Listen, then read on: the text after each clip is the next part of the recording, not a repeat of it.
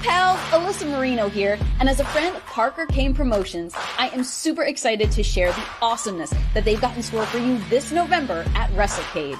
You'll be seeing the world-traveling Capital Championship Wrestling Global Fighting Champ Rebecca J. Scott, a rising star who's been featured on Ladies Night Out, MCW, and more, the stunner Emily J., an internationally traveled talent who you've seen on NXT UK and Stardom, Angel of the Ring Zaya Brookside, and NWA World Women's Tag Team Champion Chicago's sweetheart Missa Kate will also be appearing live.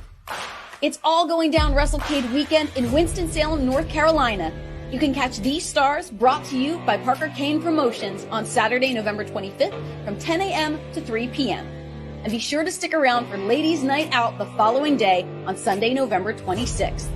You can get your WrestleCade weekend tickets at WrestleCade.com. You ever wanted to come into a sports bar where the barkeeps know their game? Well, the Jeff Meacham Network, Multiverse of Media, has got a production just for you. Sit down and relax as the Stat Boy and his partner break down the statistics in all things sports. Whether it's football, basketball, motorsports, baseball, hockey, soccer, professional wrestling, mixed martial arts, boxing, and much, much more. All are welcome. Your barkeeps here keep you up to date and in the know of everything going on in sports, while also having a pleasant conversation about it all. Your host and owner of the bar, Stat Boy Mike.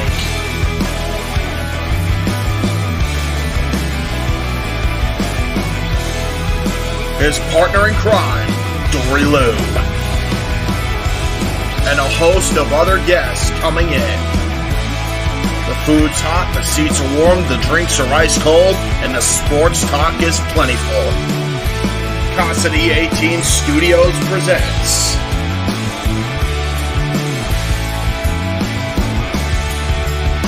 Stat Boy Sports Bar. Take a bar stool and enjoy the show.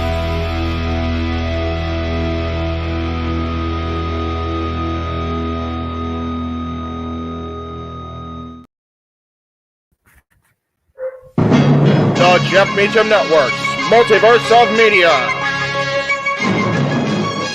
For over 15 years, the recognized symbol of excellence and the standard bearer in coverage of sports and entertainment.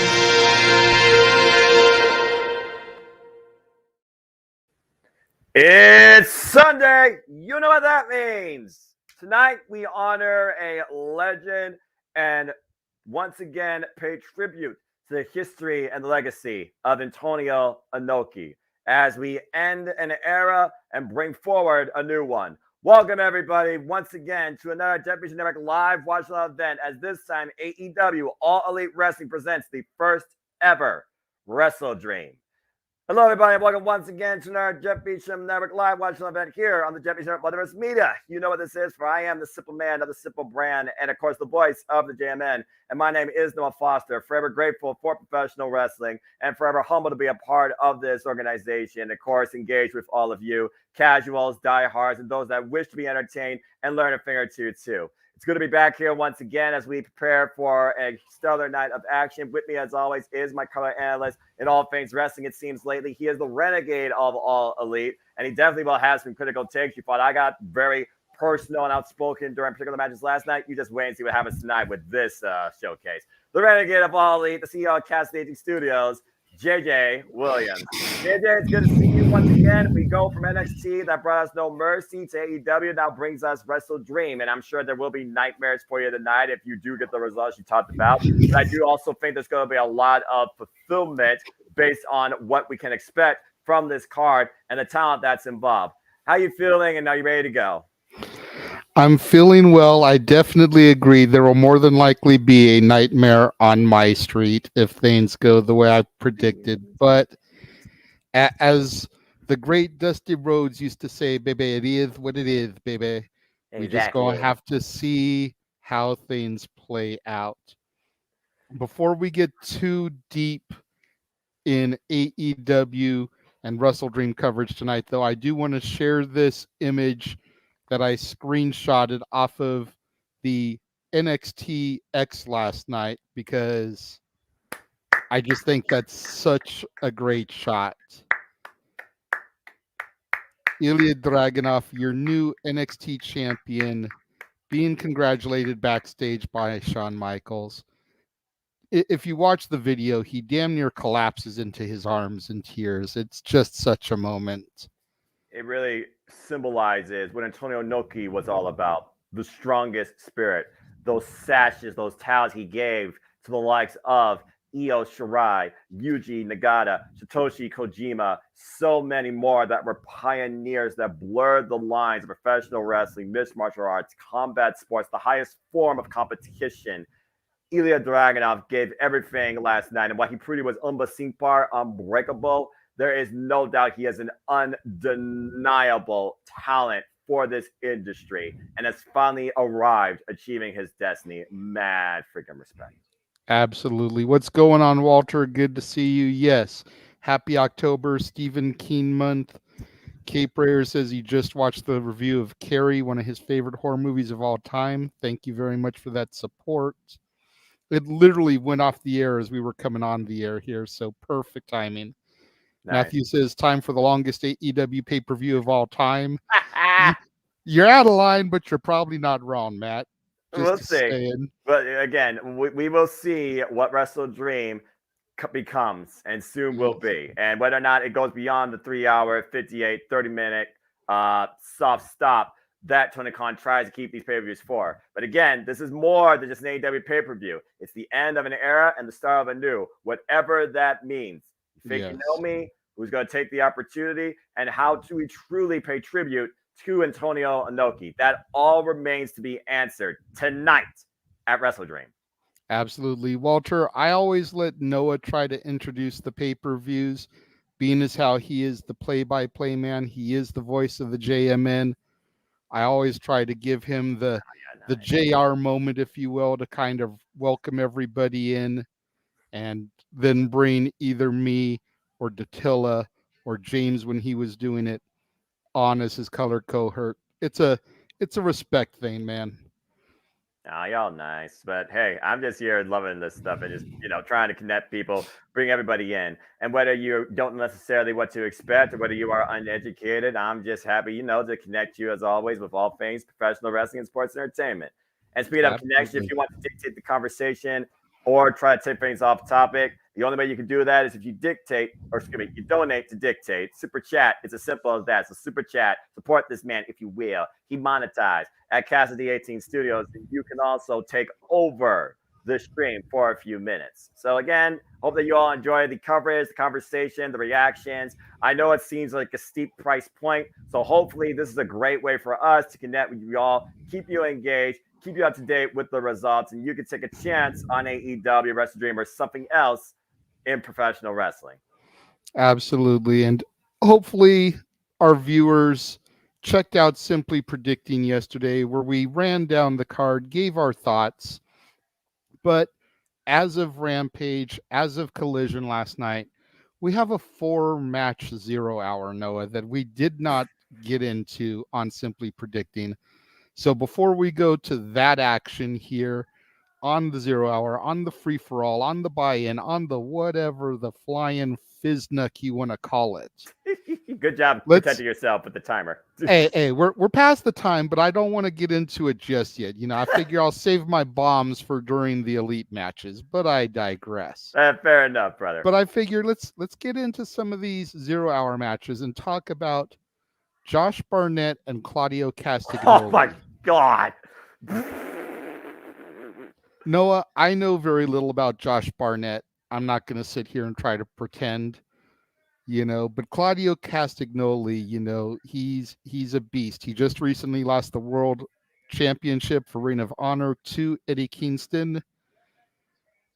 Kind of a demotion here after being a major focal point as of late as the Ring of Honor champion, and now here he is on the 0 Hour. Granted, not everybody can fit in the main card. You've only got so much space, but that's a whole other story. Maybe we shouldn't have so many matches. That's debatable depending on your thoughts on AEW and bang for buck, so to speak. But tell me a little bit about Barnett here, his history with Claudio Castagnoli, and what's going to make this match special, if anything. First, before I do that, I want to give a shout out to the lovely Renee Paquette, the oddball RJ City, and the always hilarious Stokely Halfway, where if you go to YouTube right now, you get a beautiful picture of this very nice set as they are currently talking about tonight's matches. That's only on YouTube, though. That's why it's not live on BR. But if you all want to just get engaged, maybe some backstage conversation, or maybe also get some more feedback, check out YouTube's 0 Hour coverage right now. But that being said, yeah, Josh Barnett, he's still one of those that is quite a fighter, but kind of is an unknown. Believe it or not, Josh Barnett is a 20-year veteran of the game, literally trained by the same guy that trained Antonio Inoki, bringing together the styles of grappling and physical combat that we now know today as Strong Spirit. Josh Barnett is a 20-year veteran trained by Carl Gotch that's been in the rings with the likes of Shibata, Suzuki, Nakamura, Yuji Nagata, and Tiger Mask. He's more heavily known lately in his work in GCW with his presentation particularly of Josh Barnett's Bloodsport. Literally an encapsulation of a mixed martial arts fight where there are no ring ropes and basically anything goes, and it truly is a mat game. He's more of a grappler, and he's proven that against the likes of Tom Lawler, Ken Shamrock, and Timothy Thatcher.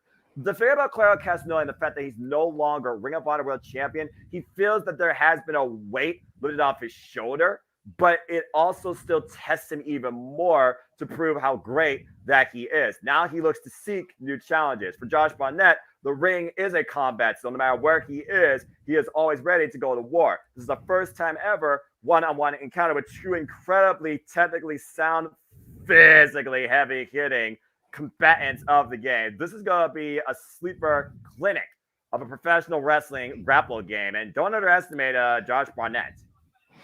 Oh no, absolutely not. I mean, Tony Khan wouldn't have booked him if he didn't have something to offer. But it is what Cape Rayer said here true. Did he train Ronda Rousey and Shayna Baszler for the ring? Correct. He had a hand in training some of the current MMA fighters today, particularly Shayna Baszler. He literally Lou Fez pressed one time and military pressed Shayna Baszler. Shayna Baszler has talked about on her YouTube channel verbatim. Check out Baze, folks. Hi, Shayna.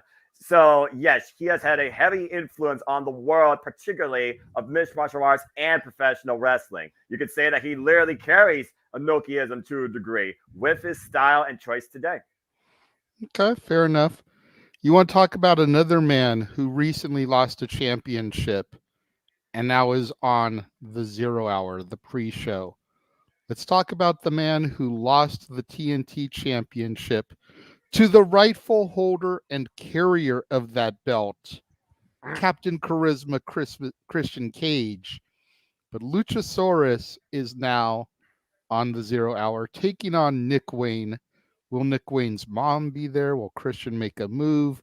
That's all kinds of peripheral side story Christian bullshit. But Luchasaurus, again, kind of a little bit of a demotion here, moving down to the 0 Hour ever since losing the TNT championship.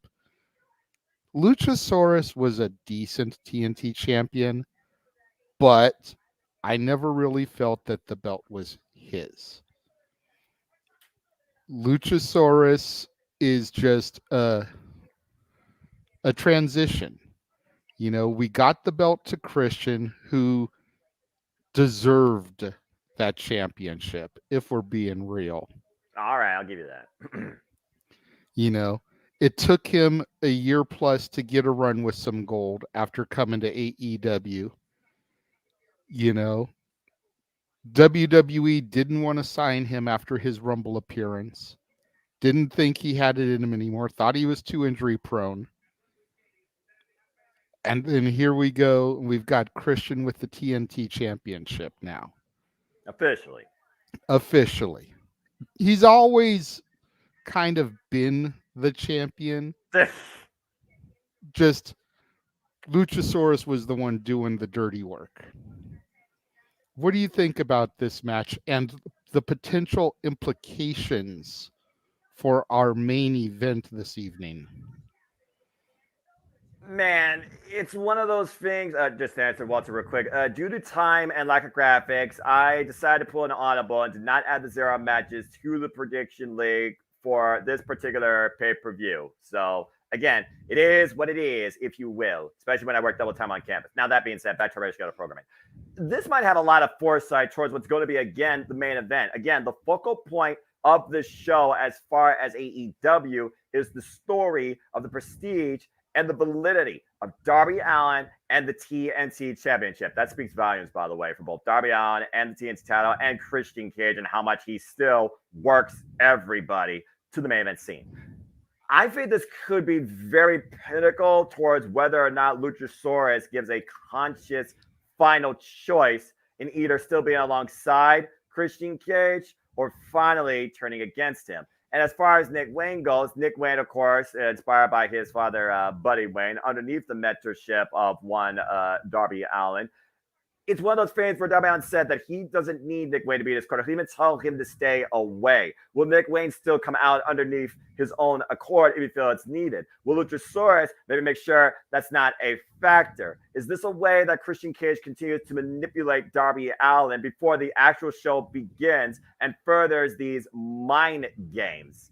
That's the way I could definitely see this being. It's kind of like what happened at Wembley Stadium with Better Than You, Baby, and Aussie Open. We saw the two able to coexist. They didn't turn on each other. They claimed to be our tag team championships. We talked about in the predicting. And then they capitalized, closing the show. MJF still retaining, but they also still stood together at the biggest wrestling event in history. So, again, it's one of those things where I look at Luchasaurus, I look at Nick Wayne. Nick Wayne is still one of those that is still very new to everybody across the wrestling scene. Outside Seattle, particularly, when you consider Seattle, Defy Wrestling, that is also home turf for Nick Wayne. I think Nick Wayne's going to be out to impress, but I think Luchasaurus is going to be out to make sure that he leaves Nick Wayne in a brutal, bloody, broken mess, courtesy of Christian Cage. It's a matter of how Nick Wayne can show a similar relentless attitude that Darby Allin continuously demonstrates. But I do wonder if a relentless nature is enough to defeat Christian Cage's right-handed destruction, let alone survive him. Fair enough. You know, and while people probably didn't have Christian Cage as a champion on their 2023 professional wrestling bingo cards, you want to talk about another man who we didn't think we would probably ever see with gold again. Let's talk about this 6-man tag team action as the Acclaimed and Daddy Ass look to take it to the mighty Don't Kneel. TMDK with my boy SoCal's own Bad Dude Tito there, representing and teaming alongside Shane Haste and Mikey Nichols. Oh boy. Shane Hayes, Mikey Nichols, for those that remember my Black and Gold NXT, they are the former TM61. They are previous challengers for the IWGP Heavyweight Tag Team Championships on multiple occasions, coming off their first ever G1 Climax performance. And again, we also saw Bad Dude Tito and Zack Sabre Jr., of course, all members of TMDK. The frontman of TMDK will also be involved in the Dream Match. We'll talk about, I'm sure, later. It's one of those things where, again, we look at this trios dynamic, and you look at the other side, you have the original act, the Acclaim, bringing Daddy Ass along for the ride, one of the best tag team specialists, and dare I say, one of the most underrated single stars you could actually think about, of all time. And again, it's their last run. Since the Acclaim and Daddy Ass beat the House of Black, and of course, we'll see if a princess gets crowned, after their incredible 25-week run, it has been the global scissoring tour. They've been to New York. They've been to Chicago. Now they're here in Seattle, and they're taking on people from Australia. Just put that in perspective. I think this is going to be very unique, and I'm very curious to see how the furtherly known united trio of TMDK works alongside the Acclaim. But I think the biggest thing you got to look at here are the ones with probably the most experience and probably your heavy hitters. I want to truly see what happens with Daddy Ass, a.k.a. Billy Gunn, and Bad Dude Tito. I think this is going to be a very fun match. And again, it's going to further prove why everyone loves the Acclaim and why the Acclaim and Daddy Yaz are rightfully the leaders of the Trios division. But they're in for one hell of a fight. Yeah, I mean, I would love to see TMDK take the championship. I would love to see my boy Bad Dude Tito claim some gold in AEW. But the fact that they've barely ever been on TV for AEW kind of tells me that the Acclaimed and Daddy Ass are going to retain here. It's going to be an amazing contest, but it's just not going to happen, at least not yet. There's the word. Again, it's all about who are the ones that rightfully deserve the self-proclaimed passing of the torch. The Acclaim proved at Wembley after 25 weeks of dominance that the House of Black truly, finally did not have the strongest hand. It's going to take a very unique trio beyond these three to take these very unique scissoring trios championships from them. And I just don't think right now it's the former TM61, TMDK, and Big Teats Bad Dude Tito right now. But it's going to be a fun match. Yeah. Cape Rare, I don't know a whole lot about Shane Haste and Mikey Nichols, but I can tell you about Bad Dude Tito, the man formerly known as Tito Escondido. He's a SoCal boy, trained out here at the Santino Brothers Wrestling Academy under the eyes of Supreme, under the eyes of Joey Chaos, under the eyes of Angel. I'm not making this up. His gimmick nickname was the Hardcore Homo. All XPW legends, Extreme Pro Wrestling out here in Los Angeles, California. That's funny. California. Tyler Bateman came through their school. Ray's came through their school. There's a whole bunch of people that are starting to really break out as of late that have come through the Santino Brothers Wrestling Academy. My boy Gino Rivera, who we talk about sometimes on Open Mic Night. Yeah. So also, for those anytime I see Bad Dude Tito in a major show like this, it always kind of warms my heart a little bit. That's one of your boys.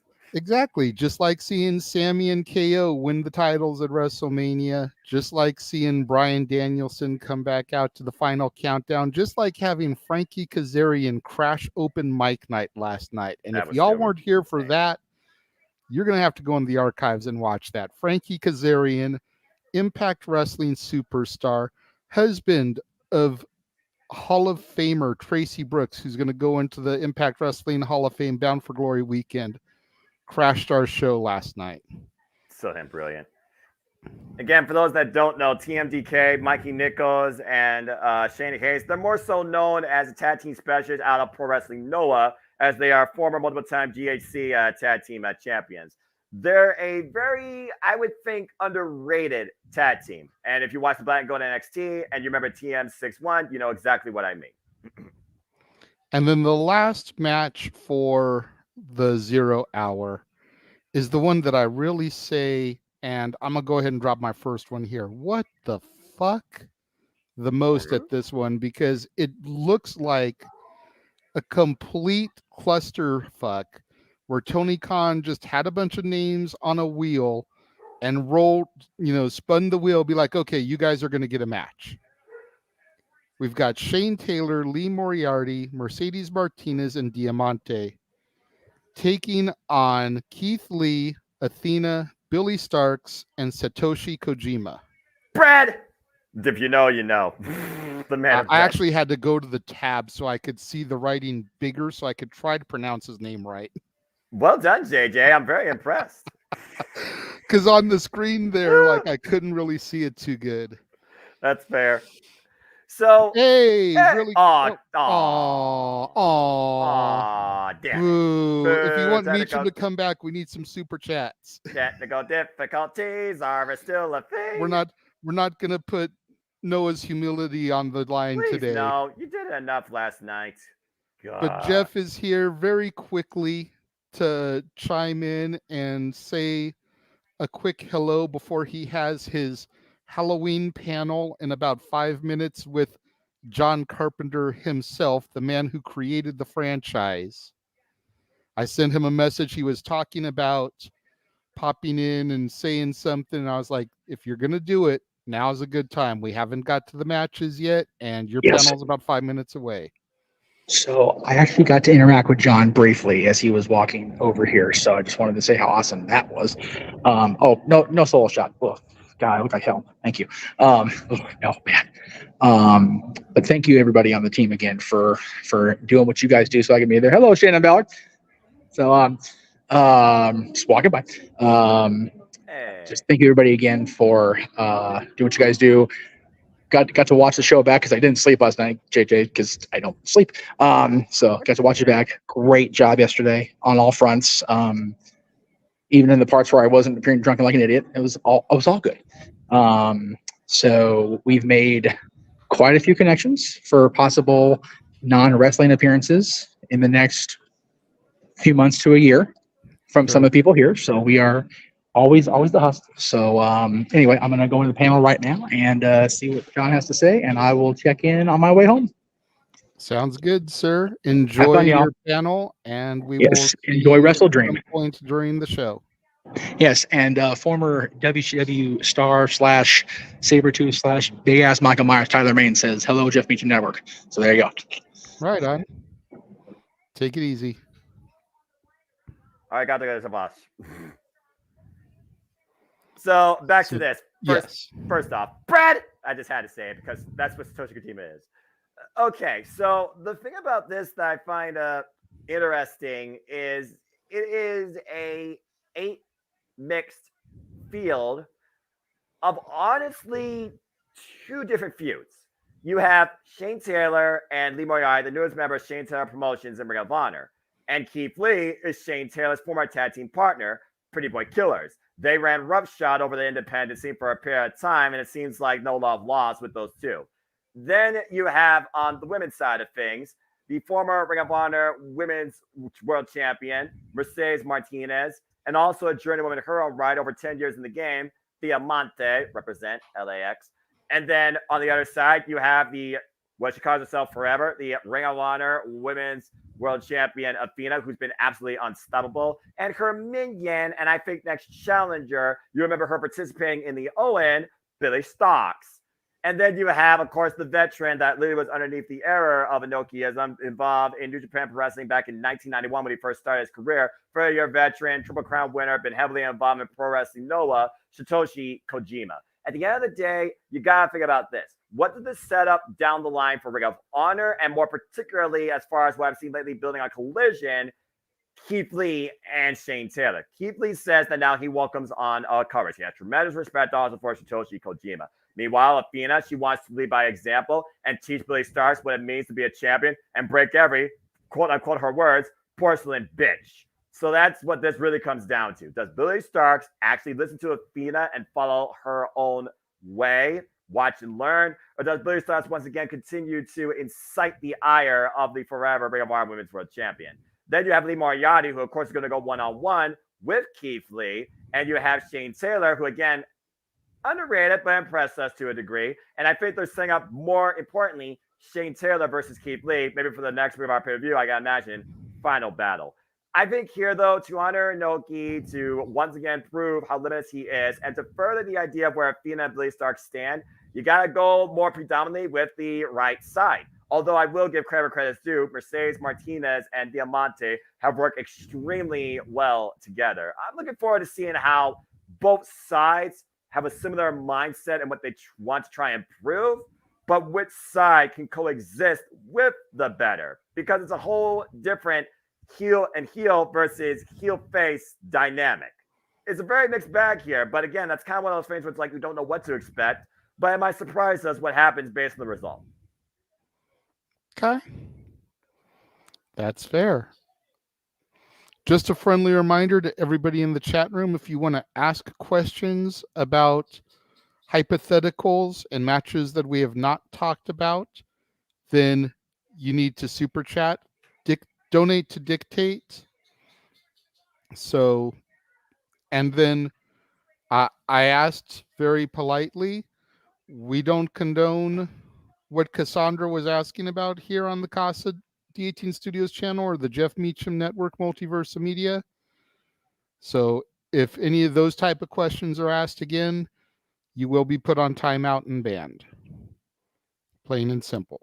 You have been warned. As a friendly disclaimer, courtesy of the Jet Meacham Multiverse Media. As we now switch to the Bleacher Report app, because I think it's about time, and we are actually going to open with the reason we are here tonight, JJ, to honor the fallen legend himself, the great man, the pioneer, the visionary, the peacekeeper of sorts, the guy that blurred the lines of pro wrestling and mixed martial arts, Antonio Inoki. As we are going to open things tonight, honoring the very legend himself. Just to give y'all a little bit of a background, Antonio Inoki passed away last year at 79 years old. He is the founder of New Japan Pro Wrestling that is currently celebrating 51 years of legacy. Again, he was a guy that was a dreamer. He was an innovator. He had this vision of pro wrestling that could be global. He wanted to blur the lines between pro wrestling and combat sports, saying that pro wrestling can be absolutely stronger than mixed martial arts, challenging one of the greatest of all time in Muhammad Ali. We saw how that came out. As we honor Strong Spirit with the Ring of Honor World Championship, Katsura Shibata, the Pure Champion, the NW Strong Champion, also on the line.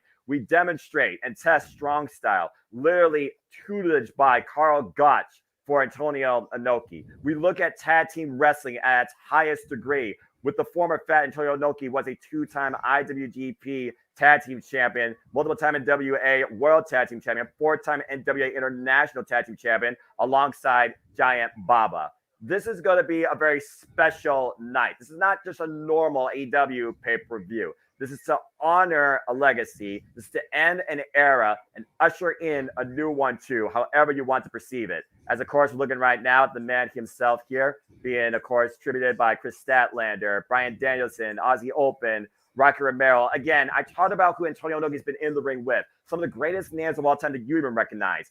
I'm talking Hulk Hogan. I'm talking Bob Backlund. I'm talking about Big Man Vader. I'm talking about Tatsumi Fujinami, the innovator of the Dragon Screw leg whip. Antonio Inoki transcended this industry. As we go down inside the ring, and here we go. And the 0 hour is officially beginning, JJ. As we currently have AEW President Tony Khan alongside the President of New Japan Pro Wrestling, Rocky Romero. Let's go ahead and hear from the man himself. Ladies and gentlemen, welcome to the inaugural AEW Wrestledream. Hey! I love that sash, by the way. It's great to be here tonight. Here in Seattle, Washington. Katsura Shibata, a huge, respectable student. Yep. I believe pro wrestling's greatest dreamer, the late great Antonio Inoki. Amen to that. If they could have got Kazuchika Okada, I would have marked the fuck out. Tonight are some of the great representatives from I don't doubt you, Noah. students of Antonio Inoki. Of course, Mr. Rocky Romero. Rocky Romero, another boy you know very well, JJ. And the man you'll see later tonight trying to become the new American Triple Crown A champion. modern Triple Crown champion, imagine that. A former student of Antonio Inoki. Damn right. I believe pro wrestling's greatest champion. The real champion of the Origin of Honor. The wrestler, quote unquote, simple as fucking that. Hey, JR.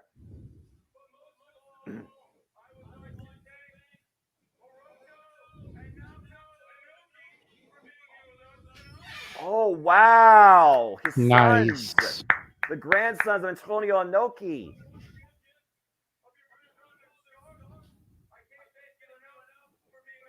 That scarf has so much freaking merit and meaning.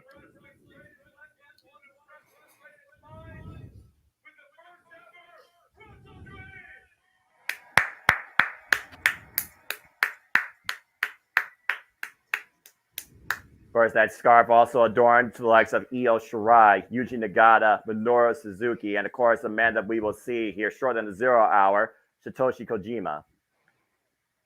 Rocky Romero presenting bouquets of flowers to Inoki's grandsons here, To see bowing his to them, shaking their moment. hands. Oh,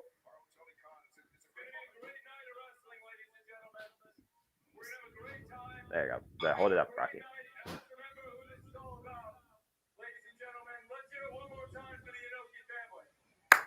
Thank you, Antonio and Noki. Arigato gozaimasu. Let's have a great time. Let's have a great Wrestledream. Let's have a great night of professional wrestling.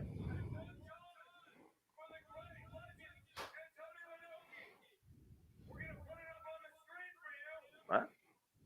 What is it? It's Nissan.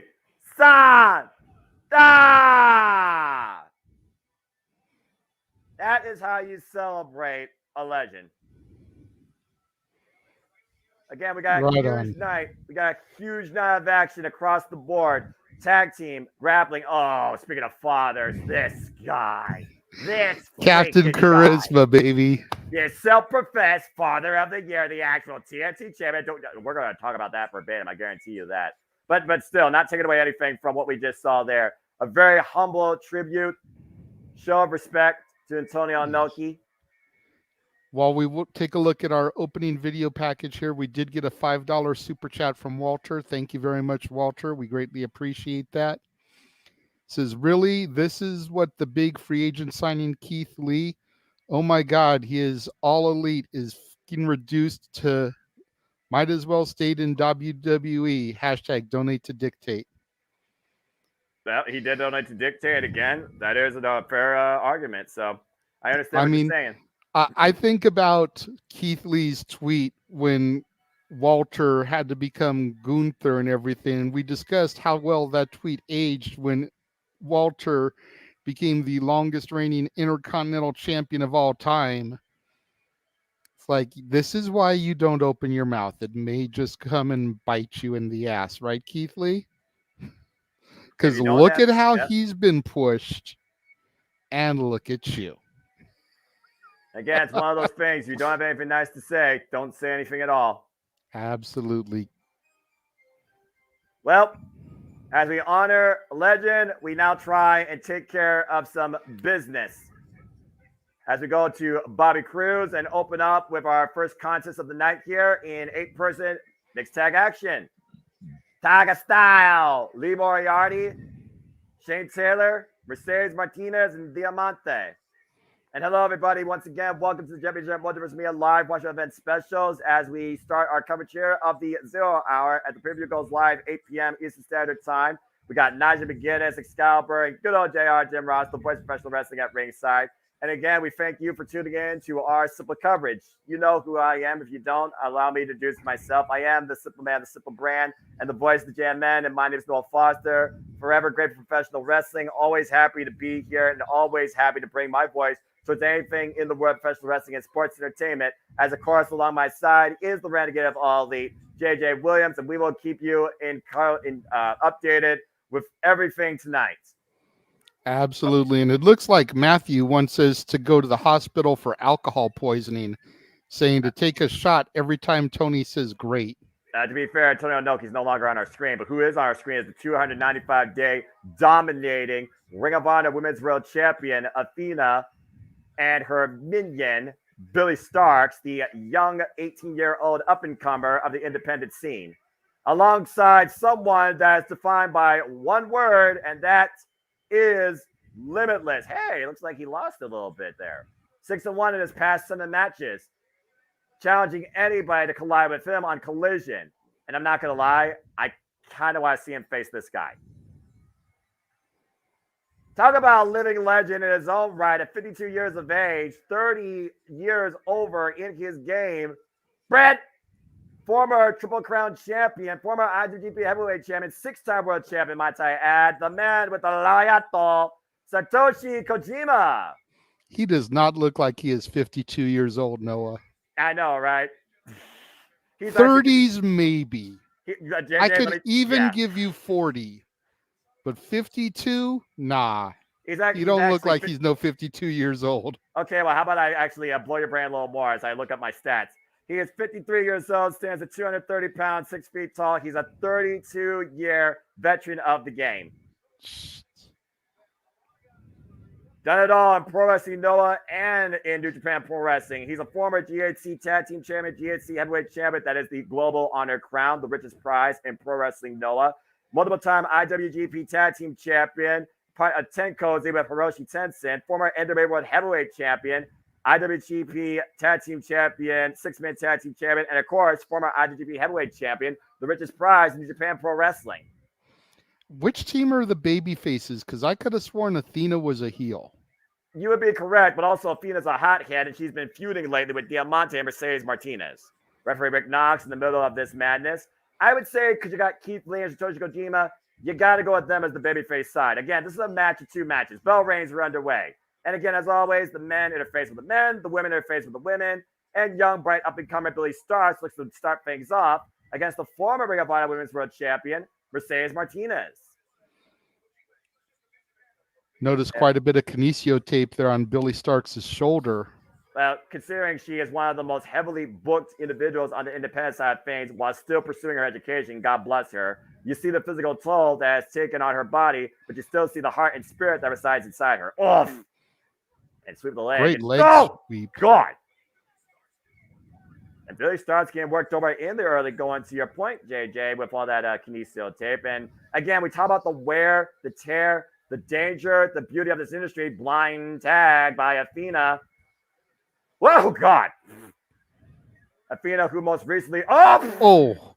Athena getting a little bit too cocky after that drop kick. Walked right into some rights from Mercedes Martinez. When you've been Ring of Honor Women's World Champion for freaking 250 days across over 10 defenses, you got a reason to be a little bit cocky, JJ. I'm just saying. And up on the shoulders, electric chair. Nice. Oh, crunch wrap. Jesus. Did hold it, though, but beautiful transition to the German suplex release. Athena right now, the Fallen Goddess, looking to rise to the occasion tonight, and both women with the tope suicidas. 10 on offense right now by Billy Starks and Athena. It's one of those things also, we talked about like Claudio Castagnoli and Eddie Kingston. We thought that their match might go all the way to freaking Final Battle. I think they are soft building a Final Battle match with Athena and Billy Starks. And shout out to my brother King at ATW. If you've been watching Ring of Honor, you know exactly what I mean. Yes, give me this. Give me this. Business just picked up. Keith Lee's in the ring with Shane Taylor. Pretty Boy Killers on opposite sides. I've been waiting for this for a long time. A lot of bad blood here. Oh, man. I need to see this singles. And meanwhile, Shane Taylor off the ropes. And off. It's super hard to take the limitless one off his feet. You got to do more than that, Shane. Oh. Nice southpaw there. Of course, we know that Shane Taylor has a bit of a boxing background, as we saw at AEW All Out. Whoa! What in the hell? Did I mention that Keith Lee is limitless? The friggin' refrigerator that flies like a cruiserweight. And Lee Moriarty, Papa. Oh my gosh. The Titanic. Oh! Jesus. Mama said knock you out. Shane Taylor just throwing fists right now at Keith Lee. For those that don't know, Keith Lee and Shane Taylor used to run as a tag team, dominated the independent scene. Pretty Boy Killers. It was when Keith Lee decided to go somewhere else that Shane Taylor and him kind of had a fallout, and there's been bad blood ever since. I'm still speechless about that head scissors hurricanrana there. Like, Jesus Christ. There's a reason why Keith Lee is called Limitless, as I said. Don't get me wrong. I knew Keith Lee was an agile motherfucker, but God damn. I didn't know he had that in him. I'm just going to be real with you. I love that reaction. I absolutely love that reaction. Satoshi Kojima now knocking down Lee Moriarty, the King of Taga style, and the chops in the corner. Shades of Kawada, the machine gun chops. Oh my gosh. That might go on forever. Tesha Grit. Satoshi Kojima just wailing away at Lee Moriarty. I love it. Satoshi Kojima just chops the daylights out of anybody. Now an Irish whip to the other corner. And wait a minute. There's his chant going up. Oh, he was looking for the cozy elbow. And meanwhile, Lee Moriarty denying the fans of a Joshi Kojima original move. Back elbow strike. DDT! Nice reversal into that DDT. Cover, hook of the legs enough here, and Diamante saves the match. Now Diamante starts. Oh! Oh my god!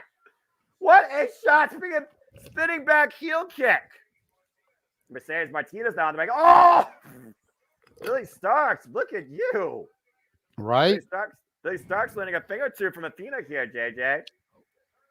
I don't think I've ever seen Athena do that. Even Athena's surprised by that. Again, Billy Starks still not fully exploited for what she's capable of in the wrestling industry. Now seeing Tara and Keith Lee picking up hostilities again.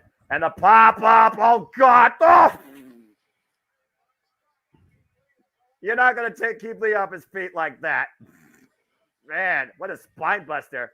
Ooh. Chop the giant Weber down his knee. Well, I mean, face connects to Lee Moriarty by Athena. And again, though, and up on the shoulders. Big, big catastrophe. Picks him right back up. And Kojima takes the elbow pad off for the Lariato. Cover. 1, 2, 3. That was awesome. Hell of an opening contest here for Wrestledream as we pay tribute this evening to the legendary Antonio Inoki. Yeah, JJ, what do you think about that? Now I just saw it. I'm still tripping out over that Hurricanrana. My biggest takeaway from this match is Keith Lee can do a lot more than I ever gave him credit for. And Athena, the former Ember Moon, sent a huge memo to WWE saying, "This is how you should have booked me, motherfuckers." Yeah, this is Women's Professional Wrestling. Of course, talking about professional wrestling. Still to come later tonight, the dream match of who is the best technical wrestler on the planet. Bryan Danielson goes one-on-one for the third time ever against the NWA World Television Champion, Zack Sabre Jr. Again, we still have so much to come tonight. The TBS Championship. New champ. That we'll say someone's going to maybe take an L. We'll find out. Chris Statler goes one-on-one against Julia Hart. And, of course, in six-man tag team action, can they overcome the family? Chris Jericho, Kenny Omega, Kota Ibushi takes on Sammy Guevara, Will Ospreay, Konosuke Takeshita. Fatal four-way action with the winner gets an AEW tag team title shot anytime. Lucha Brothers, Orange Cassidy, and Hook the Guns, and the Young Bucks. 3 of these teams are former AEW tag team champions. Wheeler Yuta looks to make sure Ricky Starks stays down, but Ricky Starks shows once again why he is absolute tonight. One-on-one grudge match with Ricky Starks and Wheeler Yuta, the Blackpool Combat Club. And we'll see this time if Wheeler Yuta is put down and stays down. As we continue action here, as we got a singles exhibition, here comes Josh Barnett. Oh, this is going to be good. This is going to be good. This is the match I was looking forward to the most on the Zero when it was announced. Yeah, I assumed this would be the 0-hour main event. Yeah, I got kind of surprised by that, to be honest with you. But I guess there is a title match still to come. Josh Barnett, a longtime running mate of good old JR Jim Ross, and one of the meanest motherfuckers you can see in that ring, darning a scarf of Antonio Inoki. This guy that literally is a protege, was the youngest heavyweight champion in UFC history. Put that in perspective. Wow. I'm loving his entrance theme music. The drums are giving me Metallica vibes. Yeah, you can definitely hear the double bass pedal. This guy is as physical as heavy metal is loud and powerful. Again, like I said, Josh Barnett trained by the same person that inspired Antonio Inoki, Carl Gotch, in the arts of grappling and strong style. Been in the ring with Ken Shamrock, Timmy Thatcher, Filthy Tom Lawler, Jeff Cobb. What? Wait a second. That isn't Claudio's music. Wait, what the fuck's happening? Oh my God! That's Mox. John Moxley is back. What the fuck? He's not in action, so maybe he's still not fully cleared, but it's maybe one of those things, Noah, where Moxley was like, there is no fucking way I'm missing this show. And John Moxley has formerly been in the ring with Josh Barnett. So if anyone can prepare Claudio Castagnoli for this first time ever one-on-one encounter, It is definitely the Death Rider as Blackpool Combat Club's Jon Moxley is back, baby. Hell yeah. Wow. I wasn't expecting this, man. Oh, After the match that wasn't- Mox had with Ray Phoenix where he lost the international championship, I Whoa. wasn't expecting to see Mox back until Full Gear at soonest. Again, Jon But Moxley. again, Whew. we talked about things last year when we did our Forbidden Door fantasy booking, Yeah. that if people were out injured, you knew that there would be somehow, some way they would try to come back for a show of that magnitude because of how important it was.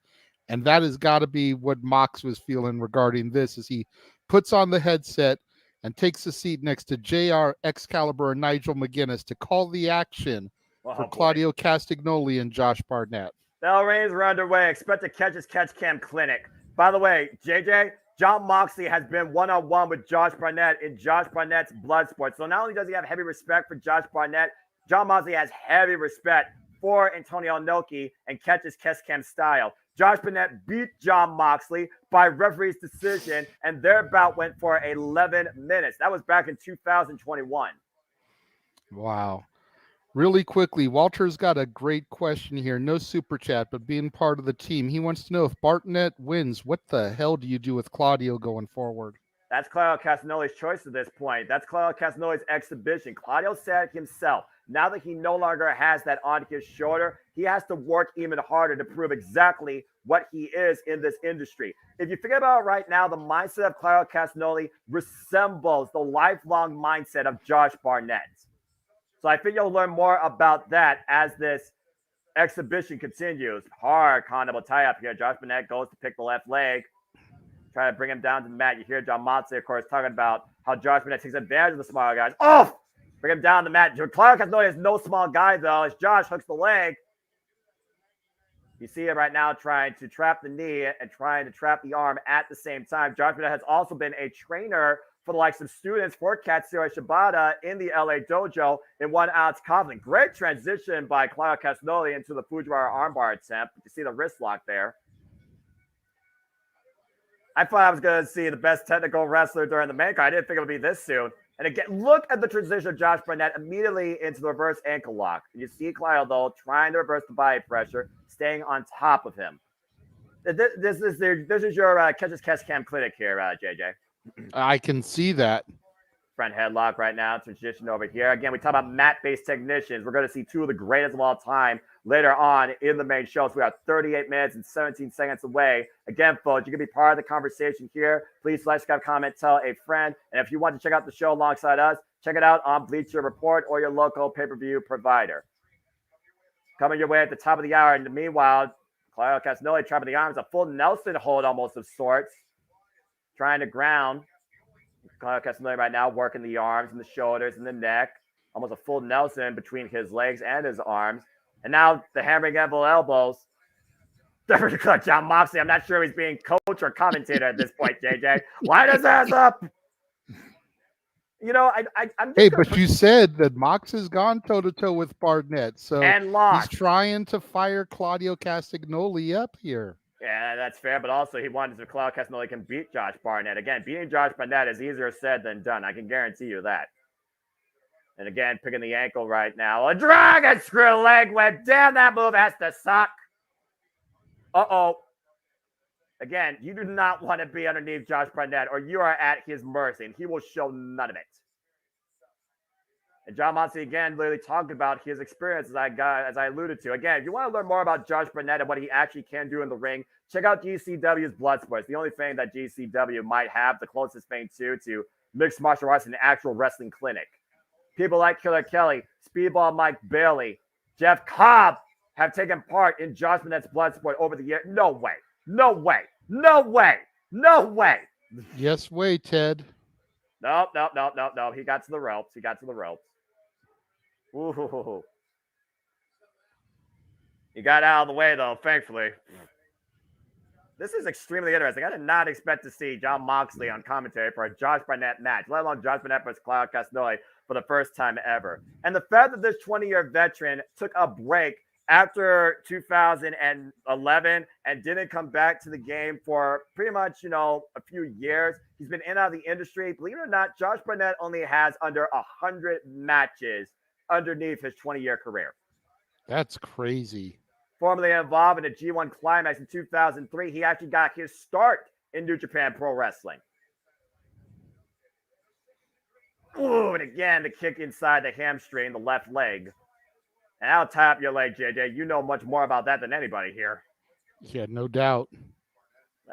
It's one of those things you don't know what to do when your leg feels like it's dead and you can't move. Oh! And now Clio going to those mean uppercuts. Trying to knock Josh Barnett out on his feet. And Josh Barnett back to the knees. Oh, might be looking for the abdominal stretch here. Or ground cobra twist. Octopus hold, whatever you want to call it. Right now, Claudio trying to alleviate some of the pressure. Again, that is a large body to try and turn over, let alone twist a different way into a whole different cravat. Again, this is our Wrestledream 0 Hour, folks. We're at 35 minutes and 10 seconds away from going live across pay-per-view across the world for the first ever Wrestledream in this unique first ever exhibition of Claudio Castagnoli and Josh Barnett. This is not Bloodsport. This is not Japan Pro Wrestling. This is all elite wrestling. Oof. And right now, Josh Barnett literally demonstrating the spirit of Inokiism. Ooh, these shots. Big forearm strike. Ooh. Tested individuals of the industry here, JJ. As you know very well what Claudio Castagnoli is capable of, what he puts himself through, what he's willing to challenge himself to try and do. And now you're seeing Josh Barnett firsthand test that resolve. Yeah, no doubt. I've been following Claudio Castagnoli for the better part of the last 20 years. Oh, my. And dude is just an underrated physical specimen. There's a reason they call him the Swiss Superman. And Barnett's trying to put all of that to the test. Jesus Christ. What a leg lariat cover, too. No. Castagnoli stunned, but still alive in this bout. And meanwhile, big half and half suplex of sorts. Double underhook. This is a clinic you are seeing before your eyes here, folks. I wish Mario Manello was here to call this. Josh Barnett has literally humbled the likes of Minoru Suzuki and has gone to a 25-minute draw of a war with the former King of Pancrase. That is how battle-tested Josh Barnett is. Jesus. You needed any reason to give this man his flowers for his accolades, dude. You're giving me all the reasons right now as Claudio hits the swing there. And now dropping down, trapping the ankle. I'm not sure what Claudio's looking for here as Josh Barnett, again, the lane from Josh allows him to get to the ropes. I think he was just trying to weaken the vertical base, try to keep Barnett from being able to get back up to his feet. Oof. Josh Barnett, I don't even know if he was specifically trying to look for a submission of sorts, just trying to weaken him. Well, I mean, again, you weaken the vertical base of your opponent and you try and bring him down to the mat. You might be playing Josh Barnett's game. Nice butterfly suplex. Big throw over. Claudio Castagnoli being tested here, but also Josh Barnett's being tested as well.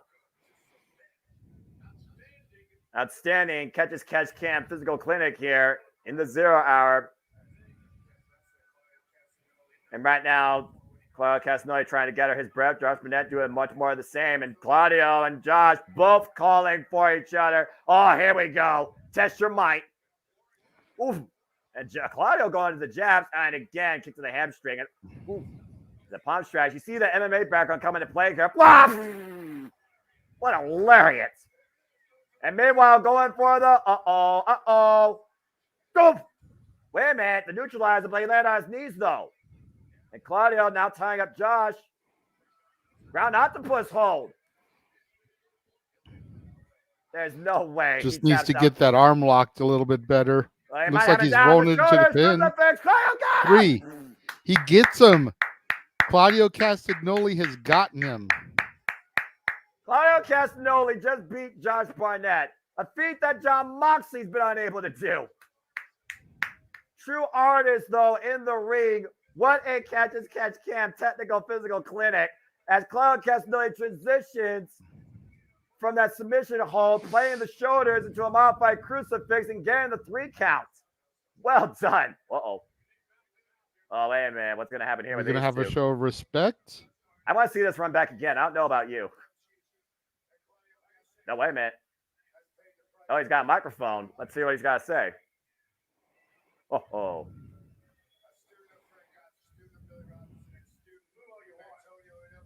Yeah. All right. All right, go ahead. A bit of a mixed reaction, though, for Josh Barnett because of his career. Yeah.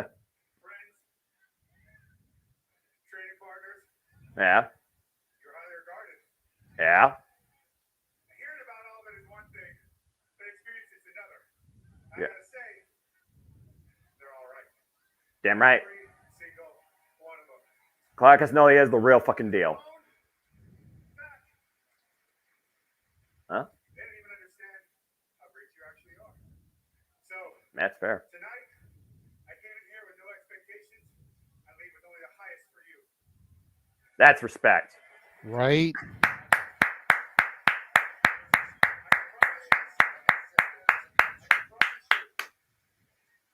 You know, Sean would absolutely approve of you. Damn right he would. Be a fan of you. And I And no can be honored. vouch for it. So you talk about not just a title belt No. that makes you want to strive and climb the highest mountains. That's right. Challenges. So tonight I gave you a challenge. And you know, very smart you. Hey, here Yeah. from my hometown and back. Oh, that's his hometown. I didn't know that. I'm very proud of you. Maybe that's why they threw him on this last minute. This ain't over. Oh. You owe me more time. Yes. And I will come someday, someplace, and I will reclaim that time. It's got to be on you, though. So keep training, keep pushing. Do not sit down after this. Damn right. You got a long way to go, but I'm proud to see where that takes you. And no key Good be honored. shit. This is awesome. Anytime, any place. Ladies and gentlemen, the War Master. And that's why Josh Burnett is the War Master. That is fucking professional wrestling. That is respect, damn it. That was Oh, awesome. yeah. Can we just call that the 0 hour, please? I don't need to see anything else after that. That was so damn good. I'm so happy. Respect for Cloud Castagnoli and mad respect to Josh Barnett. Will respect finally be shown, though, between Christian Cage's Darby Allin as he looks for validation against the self-professed fight of the year? As again, our main event will be for the TNT Championship. It will be 203 Falls, and this is their finale. Okay, well, as we go to this video package, I know we're going to talk about this match a lot more. JJ, that was your first Josh Barnett exhibition experience. You see what the man's capable of in the ring. You see what the man's about demonstrating and trying to bring out of anybody he's in the ring with. He is called the War Master for a reason. What did you think? I was impressed. I'm not gonna lie. I was impressed. I knew Claudio had it in him. I didn't know about Barnett, and Barnett brought it to Claudio. He made him push. He made him prove. And that moment there at the end of the match, dare I say, was even better than the match. Right? You were wondering what's next for Claudio. I think you got your answer. He's got all the inspiration he needs. Oh my gosh, that was so good. I'm not gonna lie though, I still find myself struggling sometimes calling stuff that involves mixed martial arts because I don't watch the UFC enough. So I hope I was able to bring everybody at least a little bit in tune to what was going on. Because boy, that's a challenge for me. That's more challenging than calling sports entertainment. And that says a lot for me being a fan of professional wrestling, damn it. Anyway, I hope that you all again, it's 0 hour. Go watch this back yourself. It's absolutely for free. Understand what we mean when we talk about honoring Antonio Inoki and blurring the lines between professional wrestling and mixed martial arts. Yeah, think about that. That was a free match. I would have easily paid my $50 just for that shit. So you already got a little bit of your money's worth, and it didn't cost you a dime. I'm just saying. Uh-oh. Well, from something full of respect and good glory comes something of absolute destruction. Luchasaurus is about to make his way to the ring, and good luck to Nick Wayne is all I got to say about that. Again, the former TNT champion, spent 98 days as the 19th TNT champion, as Christian Cage officially became, damn it, the 20th TNT champion in this company's history. I will say this about Luchasaurus, to your point that we talk about AEW All Out, JJ. Underneath the influence of Christian Cage, he has been anything but a pushover. He has truly been a force of nature. I agree. But you can I agree. also talk about this guy. Luchasaurus has been on this whole other level ever since separating from Jack Perry. Oh boy. Nick Wayne, the youngest wrestler ever on an AEW pay-per-view show. This guy is 18 years old. And there's his mother in the audience. Uh-oh. Wow, I can see why Christian wanted her to come. JJ. I'm just saying. JJ. I'm just saying, Noah. That guy, Christian Cage, you instigator. That's all I think. That's all Christian Cage has been. He's been an instigator. He's been trying to get in between the friendship, the mentorship of Darby Allin and Nick Wayne, trying to exploit it for his own advantage. As Nick Wayne comes in here honoring his father, the late, great Buddy Wayne, who was also a heavy influence on Darby Allin and still is to this day. As Nick Wayne comes back home to Seattle and is in the biggest test in his young career to date. 18 years old on pay-per-view, 0 hour regardless, Nick Wayne takes on Luchasaurus. This is the same guy that has worked the 5 wrestling against Swerve Strickland, and they went to a 34-minute classic. Bell rings were underway. Whoa! And he's coming in immediately with the drop kick, and uh-oh. Talk about climbing a hill, or a mountain, considering Darby Allin's going to climb Mount Everest next year. Vicious clothesline into the corner there. Yeah, no kidding. And meanwhile, Luchasaurus, good God! Jesus. Overhead German suplex throw. He got footed up like an accordion. Take a look at the replay here. Release German, by the way, JJ. Look at this. God! That's a hard landing. Oh. Again, you gotta wonder, did Luchasaurus get marching orders to make sure that Nick Wayne would not be able to come in any capacity to Darby Allin's aid or his corner or his support in the main event later tonight at AEW Wrestledream for the TNT Championship? Again, the chops, open palm strikes to the chest.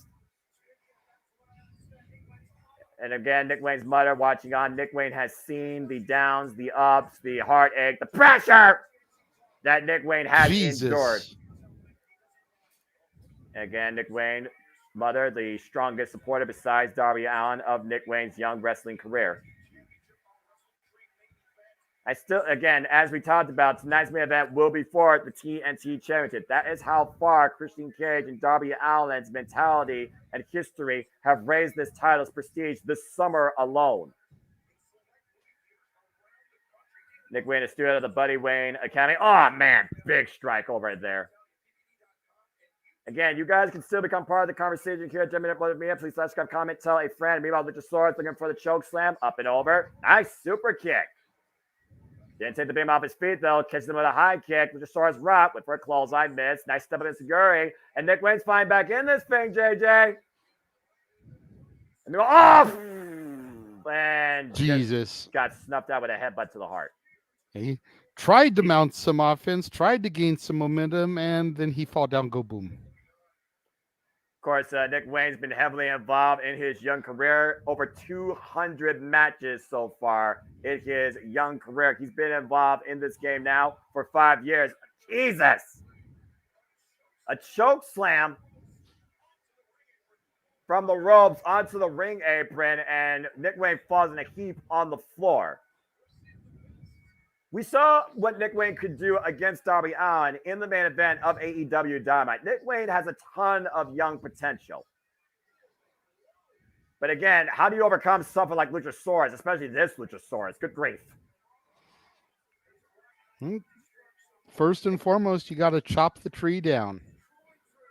Maybe you got to find the tranquilizer to take this dinosaur out of here. Just make him collapse as Nick Wayne crawls over to his mom. Uh-oh. And right there's now, Luchasaurus looming over him like a dark cloud. Yeah, I think Nick Wayne realizes it too as he grabs him. Meanwhile, oh my God! Face first into the barricade, a pendulum swing of sorts. Good grief. And at this point, Luchasaurus might just take the count out. He might as well just take the count at this point. Nick Wayne's mom over there talking about, get up, baby. I'll take you to ice cream afterwards. All right, let's be serious here, JJ. As much as he probably would need a cold shower, I think ice cream is the last thing right now in Nick Wayne's mind. Again, Darby Allin's preparing, of course, for our main event. Oh, letting Nick Wayne either thrive or die on his own. Again, Darby Allin even says he doesn't fear death. I don't know if Nick Wayne necessarily has the same sentiment, considering he's grown up without a father. Nick Wayne, of course, formerly a GCW tag champion with Jordan Oliver, part of the East West Express, and former Defy World Champion. A same title that's been held or challenged for by the likes of Darby Allin, Kenta, for Strickland, ELP, just name a few.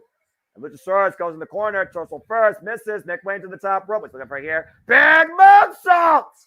Tags him off his feet, hugging the leg too, and he got no! Oh my God. So close. Oof. And Nick Wayne again, trying to fight back here, but the front kick off the second rope, looks for the cutter. Uh-oh. Luchasaurus counters off the ropes. What? Clubbing lariat back of the head. That's it. Good night. 1, 2. Nick Wayne's gone extinct. Wow. Just like that. One glaring shot to the back of the neck. Fatality.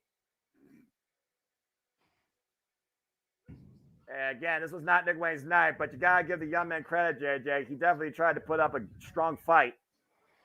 Yeah, I definitely give the man, or I should say the kid, points for his fighting spirit. But how smart is it for Nick Wayne's mom to be jaw-jacking Luchasaurus there? Oof. Again, who will we see as the face of TNT after this 2 out of 3 falls match concludes tonight?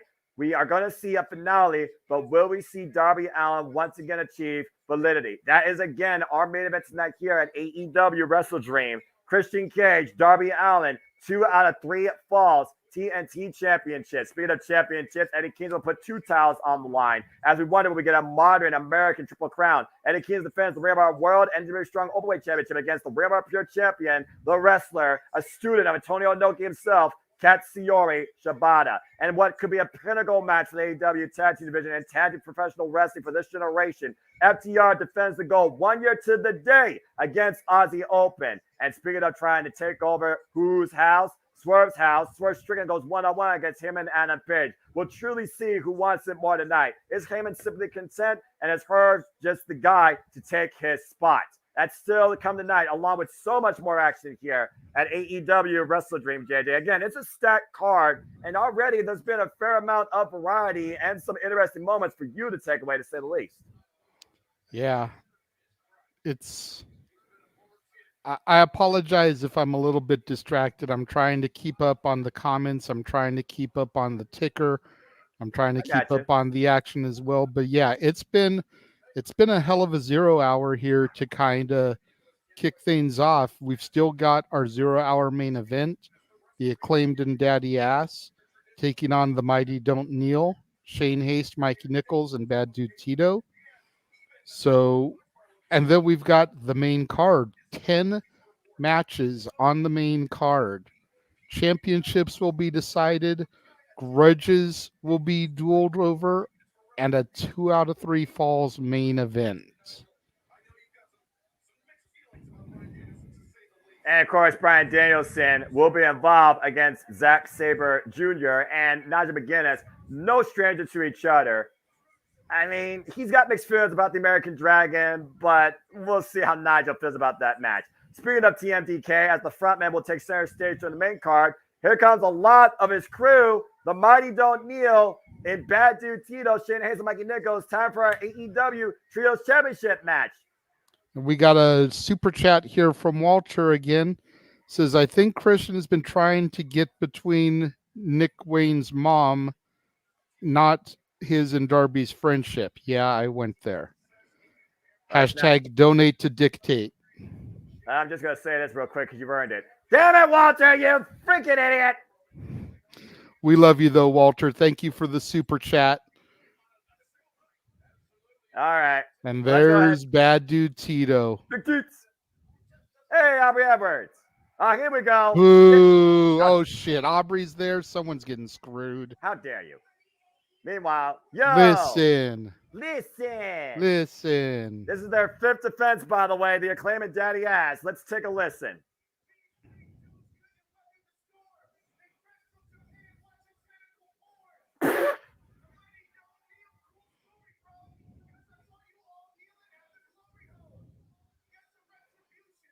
Damn. Damn. By the way, I hate saying this. Shane Hayes, the former slapjack of WWE. That's the reference. Get weird, people! Put your scissors in the chat!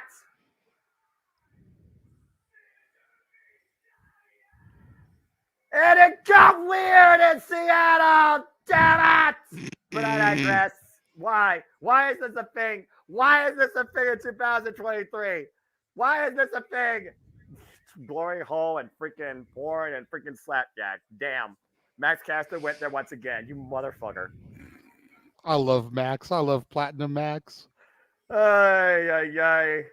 Is that a mic drop, JJ? It's definitely a mic drop. Oh, God. I love the AEW.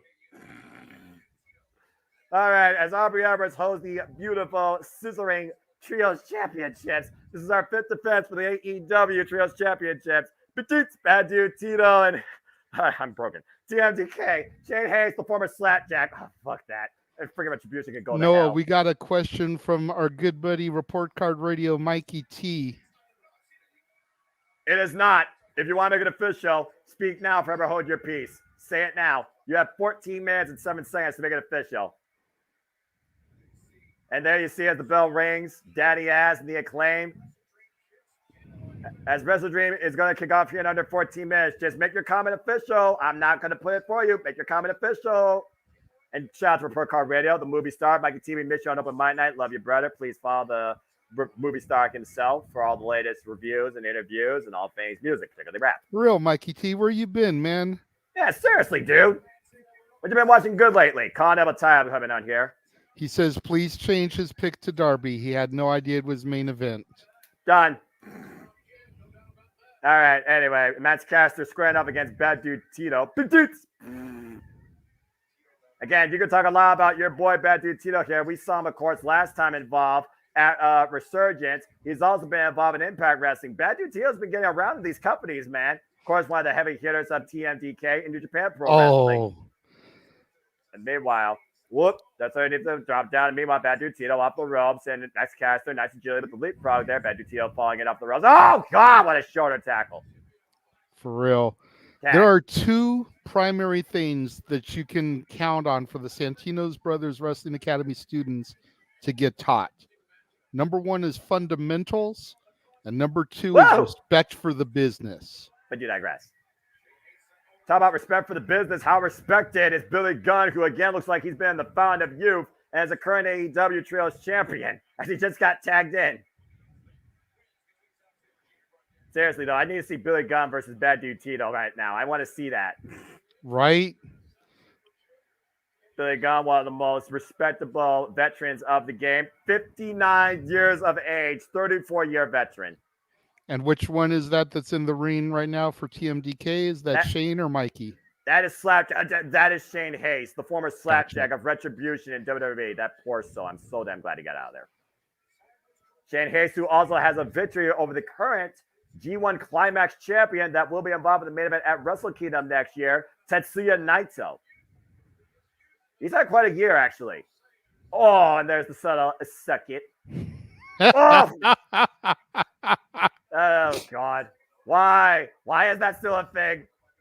The crotch chop and the suck it will never die, Noah. I know. It is like the what? It is like too sweet. It will never die. needable professional wrestling at this day and age, especially after what we've seen so far tonight as he looks for the hip toss. And Shane Haste, let Billy Gunn show you what power is. Up at the shoulder. Oh! Nice scoops up. Oh, no! Oh, no! Beautiful show of strength by badass Billy Gunn. Oh, Bad Dude Tito tries to get in, but cut off by Anthony Bowen. Look at that combination by Anthony Bowens, by the way, taking Bad Dude Tito off his feet. There's the quick tap of Matt's caster to Anthony Bowens. We got an JJ. I think Shane Case is about to get a little bit of, oh, jeez.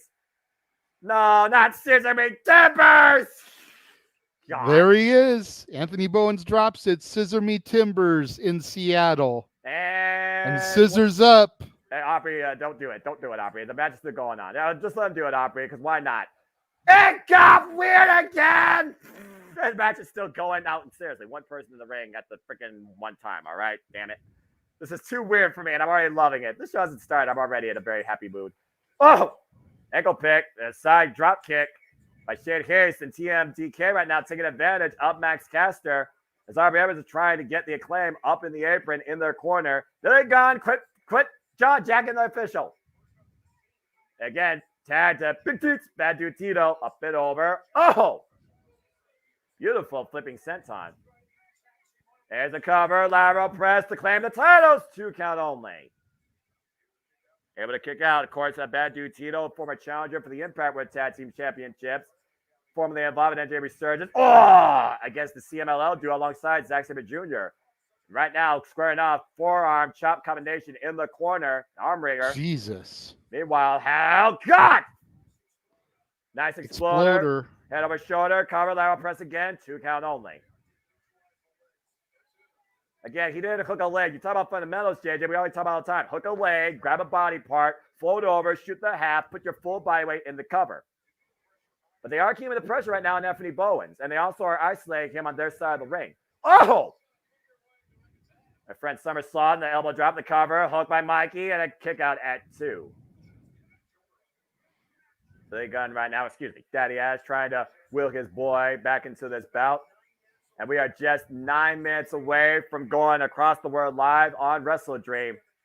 Again, folks, you still have time to be part of the conversation. Please subscribe, comment, tell a friend, super chat, super sticker at Casa D18 Studios. If you want to dictate, donate to dictate, super chat, as simple as that. And if you want to engage the action live with us, check it out on your local pay-per-view provider, Bleacher Report, or wherever you may be, whether it's Sky, payperview.com, Select Dave & Buster Feeders, etc. Oh, God, big chop again.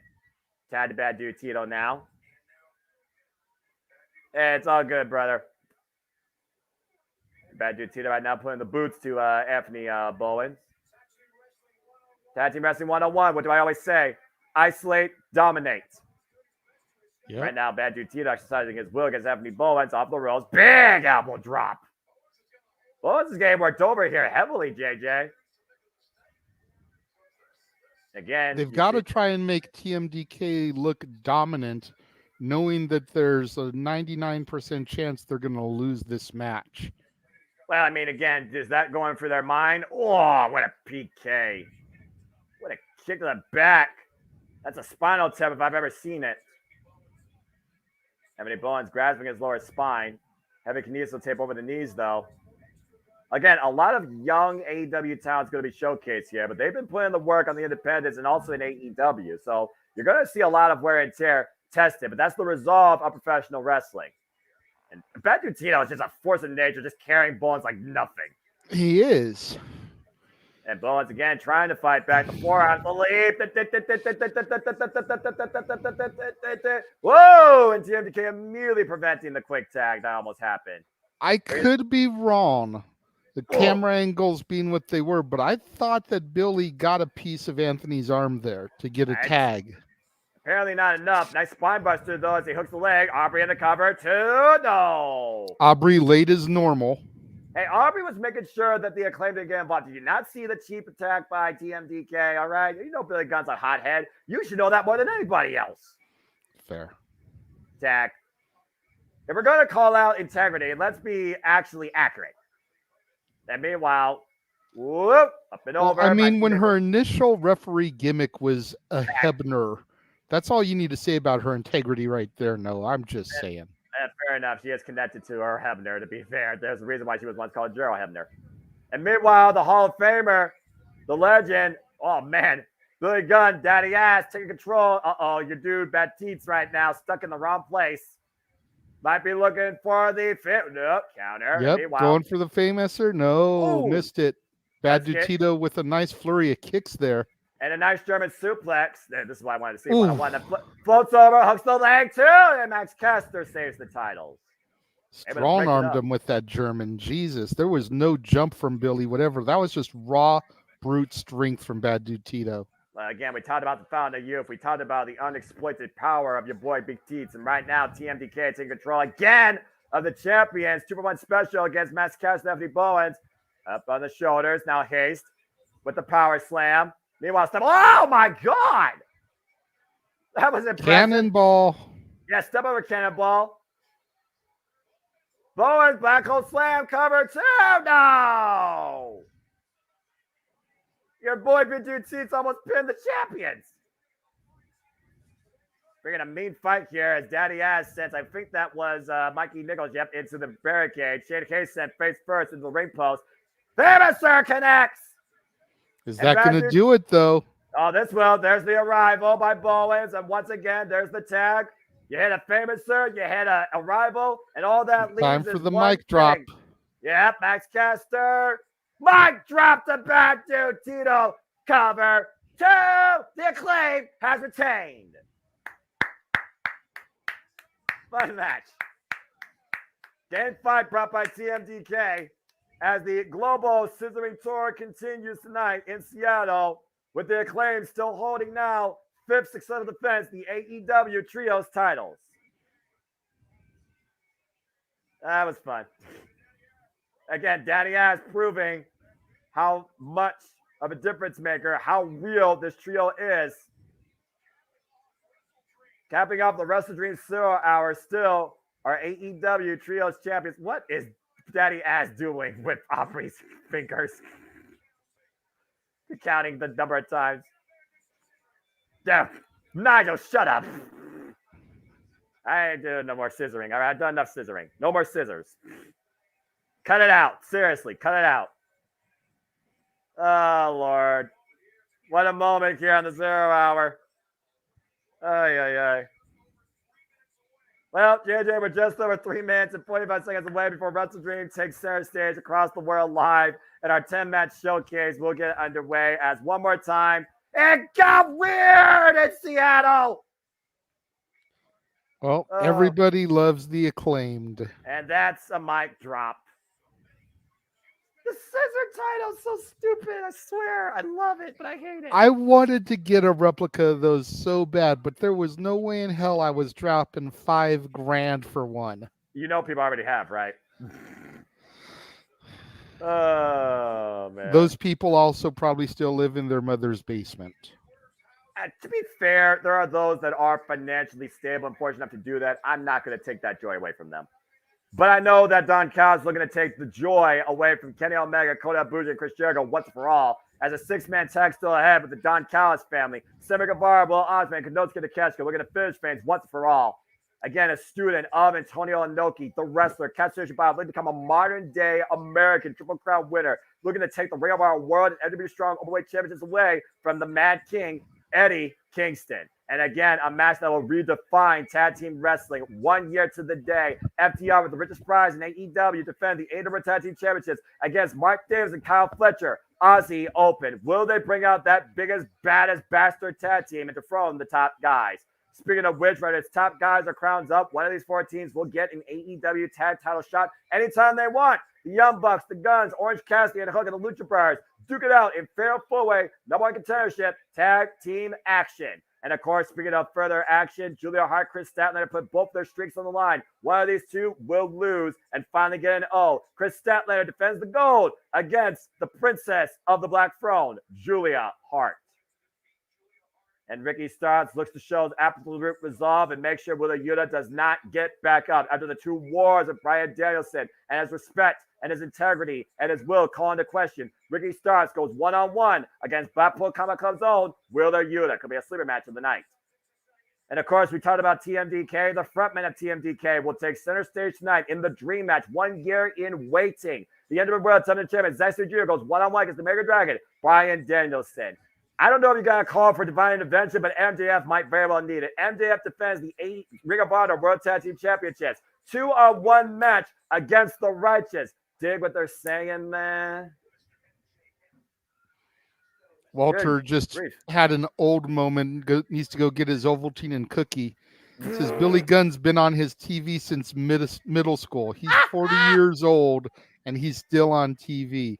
You figure the Smoking Guns made their WWF debut in what, 1993, 94? 93, I believe. Correct, yeah. Yes. So this is his 30th anniversary in pro wrestling this year. And then you think about all the teams he's been a tag team champion with. You know, the Smoking Guns, the New Age Outlaws, Billy and Chuck, the VKM and TNA. Again, the Outlaws, but under a different name and a different company. Yeah, you know. He's now got the Trios Gold in AEW. All right. Well, JJ, it's been a lot of fun. We had a lot of free-form conversation, but now it's time to get serious and it's time to get down to business. As my screen went black and as 8 p.m. Eastern Standard Time, it is October 1st. It is the 1-year death anniversary honoring Antonio Inoki. It is Sunday night as the FBI warning is on my screen. This is another preview courtesy of All Elite Wrestling. And that being said, folks, welcome to the show. Let's freaking go. This is going to be a very special first-time showcase as we end an era and welcome a new one. It's Sunday. You know what that means. We are back here once again at the Championship Network watch-along events here at the Championship Multiverse Media, bringing you our coverage, our engagement, our reactions from virtually Seattle, Washington, the Climate Press Arena. AEW presents the first time ever honoring Antonio Inoki, ending an era, ushering in another. This is Wrestledream. Hello, everybody, and welcome once again to the Championship Multiverse Media live watch event specials. You know what this is, for I am the Simmer Brand, the voice of the JMN, and my name is Noah Foster. With me, as always, is the Renegade of All Elite, JJ Williams, as we go down to the WW Justin Roberts to give us our opening contest in the ring. All right. Oh, boy. Ladies and gentlemen, our opening contests are for the Ring of Honor World Tag Team Championships. JJ, are you ready to go tonight? You dig what I'm saying, man? I am very much ready to see the Wish versions of Bray Wyatt and Joe Gacy become the Ring of Honor Tag Team Champions. Speaking of moments, what about that moment last week, Wednesday? 4 mystery assailants attacked Switchblade Jay White after confronting the AEW World Champion, MJF. There's been speculation abound. Was it Adam Cole? Was it the Kingdom? Was it Roos? Was it Andrade El Idolo? Who is the devil that we don't know versus the devil that we do know? And will he show his face again here tonight? Time will tell, Noah. As time will I tell. don't know if I would pull the trigger and do a reveal just yet, if I'm being brutally honest. We only saw that attack on Dynamite. I think we build it up a little bit longer. Get a slow burn going for it. Maybe do the reveal at either Full Gear or Winter is Coming, personally speaking. Fair enough.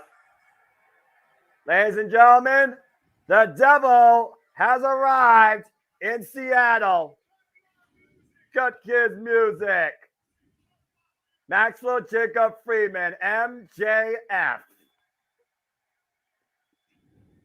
Currently my favorite world champion in the industry. All right, let's see what he's got to say. Oh, boy. Yes, he has. Still bearing the AEW World Title, the Triple B. Huh. Accurate. What? MJF attacked Jay White. Who would think that? Tofu, flavorless. Blah.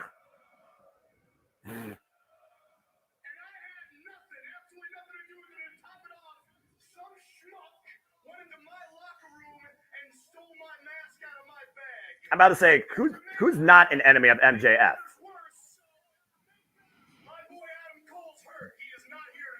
Boo! I love that he's donning the Adam Cole Better You Baby jacket. Well, we did get a super chat from Walter here. Go ahead. Saying Billy has wrestled through 5 presidents: Clinton, George W., Obama, Trump, and Biden. Do you feel old yet? Think about that for real. That's a fair point. Yeah. That's a fair point. It's weird. You don't think about that type of thing until it's just like held under your nose. Like, look at this, acknowledge it. But you're absolutely right. That's crazy to think about.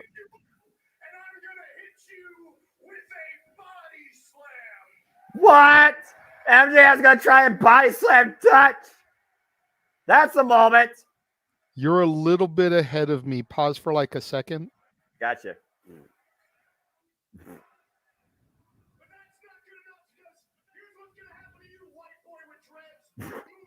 White boy with dreads, damn. I'm gonna grab you by your dirty hipsty and hipster hair.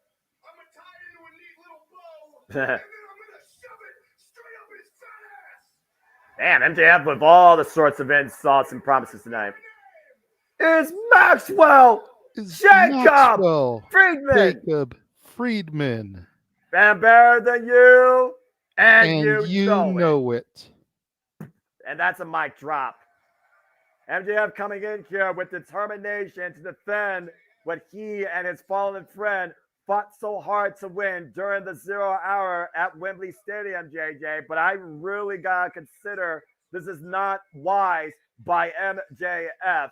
And unless divine intervention has him on standby, I just don't see Maxwell Jacob Friedman leaving with the Rhea Barber Tag Team Championships. Nor do I, but I think this makes Max sympathetic in anything that happens with this other devil, if you will. And I think it's great storytelling in that fact. The Righteous have been on fire for the last month or so since hitting AEW television. There's no way they can job out in this match. You have to put them over. You've put way too much stock in them. We'll find out here in a moment. Bell Reigns, and we're underway as hashtag AEW Wrestledream takes the world by storm on the Twitter, known as the X. And MJF is literally up against Vincent and Dutch 2-on-1 handicap match. Looks like it's going to be the Wish version of Joe Gacy starting things off against MJF. The most cynical Colonel I've ever seen in my life. No, there's no way. And let's consider this. How much is that compromised neck still intact? How much wear and tear is there on MJF's back? Having the female fan at ringside give him a little bit of a rub down there.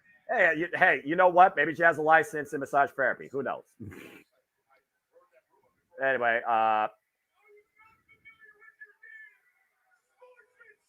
sportsmanship. Well, the match is for the Ring of Honor tag title, so show that code of honor here. Is honor real? Sportsmanship.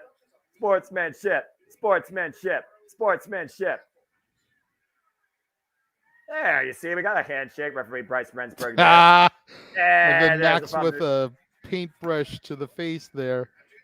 JJ, remember, he's our scumbag. That's right. right. Side headlock right now. Uh-oh. Whoa. The release off the ropes. Ducks underneath and off the ropes again. Ducks underneath the clothesline again. And Dutch, the drop down. And MJF. Oh, the Fargo strut, baby. And the Rick Rude hip swivel. Ain't he great? Whoa. Drop toe hold. Nice. MJF right now. And meanwhile, slingshot. Oh! Brings Vince inside the ring the hard way. Just shove his hand right up his ass. Oh, no. Now I know what he means. Oh, no. What? Counter. Oh, God. Brutal clothesline there. Both members of the Righteous just lay it into MJF now. But let's keep in mind, it might be a handicap, but they still got to make tags in and out, JJ. And Dutch is still the legal man. Dig what I'm saying, man? Again, you can say what you want about the Righteous, but they've proven that they are a force majeure, to your point. Beating the Hardys in their AEW debut, a world-renowned brother duo of tag team champions across any company you can think of, and winning a fair four-way number contendership for this title match here. Record lariat. No! Slides in with the DDT, hook of the leg, two, no! I mean, if MJF wins this, you might as well put your stock in Maxwell Jacob Freeman that he can overcome anything, as Vincent mocks Adam Cole. Baby. Again, you heard the Righteous message, right? They're going to take away what bonds MJF and Adam Cole falsely, and that is material possessions. In this case, the Ring of Honor World Tag Team Champions. And they feel like they've been through enough pain and misery in their life. They're untouchable. They're here to try and absolve the impurity in all elite wrestling. Take that for what you will. As long as they don't start preaching about inclusivity and everything. Thank Christ they haven't two done roots, one tree. They're not like that, thankfully. These guys, though, are two yahoos from a freaking Garden of Eden from the abnormal purgatory. The elbows right now to the midsection. Clubbing shot to the back by Dutch. Vincent again and Dutch are former Ring of Honor six-man tag team champions. Back in Ring of Honor. Had that title for 224 days. Vincent, a member note. Again, MJF, you have nobody to tag. I think this is the point where we realize, JJ, that MJF just had a realization. Oh, boy. Yep. Again, after Adam Cole exploded his ankle in 3 places, requires surgery. The off of the shoulders, though, MJF still fighting back. Are you kidding? Almost cover. 2. Whoa! The big man Dutch fell on MJF as MJF almost put off the power slam. That's a lot of weight coming down on you. Fuck God, powerbomb. Step from above, swanton bomb, cover 2. No. It was that senton bomb power slam combination that allowed the Righteous to win against the Hardys. Tag. Again right now. Uh-oh. Fuck! Boss man slam cover 2. No. Again, MJF showing incredible resolve, able to kick out. But again, quick tags right now, JJ. The Righteous are in full control of the current Ring of Honor Tag Team Champions. Oh, but no! Man, up and around with the Tornado DDT cover. 2. No! Great kick out there by Max. But again, quick tags, quick offense, quick succession, quick pinfalls. They're wearing down MJF. At some point, the body can only take so much. Absolutely. And what the hell is Dutch in? Uh-oh. Now bringing a steel chair and oh no. Oh, yes. Oh no. This is exactly what they did to that Independent Star last night at Collision. Shattered the man's ankle. Bryce, turn around. Oh! Oh! The testicular claw applied, shades of Mick Foley. Oh! He grabbed a handful of. Oh my God! Yeah, what a yam bag grab! And uh-oh. About to say, Bryce, you see what Dutch has in his hand, right? Yeah, he swung it. I saw it. What happened? The monitor went out. We saw it, JJ. On the roll up, by MJF, cover to the Nice. Oh. Nice attempt by Max there to do a little bit of Eddie Guerrero lie, cheat, and stealing. A bit of a pump kick, though, will definitely knock your teeth down your throat. And meanwhile, Vincent to the top rope. Swanton bomb miss. MJF able just to get up and dodge the hit. Serendipitous divine intervention right now, courtesy the tag team partner of MJF. The fact MJF has been involved this long in this match surprises me heavily. And right now, Vincent's right there in his corner, but the will of the people, to your point, JJ, are sympathetic babyface, are sympathetic scumbag. MJF trying to mount a comeback And meanwhile, Dutch back in, that's the clothesline, takes down Vincent. Now MJF trying to bring his own hot tag. I want to see MJF do this, just hot tag himself. And meanwhile, power slam to Vincent. Good elbow strikes there. Now going up against the evil Colonel. And Dutch, just threw MJF into the corner. You know what I'm waiting for, Noah? What? You know what I'm waiting for? Double the clothesline? kangaroo kick. That too. And meanwhile, MJF driving Dutch, headbanging. I mean, we are in the home of the grudge movement. Nirvana. Smells like Teen Spirit. MJF right now. Climbing the ropes and mounting Vincent. Wearing away. Oh, wait a minute. Oh, MJF, don't take a bite out of this freak. Oh! And MJF once again taking a bite out of the competition, quite literally. Meanwhile, Dutch falls in, crashes into his partner, and Dutch is still the legal man. Oh, no. No. He's calling for the body slam, JJ. Are we going to get that moment? Is MJF capable of doing it? He drops him. MJF did it! MJF did it! My God! But MJF collapsed afterwards, Noah. He took all of that out of him. The power slam around the world! But Max can't capitalize. Yeah, I mean, he shook Seattle. An earthquake on the Richter scale, but to your point, completely exhausted himself. Again, was that just a shot of adrenaline? Was that the last shot that MJF had? But MJF right now needs to realize he has a chance. And MJF, wait a minute. JJ, he's got that look in his eyes. Now, usually we know what that means. And Vincent rammed straight up Dutch's ass. He has delivered. He's calling for it, Noah. What? He's feeling it. We're not in Australia. We're in Seattle. You gotta be kidding me. This could actually happen. It's gonna happen. Oh, boy. And they're calling for it. The kangaroo kick. How confident, how much in control do you believe in Maxwell Jacob Freeman? Retain the Ring of Honor tag gold. Heat sinker. Just spike Dutch. Cover. 2. MJF did it. MJF did it. MJF did it. Holy shit. Win if you can, lose if you must, but always cheat. Maxwell Jacob Friedman, with an assist from the middle ropes there, has retained the Ring of Honor World Tag Team Championships. I have never seen anything like that in my life. I dare somebody to debate that MJF is not fucking better than you, baby. Acknowledge that fucking fact. MJF successfully defends the Ring of Honor World Tag Team Championships. Wow! I cannot believe that. We are just getting started. I'm already flabbergasted beyond belief. This pay was already delivered beyond my expectations. But speaking of championship expectations, we now keep moving forward as AEW always does. And we will see if Eddie Kingston once again delivers and rises in the moment as the Ring of Honor World Championship and the very strong Openweight Championship is on the line. It is Eddie Kingston versus Katsuyori Shibata. Will we see an American Triple Crown winner tonight at Wrestledream?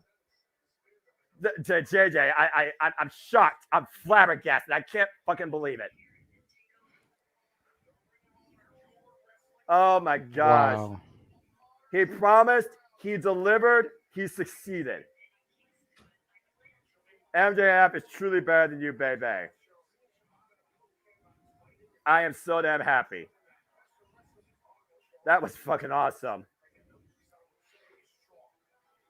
Oh. All right. We'll get ready for a real fight. Kings Road meets Strong Style as the wrestler Katsuyori Shibata looks to honor the legacy of Antonio Inoki and become an American Triple Crown winner. Our Ring of Honor Pure Champion arrives in Seattle to take on Eddie Kingston. This is going to be good. I fucking love professional wrestling. Katsuyori Shibata on a 184-day reign as the Ring of Honor Pure Champion since taking it off of Wheeler Yuta, putting that young boy through a master clinic and R-rated social defenses against the likes of Rocky Romero, Christopher Daniels, and of course, Lee Moriarty and Daniel Garcia. This match so meaningful on so many levels. A true student of Antonio Inoki in front of us tonight in the wrestler, Katsuyori Shibata, 43 years of age, 20 years in the game. And now we welcome in the Mad King himself. This match truly defines respect, JJ. Eddie Kingston has arrived. I still cannot believe I see Eddie Kingston as Ring of Honor World Heavyweight Strongboy Champion. How far this man has arrived. Eddie Kingston, who literally said professional wrestling saved his life. Corrigan Hall was his sanctuary during a short New Japan Pro Wrestling exhibition this year. Not only winning the NWA Strongboy Champion from Kenta at Independence Day, July 4th, but participating in his own first time ever G1 climax, meeting his hero Kawada, using the normalized bomb and the power bomb, runs the Kings Road style. That way, that is a New Japan official. Two rival companies, two rival styles. This is two different styles clashing, and the name of Inoki is Strong Style, Kings Road. It's Pro Wrestling Nova, it's New Japan Pro Wrestling. It's the streets versus LA. Code of Honor here too in the early going as the handshake's on the way and the bell rings, and here we go. This is going to be a very interesting clash right here. I wonder though if they're going to focus more on the match style, which is Katsuyori Shibata's strength, or are they going to focus on the striking style, which might help Eddie Kingston. Of course, Eddie Kingston has overcome the likes of Shingo Takagi, Hanare, Tomohiro Ishii. Kind of a tab in the early going here. And recently, contest. Claudio Castagnoli to become the world champion. And think about this, JJ. That rivalry was 18 years without a settlement and without respect. And Eddie Kingston found that, and Claudio Castagnoli accepted that. Literally, we called it at Arthur Ashe Stadium Grand Slam this year. Uh-oh. And the former multiple-time never openweight champion is calling Eddie Kingston to deliver his best shot. This man literally turns into a machine. He thrives on pain. And the ref, oh, gets the midsection. The snapmare and a PK kick to the spine. Oh, and I remember seeing a few of those matches early on in the rivalry, specifically the Kings of Wrestling versus Eddie Kingston and his partner Du Jour. And of course, Eddie Kingston holds the Ring of Honor World Championship up to the likes of Loki Hernandez and RIP Xavier. Covered by Shibata. Off the PK, gets a 2 count. Meanwhile, trying to transition the Fujiwara armbar and trying to maintain wrist control. Eddie Kingston, though, might be losing it, though. That arm gets hyperextended. Eddie Kingston might be in a world of trouble. But watch the shoulders. I think Eddie Kingston trying to get a pinfall here, but we all know how much that back has been compromised over the years. The short arm scissors right now, and Eddie Kingston again trying to reverse the pressure while Katsuyori Shibata once again holds him in place, but Eddie Kingston able to get his foot on the rope. Woof. The brawler, the striker is Eddie Kingston. The techniker, the technical style, the fine-tuned in-ring worker is Katsuyori Shibata. And right now, Katsuyori Shibata with the waist lock might be looking for German suplex. Eddie Kingston counter the waist lock of his own, looking for German suplex, counter again. Meanwhile, picking the ankle. And the rope through, and look at that, into the ankle lock. Beautiful knee bar transition into the ankle lock. High ankle lock on Eddie Kingston. Bring it back towards center, and grapevine it. Eddie Kingston right now in deep trouble. Will he tap out? Can he find a way to counter the ankle lock here? Again, he said he will die for the NWA Strong Openweight Championship. And with how long he has fought for the Ring of Honor World Championship, it's hard to bet against the Mad King tonight as he grabs the bottom rope.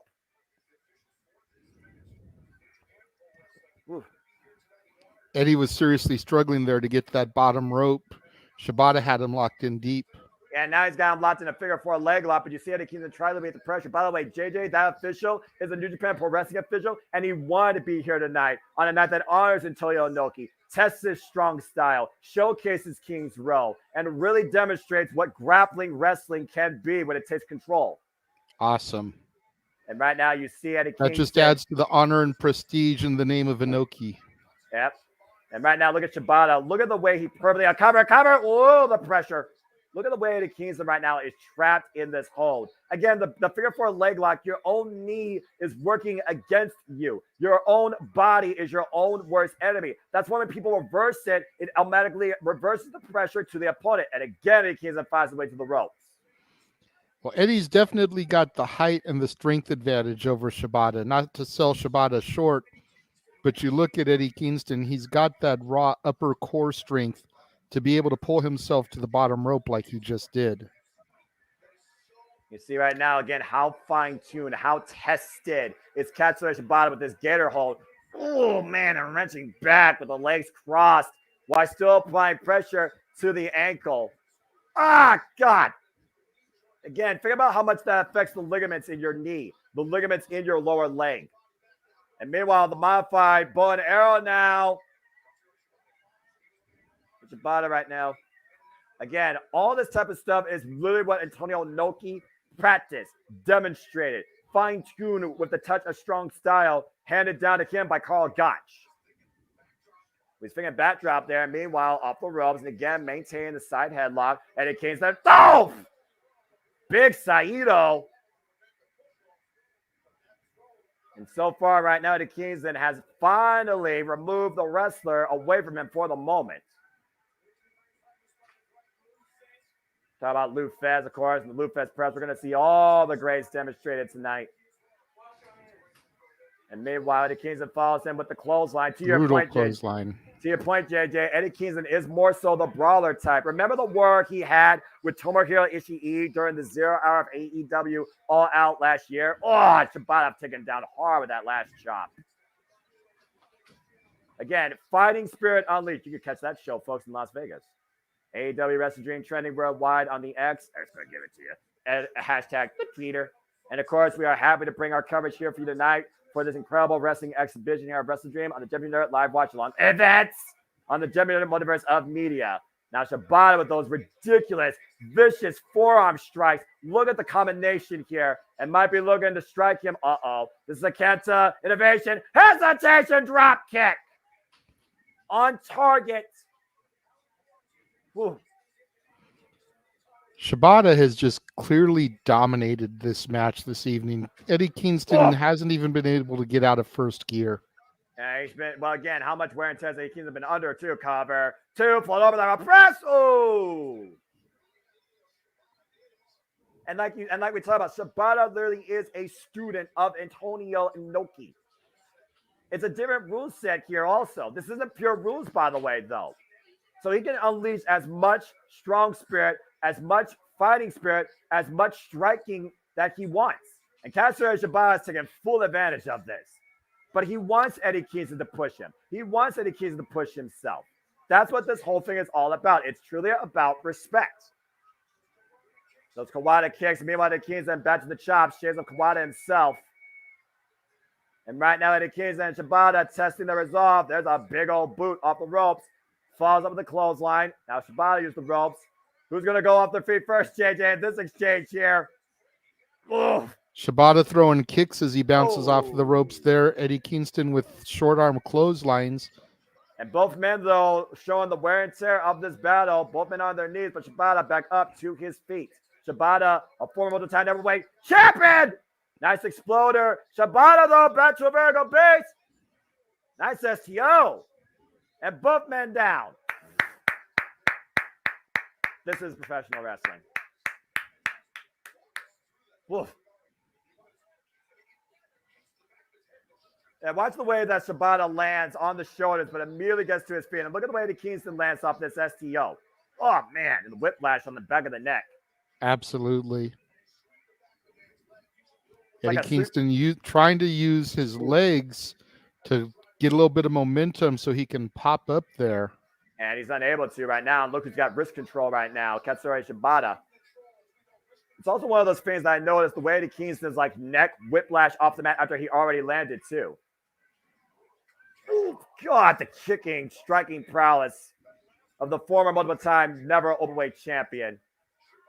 Those can literally compress and collapse a chest cavity. That literally knocks the wind out of you. Of course, those kick pads, shades of Bryan Danielson, Katsuyori Shibata wears. Big swing and miss by Eddie Kingston, but Shibata catches him on the rebound with the open palm strike.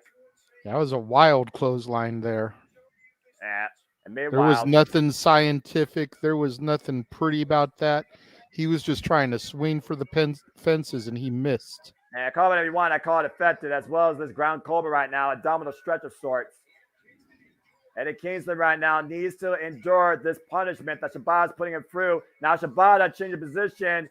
Catches, can, bringing Eddie Kingston down to the mat. Ground octopus hold now, but Eddie Kingston again, is he aware how close he is to the ropes? Will the official call this? Will Shibata become a Triple Crown champion? Eddie Kingston might be fading. Shibata might literally do it here.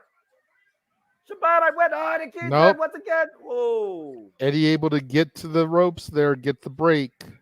And it's also one of those things, though, JJ, we see it all the time in submissions. You give your opponent that false sense of security. You pretend that you're out, and at the last possible second, you come back in and grab the rope when they just slightly alleviate the pressure. And right now, oh, man. Big overhead fist.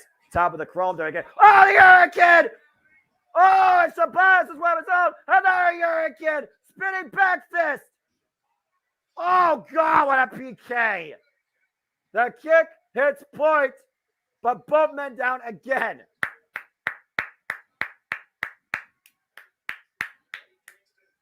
Whoa.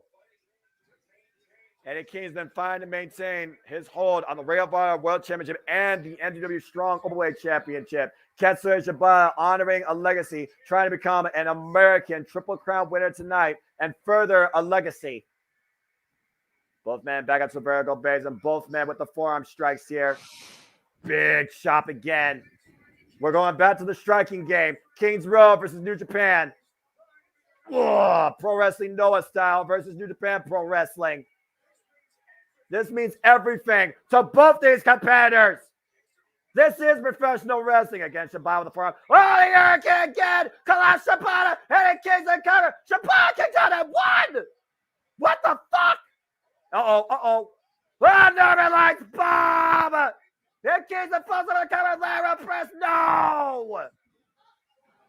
Oh my God. And Shibata again, the fire spirit will not die. Oh, the Hurricane again! And now, Shades of Kawada, power bomb, high stack, cover two, Eddie Kingston has retained! Not a surprise there. But a hell of a respectful bout with two incredible wrestlers. Inoki be proud. That was awesome. What a match. What a war.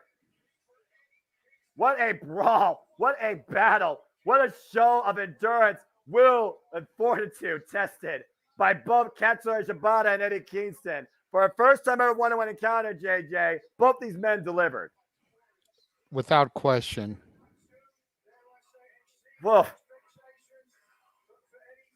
Eddie Kingston, Katsuyori Shibata, honoring Antonio Inoki through the disciplines of Japanese professional wrestling and strong style. And look at this face-off here. Code of honor adhered to. Both men know how important this was, not for each other only, but for all of those that are fans of professional wrestling. Give it up for Katsuyori Shibata and still your Ring of Honor World WWE Strongweight Champion, Eddie Kingston, as Eddie Kingston leaves the ring to the wrestler. Say what you will about the past, but the past be dashed. This is the present, and Katsuyori Shibata and Eddie Kingston delivered. And thank you once again, Katsuyori Shibata. I could not be happier to see the wrestler back on my screen delivering his craft inside the middle of that fucking professional wrestling ring.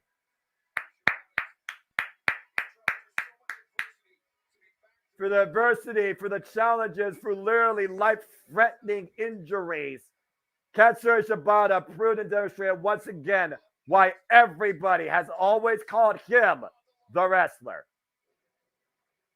Well, coming up next, one of these two women is finally going to eat an O in the loss column as Chris Statler has been where it's at. The TBS champion is on the line as Chris Statler goes one-on-one with the princess of the Black Throne, Julia Hart.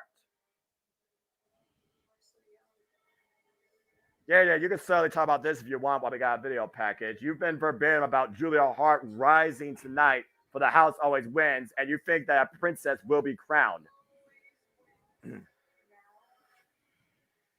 Again, we saw the vignette of Julia Hart. We've seen the evolution of both these women, proving they are more than what you initially thought. Julia Hart proving tonight she is more than a little girl. Chris Statlander proving that she is more than woman. This is their third time ever singles encounter. It was the first time that Julia Hart met Chris Statlander when Chris Statlander was the galaxy's greatest alien and Julia Hart was a Teen Spirit cheerleader. Chris Statlander won. A year later, both these women tried to evolve. Julia Hart was being affected by the black mist of Malachi Black, why Chris Statlander became more than woman. Why Chris Statlander's been on the shelf, Julia Hart became the princess of the Black Throne, the uncrowned empress of the House of Black. Now looking to finally show the one win that has been denied to her tonight. Does the house always wins as Brody King escorts Julia Hart to the ring? TBS Championship on the line. Chris Statlander, Julia Hart, the undefeated, will be defeated tonight, but will it be the champion or the challenger? What an entrance. My God. Well, you know me, Noah. I've never been the biggest stat supporter. I don't get it. You know, I understand a lot of it may have been her going down at the time she did with the injury. But ever since her return, ever since she dethroned that bitch Jade Cargill for the TBS championship, I wonder if it was a mistake. I understand Tony Khan wanting to put the strap on her. I understand Tony Khan having faith in her. But the TBS championship just hasn't been what it was when it was on the waist of Jade Cargill. Well, I think that Julia Hart, with everything that she's gone through in the last year and a half, taking the mist, becoming the Black Princess, if you will, I think that she has really shown a lot. And the fact that she is 27-0 walking into this match just goes to prove that she is not the same little girl that was around when AEW first began. But again, Chris Statlander, to counter your point on an 18-match winning streak, proved how much it means to her to hold this price, to spearhead this division, to dethrone that bitch, and beat her when she was 100%. Chris Statlander has been, to your point, underbooked, underregarded, and I do think underappreciated. Again, 18-match winning streak. She has been undefeated now for 5 months straight with a record of 14-0. Stat's been where it's at while giving all comers on Rampage, on pay-per-view, on Collision, on Dynamite, beating Mercedes Martinez, Taya Valkyrie, Nyla Rose, Emi Sakura, Ruby Soho, Jade Cargill, and Dynamite DMD, just to name a few. But again, to your point with Julia Hart's growth, she's overcome Anna Jay, Sky Blue, Caballero Holy, and Will Nightingale, and the bias have been stacked up in the longest singles win streak in the women's division long time at 24-0. Tonight, we're going to finally see who truly has grown more and deserves the title of the TBS Championship. But the one thing that we have to consider, if nothing else, Julia Hart has not ever beaten Chris Statlander. There's a first time for everything, Noah. Most certainly. Deep arm drag right now by Chris Statlander, the early going as Julia Hart right now. Getting pushed over in the corner, and Chris Statlander exercising her will against the challenger. Shoulder blocks in the corner. Chris Statlander, 6 years of experience. Julia Hart, 3 years of professional wrestling experience in her career. And we're going to see truly if she rises to her self-called full potential and exposes the proverbial mask of the weakness that is Chris Statlander and all beneath her. Oh, so they could see how much more Julia Hart is. Nice shoulder block there by Chris Statlander. I'm gonna say this right now, but can I get Julia Hart and this new dark version of Thea Hale as a tag team, please? Cover. Thank you. JJ, are you trying to open a forbidden door? Because for once, I agree with you. And meanwhile, Julia Hart trying to. And just for the record, let me get Chris Statlander and Shayna Baszler as a team. Thank you again. Again, that's women's professional wrestling. Impact still leads. AEW has the potential, demonstrating here with these two. And as far as the WWE, booking women's division back. Cover 2. High stack by Julia. 2 count only. Ooh. And again, big elbow strike takes Chris Statlander off her feet. Again, it was last night a collision that Julia Hart called out Chris Statlander and immediately is in the champ's head. On the electric chair position, transition, look for the powerbomb. Nice Rana takeover by the Beautiful challenger. Rana. A gymnastic background coming to play for Julia Hart here. And again, the power of Chris Statlander being the decider right now between all these Jesus. counters. What a vertical suplex drop. To JB3, that's a low bar you set. Anybody is better than Josh Matthews. It is what it is. And right now, Julia Hart being Chris Statlander to the outside again. TBS Championship can only change hands via pinfall or submission inside the ring. Julia Hart has been over 500 days undefeated, by the way. Up in the fireman's carry as Julia Hart carries her literally back inside the ring. Look at this. That's power right there. And again, on the apron, though, Brody King, though, with the distraction. Referee Stephon Smith there. And Julia Hart. Oh, no. Julia able to slide off of Stat's shoulders, trips the legs, having her go face first into the hardest part of the ring there, Noah. And you know the House of Black loves to exploit the outside to their advantage. And we know Julia Hart has that submission, the heartless, that stretch, that hyper extends the muscles in the shoulder and the side of the neck. Julia Hart is right now exercising a very smart strategy here and is staying on the attack. And again, focusing her arm, hitting the barricade, bringing her back inside the ring. Julia Hart now goes to the cover, hook on the far leg, 2. No. 2 count only. And again, Julia Hart right now just mounting, full mount Chris Statlander, dribbling her head like a basketball. Good grief. I feel like Chris Statlander is facing her most mental test to date, despite the fact she's coming back from a ACL surgery. Despite the fact, to your point, she's carrying the mantle that was set up by Jade Cargill. Again, Chris Statlander is the second ever TBS champion since this title was first introduced last year in January. That was a messy senton drop, but enough is a cover 2 at 2 count again. And for so Julia you really Hart, think this is more of a mental match for her than having that rematch with Jade Cargill? It's one thing to come out after a match, surprise somebody and win a match, but going in one-on-one when they've actually had time to prepare for you, you don't think that rematch against Jade in Jade's final match wasn't more of a mental match to her? That's a fair point. That might literally have been her biggest mental challenge to overcome. Because again, you're right. The first time she had the surprise factor. The second time, both women brought at 100%. And I dare anybody to go back and watch that Rampage main event. Respect women's wrestling, damn it. But it's real, arguably both of their best matches in AEW history. Oh, I agree. And again, I will say this though, when it comes to counter that point though, or basically coincide that point with Julia Hart. Again, this is the first time that this Julia Hart is facing Chris Statlander, but it's not the first time that Julia Hart in general has faced this Chris Statlander. Fair. Off the ropes, and meanwhile, big power slam by the champ. But Julia Hart has kind of leveled up since their last meeting. Well, again, Chris Statlander's been on the injury reserve since last year after blowing out her ACL. Julia Hart has been around the entire haul, to your point. Again, undefeated over 500 days, running knee strike to the side of the head. But Chris Statlander should see the return, been undefeated for 5 months. Blue Thunder bomb cover 2. No. Be safe, Walter. We hope everything goes good. Please take care, Walter. Appreciate you, bro. Appreciate all you here at the Multiverse of Media as well. And right now, Chris Statlander just trying to get her breath back after the work over the shoulder and the neck. Meanwhile, Julia Hart counter again. Saturday Night Fever counter. Meanwhile, look for the discus counter. And Chris Statlander runs into the second rope. And also, you see Brody King. That's another mental game. Brody King's in the corner of Julia Hart. Brody King first instigated this challenge, speaking on behalf of Julia Hart. The champion needs to focus, though, as Julia Hart comes back inside the ring again. Statlander. And oh, my God! Stop the miss. What a right hand. And Statlander plants her cover. No.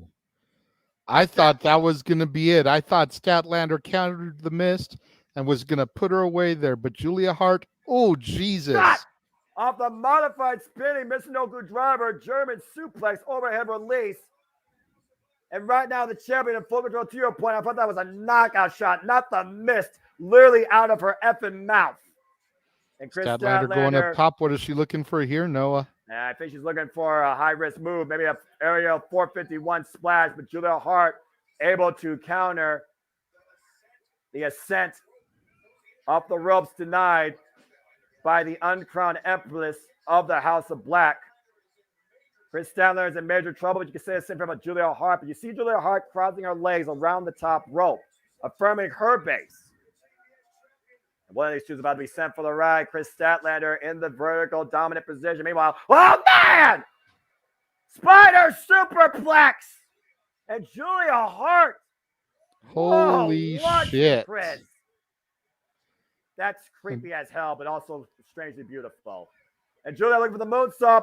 Oh, but Chris again hooking the leg. And we know that moonsault has led to wins for Julia Hart recently in AEW. If this hits the house, might win. Moonsault connects. 1, 2. Oh, Jesus Christ. I thought that was it, Noah. Everybody thought that was it. But the awareness of the champion to get the foot on the bottom rope. Otherwise, there would have been a new TBS champion. And now she's looking for the heartless submission. But again, Chris Statlander trying to get back to the vertical base. But the work over the compromised core. She's got her locked in. Is she going to tap? Will Chris Statlander tap? Is there a counter? Rolls it into a pinfall. Got her deep. And Chris again. Still. Julia Hart holds on, but Chris will not let go of the TBS title this soon. Now trying to sneak her hand there. Change the hold. Got her hooked up. Tombstone pile driver. She still has her hooked. Again. No, she's transitioning. Sunday Night Fever cover. 2. Stat is where it's fucking at.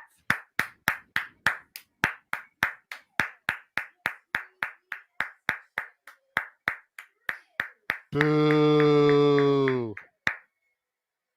Phenomenal effort by Julia Hart, but the house fails to hit the jackpot tonight. And you can say what you will about Chris Statlander. She proved once again, not only is she more than woman, she deserves to be the TBS champion. Chris Statlander right now, checking on Julia Hart. Let's take a look at the replay here. Again, JJ, you thought that moonsault was it. Pure awareness factor. Julia Hart was unable to capture the leg closest to the rope, and the rope saved Chris Statlander's title run. And then a tombstone pile driver transitioning into Sunday Night Fever. Julia Hart was down for the count. Her heart was stopped. That was one of the toughest tests, if not the toughest test, for Chris Statlander since achieving her return to AEW. But that was also the greatest test in showing the potential of how far Julia Hart has come. Well done by both women. Chris Statlander still the TBS champion, and Chris Statlander proves once again stats where it's at, and she truly is more than woman. Well done. That's women's professional wrestling. But as we keep moving forward, we will now see who will be the next challengers for the AEW World Tag Team Championships as the Young Bucks, the Guns, Orange Cassidy, and Hook and the Lucha Brothers. Fatal 4-way #1 contendership. And that is up next here on Wrestledream. Here we go. This match brought to you not by Doritos, but I encourage you all to get your Doritos and get your Mountain Dew. And welcome, everybody, not to AEW Unrestricted, but the Renegade release, as I'm going to let the Renegade spearhead a lot of this match. Yeah.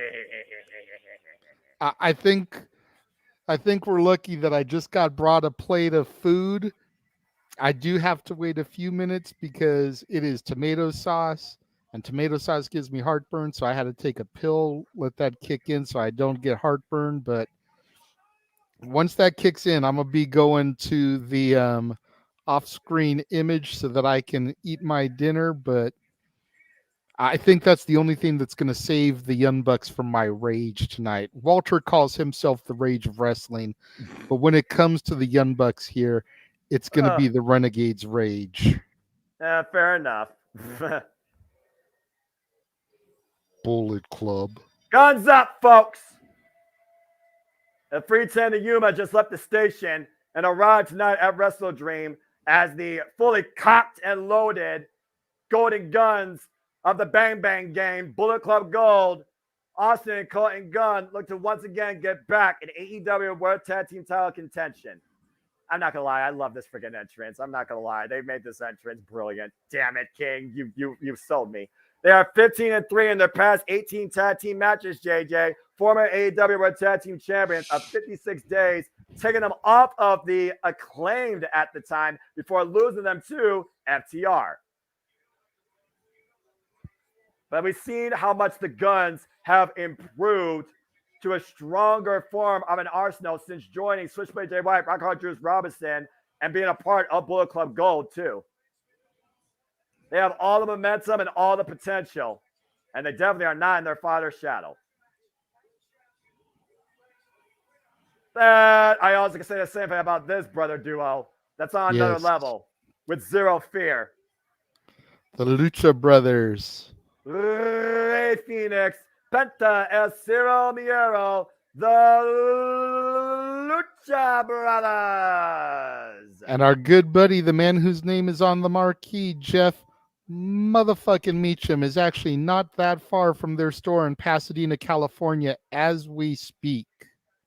And of course, Rey Fenix, as we saw at Grand Slam, is the new fourth ever AEW International Champion and has a defense coming up on AEW Dynamite anniversary. The Lucha Brothers are former AEW World Tag Team Champions at 122 days, taking it off the Young Bucks inside a steel cage back at AEW All Out 2021 until they lost those titles to the Jurassic Express the following year in January. Yeah, you beat me to the question there, Noah. I was going to ask you, how long is Rey Fenix going to hold that championship? That championship that he was never supposed to win in the first place. Going toe-to-toe against one of the Young Bucks on the 4th anniversary episode of Dynamite this week could spell his demise as champion.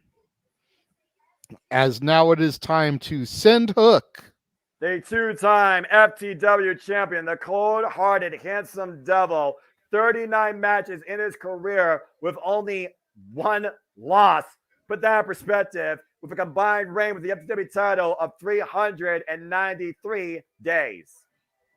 But speaking of champions, I gotta say, dude, I loved the way this tag team came together. Yeah. So nonchalant, so Orange Cassidy. Whatever. Our freshly squeezed, badly bruised, former AEW International Champion, the longest reigning AEW National Champion in this company's history, with an incredible 31 successful defenses over 326 days since winning it last year, October 12th from Pac. Orange Cassidy, the anomaly of professional wrestling that always got to give the people what they want. This is certainly a unique clash of styles, but respect shown between one former champion to a current unrecognized AEW champion. We see it all the time in this industry, JJ. Strange bedfellows have surprised us and rise to the occasion out the gates. Orange Cassidy and Hook have a very real chance of winning this, coming in as the only team to never been AEW or tag team champions. And I think they got the most momentum. They may have the most momentum, but you know who's got the pen in their favor? The EVPs, the Young Bucks. The Young Bucks looking to bring a super kick party, 2/3 of the new Ring of Honor 6-man World Tag Team Champions, former 2-time AEW World Tag Team Champions. 302 days was their longest reign, beating FTR at Full Gear 2020 for their first run. Spent 330 days total as AEW Tag Team Champions. Matt and Nick Jackson, the Young Bucks. And might I add, Nick Jackson has a match this Wednesday on AEW Dynamite's 4-year anniversary against Rey Fenix for the AEW International Championship. This is one of those matches that literally could steal the show when you consider the amount of quality in the talent and tag team expertise, but also the resourcefulness and the untapped potential of Hook and the innovative nature of Orange Cassidy. Again, Orange Cassidy and Hook are the only team in this Fatal 4-Way that have no prior tag title resume experience in AEW. You got the Guns, of course, that have had their fight with the Bucks, haven't really feud with the Lucha Brothers, and of course the Lucha Brothers, the Young Bucks, have fought forever. Bell Rays are underway. Forever. Yeah, literally. And we got senior official Paul Turner. Man, Paul Turner's been in this industry a long damn time. Ring of Honor senior official, now AEW senior official. Kind of a tie-up right now between Rey Fenix and Nick Jackson. Appeal this upcoming Wednesday's AEW International Championship match. The standing switch and reversal right now. Again, Nick Jackson, he's been in more singles action than his brother Matt Jackson, and we've really seen him rise to that potential. I was very surprised to see him win that triple threat against Claudio Castagnoli and Brian Cage. And the way he won it too, with the takeover Rana and then stole the cover on Brian Cage, counting the Ricola bomb. Oh, jeez. I'm not surprised that he won the match. And much like Walter, I'm rooting for just about any other team in this match, but I bet on the Bucks. Again, it's hard to bet against the Bucks. I understand your point when it comes to the resume. You see the heavy kineso tape on the upper left and tag to Orange Cassidy. Again, folks, the opinions of certain individuals, the championship, Multiverse media, does not affect everybody in the chat nor on screen. We respect your opinion. We hope that you respect everyone else's opinions too. Thank you.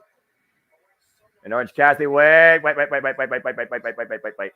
Oh. Look how heavily bandaged that hand is, by the way. That right hand's got to be close to broken. Oh, big forearm. And again, we saw Orange Cassidy's last successful defense against Penta Ciamero, Rey Fenix's brother. Whoa, went for the orange punch. Rey Fenix left the knee. Big super kick. And up in the shoulder, fireman's carry. Oh, dear. Oh. Rey Fenix collapsed there. Attack. Again, you see the heavy kineso tape on the upper left side of his back. Now the Guns taking advantage, wearing down the Lucha Brothers and ripping the kineso tape against Rey Fenix. Oh, damn hard. That's smart. That's smart. Target that. I mean, it's obviously what made him just collapse there. He tried to get him up on the shoulder, tried to get Cassidy up on the shoulders, and he just crippled with the pain. So for the Guns to attack him, throw him into the barricade, target that injury. Oof.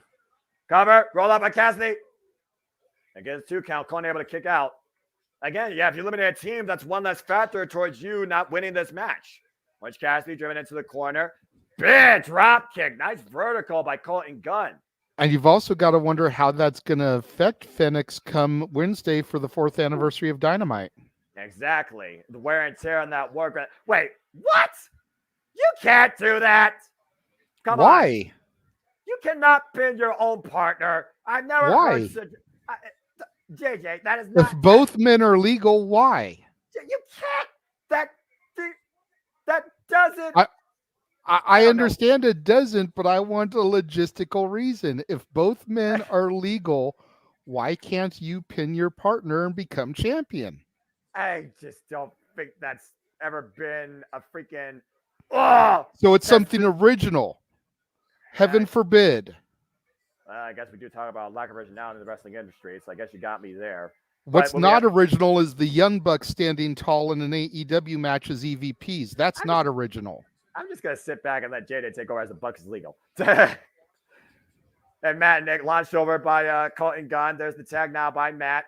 Oh, and Matt and Nick delivering. King, give me the Jordan knowledge here. Where you at? Because I don't know their footwear attire. I don't even own sneakers. I own K-Swiss. Oh, well, I guess that's technically sneakers. And Young it's Bucks good. look like they've been shopping at Payless Shoes. Hey, Payless is good money price for shoes. I've been there. I used to Orange get those Cassidy shoes. looking to tag No way. Hook. Hook is No. desperate there. I mean, Hook hasn't been in. I mean, is he desperate or does he just want in? I think he's desperate to get in. I think he's the type of guy that doesn't like to stand idly by on the outside. That's a fair point. The cold-hearted, handsome, nearly undefeated Devil Hook. And you can get Hook part of the new Hookhausen DLC for the AEW video game Fight Forever. Now get it now. Army Curse by Danhausen. And look at the body shots. Good grief. But Matt Jackson, no selling, just like always. Oh! Big forearm smash exchange there, though, by Matt and Nick. Matt, that still works that compromise bat to this day. Looking to send Hook for the ride. Locomotion, suplex, Northern Lights. Wait, Hook counter. Hook counter. No, wait. Uh-oh. Whoa! Bill Northern Lights with a bridge and the float over by Hook. This guy has so much fucking potential. Matt Now with I got a another counter. one. Now they're right now able to get the better of the suplex exchange. And Both once again, men Hook, playing a game of anything you can do, I can do better. again, got a 1 count there, though, as he bridges over. And once again, looking to maintain a hold with a side headlock. And now Matt and Nick both caught by Orange Cassidy. Oh! And one buck was sent for the ride while Hook sent the other one for a ride.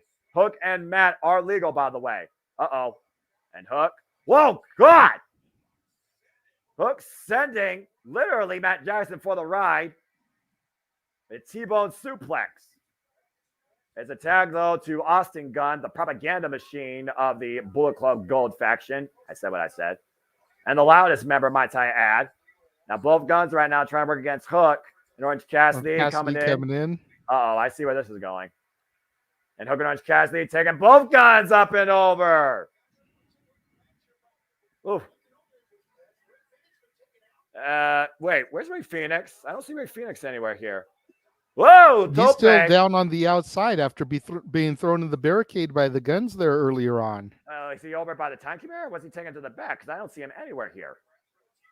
Looking for the T-bone again, but you see Austin coming to the aid of his brother Colton. And Penta ducking underneath. Oh! But a kick to the face to Colton. Stepping into Gurry to Austin. And staggers the Gun. Nice flop there. That was kind of funny. And Penta right now looking for the Cyril. Oh! A clubbing shot by Colton takes Penta off his feet. Penta, by the way, still not the legal man. And we got Hook and I believe Colton that are the two legal men in this four-way dance. Austin back in the corner there. Yeah. You talk about the lineage, though, of course, of Hook, the son of the suplex submission machine, Taz. And the Guns, of course, the sons of the current reigning and defending AEW Trios champion, Badass Billy Gunn. And, of course, they are still called as boys, as they should be. And Penta and Phoenix have family history, do they not? Yeah, absolutely. And Who are they related to? I'm unaware. I'm pretty sure it's Penta. Cover or press. As far as like, like their parents or their yeah. So Penta and Ray Phoenix, they've basically been brother cohesive team since AAA for the longest time that I can remember. The first time I saw them actually was Triple Mania. But as far as the roots, I would have to actually look up that history because I never really looked further beyond their tag team cohesion, but they are a pair of brothers. But it's not like it's one El Nino or El Hijo. But I'll definitely look that up here. Sorry, my voice is kind of going out already. I've been on such a high. Nick Jackson looks like he wanted to try to sneak in, break the submission attempt up there. Right Got now, caught by the referee. And Hook's still legal, by the way, with Colton. Again, also, can someone fact check this for me? Has there really ever been a freaking team that pinned each other to win such a contest? Just saying. Stat Boy, I'm giving you homework. Oh, and Orange Cassidy dropped.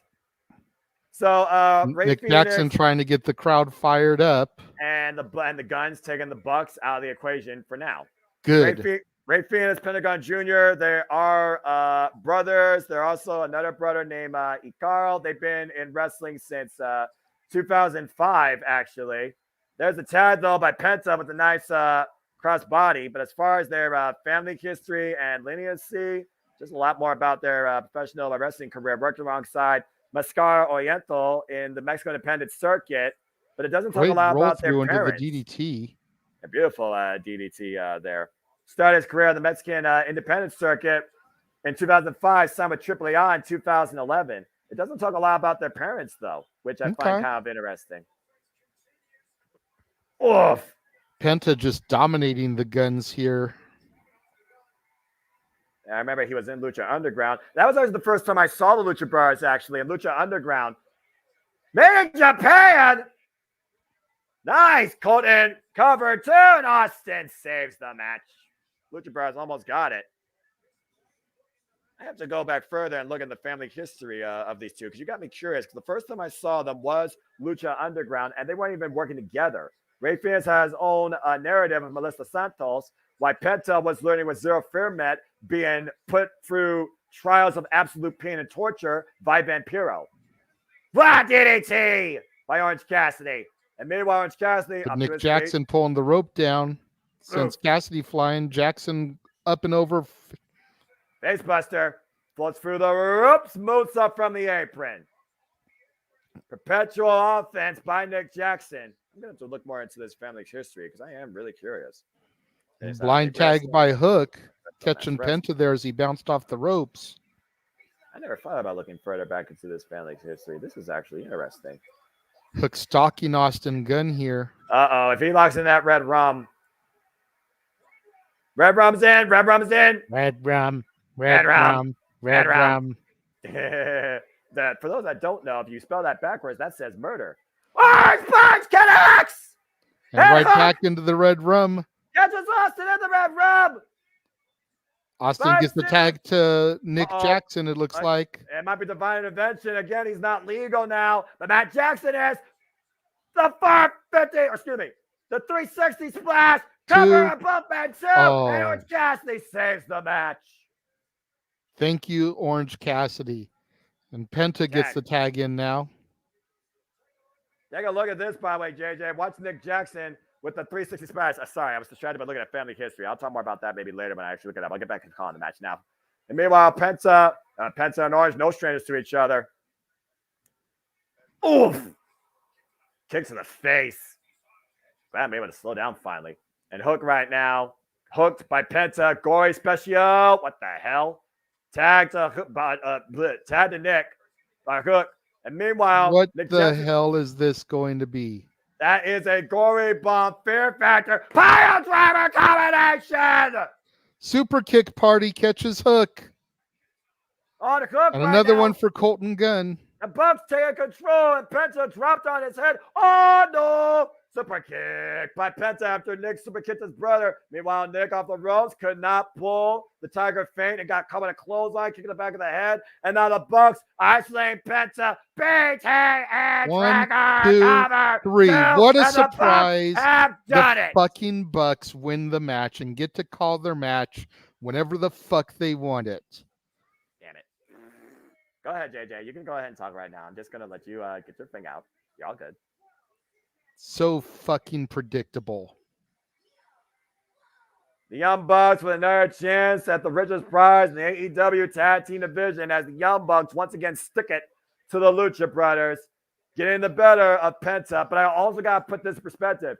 Rey Fenix was taken out of this match in the early going. And I got to wonder what that is going to mean for Wednesday on Dynamite, where Rey Fenix is supposed to defend that title against Nick Jackson. What it's going to mean, Noah, is we're going to have a new international champion and fucking Nick Jackson's going to end up with 3 goddamn belts. Because he's a fucking EVP and he can book himself to do that. Piece of shit. All right. Well, we'll see soon enough if that is to be the case. And we'll also see soon enough who will be on the opposite side of that ring. Will it be Aussie Open or will it be FTR? That is still yet to be determined here tonight at Wrestledream. Oof. As we take a moment to breathe here as the Young Bucks once again delivered a super kick party. And we'll see also if Hangman Page brings all the cowboy shit possible to Seattle. Looks like Jim Ross is tagged out. Tony Schiavone's taken over. Yeah. And Tony Schiavone, a legend of the industry. I swear, it doesn't look like his voice has changed in freaking 30 years. Ugh. All right. Well, anyway, that being said, again, as we honor Antonio Inoki and celebrate his legacy here at the first ever Wrestledream, let me say this truly has been a Wrestledream for me, calling this with JJ and calling it with all you hear. It's been a bunch of media. But now we're going to go to whose house? Run's house. That too, but also Swerve's house. As Swerve Strickland looks to defy Cowboy shit and goes one-on-one with Hangman Adam Page. We're going to see truly if this anxious millennial cowboy is content or has a fire been lit up back underneath him. All right. Oh, man. Joey Perez, don't blame you. It's a good night to get pizza. I'm going to continue looking up the history here. Penta Miero, former AEW early life. Here we go. Born in Axapala, Veracruz, Mexico. It's unclear also exactly how many brothers and sisters he has become. It doesn't even talk about their parents, which I find rather interesting. A man behind the Penta Jr. mask has never been unmasked in the ring. Not much is known about his previous history beyond what has been revealed by the man himself, which is tradition in Lucha Libre. You know what? That's actually fair because honestly, in Lucha Libre, you not only hold your identity a secret, you hold your family history, I think, a secret too, unless you choose to share it. So I guess the first thing you need to know, Pentagon Jr. and Rey Fenix are born out of the same family, and they've always coexisted somehow in Lucha Libre wrestling. And apparently it's always in their hometown. Huh? I love AEW's freaking subtitle committee. They're brilliant. Heyman Adam Page. Can someone just get a screen cap of every Heyman Adam Page, like a little subtitle graphic? I want to see how many different ideas they come up with. Well, anyway, as Heyman Adam Page again looks to rise to the occasion and looks to give us the absolute best of Hangman, while he's been saying that a dark cloud has been looming over him pretty much his entire career, and we are in the state of Seattle where it usually rains a lot there. Swerve Strickland looks to once again raise his own aspirations of becoming the first ever Black AEW World Champion and looks to take Heyman Adam Page's spot by force if he's not willing to give it up.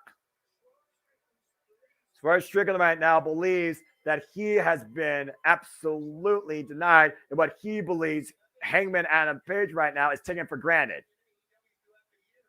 Whose house? Welcome back home. Oh, and here we go. Prince Nana's about to be on the screen. Damn it.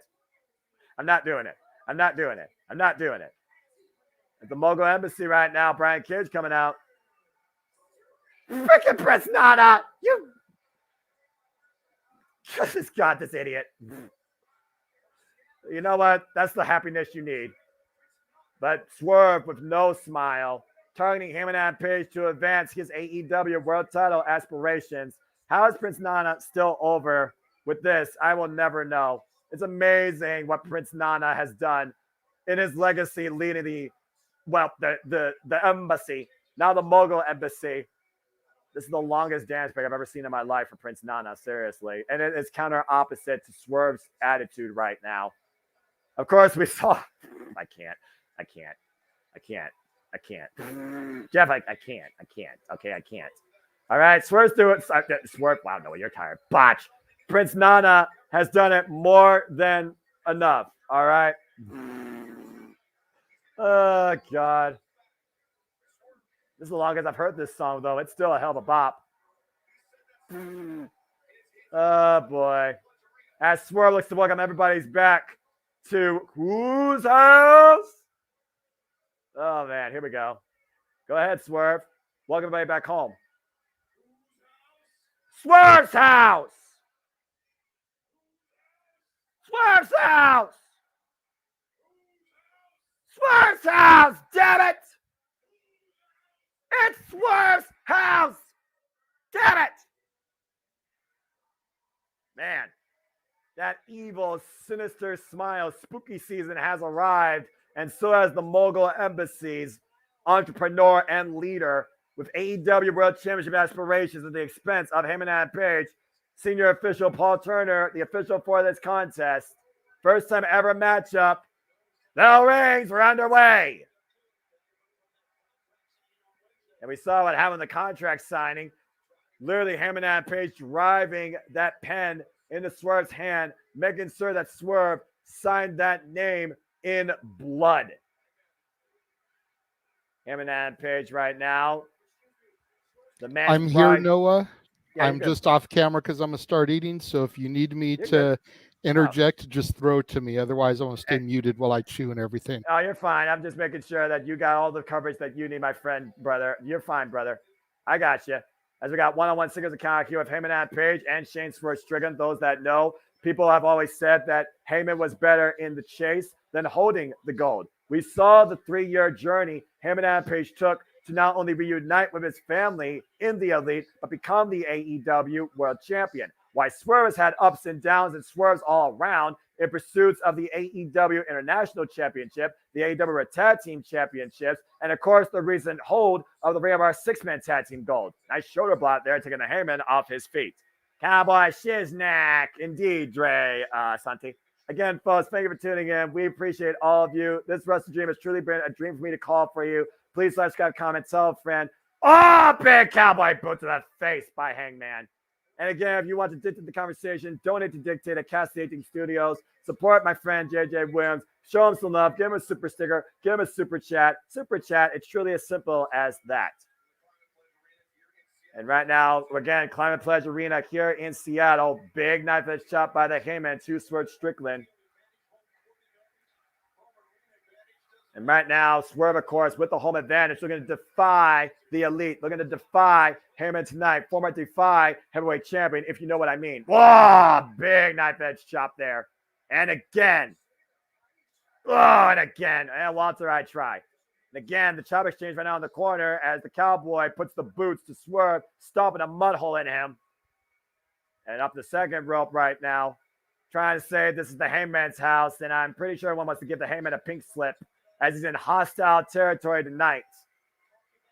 Swerve said himself, Heyman, you are in the Lion's Den. You are in Swerve's house. You are in Seattle. And if you had a looming black cloud over you, it rains a lot in Seattle, and you literally might have a flood rain upon you. I got to consider if Swerve wins this, he would have to be in AEW Championship contention. And Swerve off the corner again. The waist lock, the turnover. Waist lock release up and around, catching Hangman. And that hybrid style with the takeover T. Harris taking Heyman off his feet. And now Swerve up inside. Oh, God. Single leg boot to the face. And right now, Heyman checking for blood. Maybe checking his teeth. And Swerve in the cover. Paul Turner gets a 2 count only.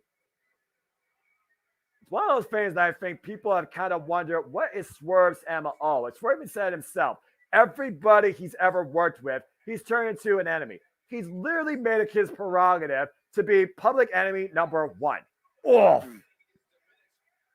He's also sacrificed everything for this industry. He's sacrificed family. He's sacrificed his fiance. He says that he knows what Heyman chooses to go through, the mental toll. Yet Heyman, of course, has a family of his own. And right now, Swerve off the second rope. Oh! Beautiful spinning back elbow strike to the back. And what the hell is that? All right, I guess that's some sort of dance I don't know. I don't understand you millennials and your dance crazes, but I digress. King, I seriously need you to bring up to speed here in this generation's form of entertainment viral. Thank you. Nice net breaker there by Swerve, taking Heyman down and once again maintaining and swinging the hips. This is not Three Amigos. I'm not sure what Swerve is going for here. And once again, working the neck of the Heyman. Oh, Heyman, they'll counter the waist slap. I'm looking for a German suplex. Heyman again, though, countered again by Swerve. Reversal, standing exchange. Suplex release. Heyman lands on his feet. Might treat the angle there. Another cowboy boot. Sends Swerve up the rope. Swerve falls in with the elbow strike, a forearm. And catches the Heyman up and around for the scoop slam. Heyman, though, counter. And there's the power. Far away through by that wide cowboy. And the booze rain out of Seattle. Woof. And Heyman Page right now trying to will himself quite literally back in this match. Big old kip up by the anxious millennial cowboy here. Looking to bring the best of Heyman, which might be the worst thing for Seattle tonight. And Heyman looking to follow up off the corner. Triangle clothesline. And Swerve goes down, lands on his feet. Again, you got to bring him back inside the ring, though, to win this match. Heyman over the top with the plunge up loose. Swerve gets out of the way. And Swerve pop up. Oh, God, apron bomb. And still got him. Oh, God, against the barricade. Hard to the spine. Heyman and Page, who overcame the likes of Jon Moxley earlier this year at AEW Revolution, Texas Death Match. And, of course, the Elite One, Blood and Guts earlier this year, as if the outside moonsault and connects fully with it on the floor to Swerve Strickland. And now bringing it back inside the ring, pushing the pressure on Swerve. Taking his move, the pop-up power bomb, sit out cover, 2, no! Not quite enough there. Trying to get both legs over the shoulders, wasn't able to fully get the full body weight on them. Again, that Asai moonsault, such an effective maneuver that the Heyman hits. Really doesn't ever miss that. And Swerve planted, but somehow able to survive that sit-out powerbomb.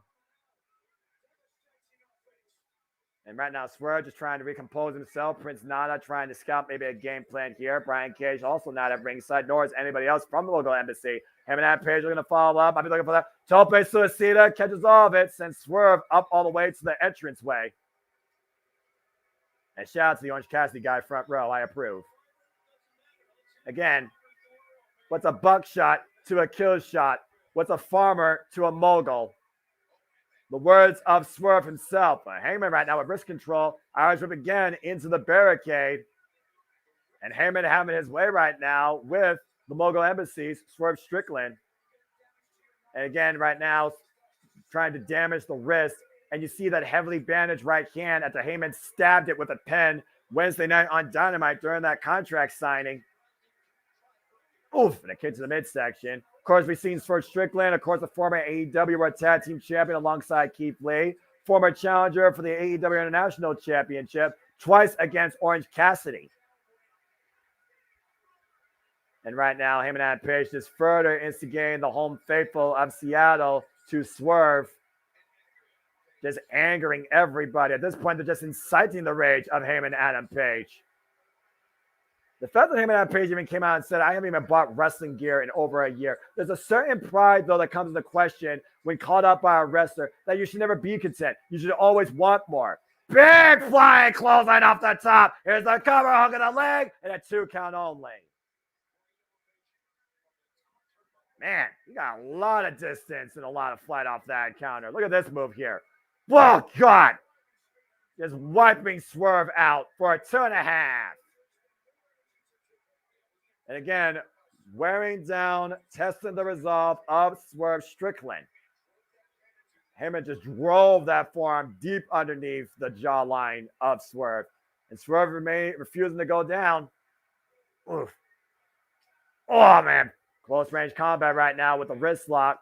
Forearm exchange here between Swerve and Hangman. And meanwhile, discus elbow. Whoa. Then big step up it. Big enziguri. And waist lock. German suplex.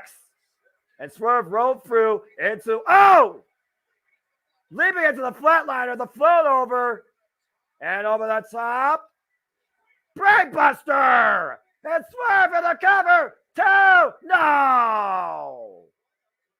Good Lord, great competitive exchange here between the Hangman and Swerve.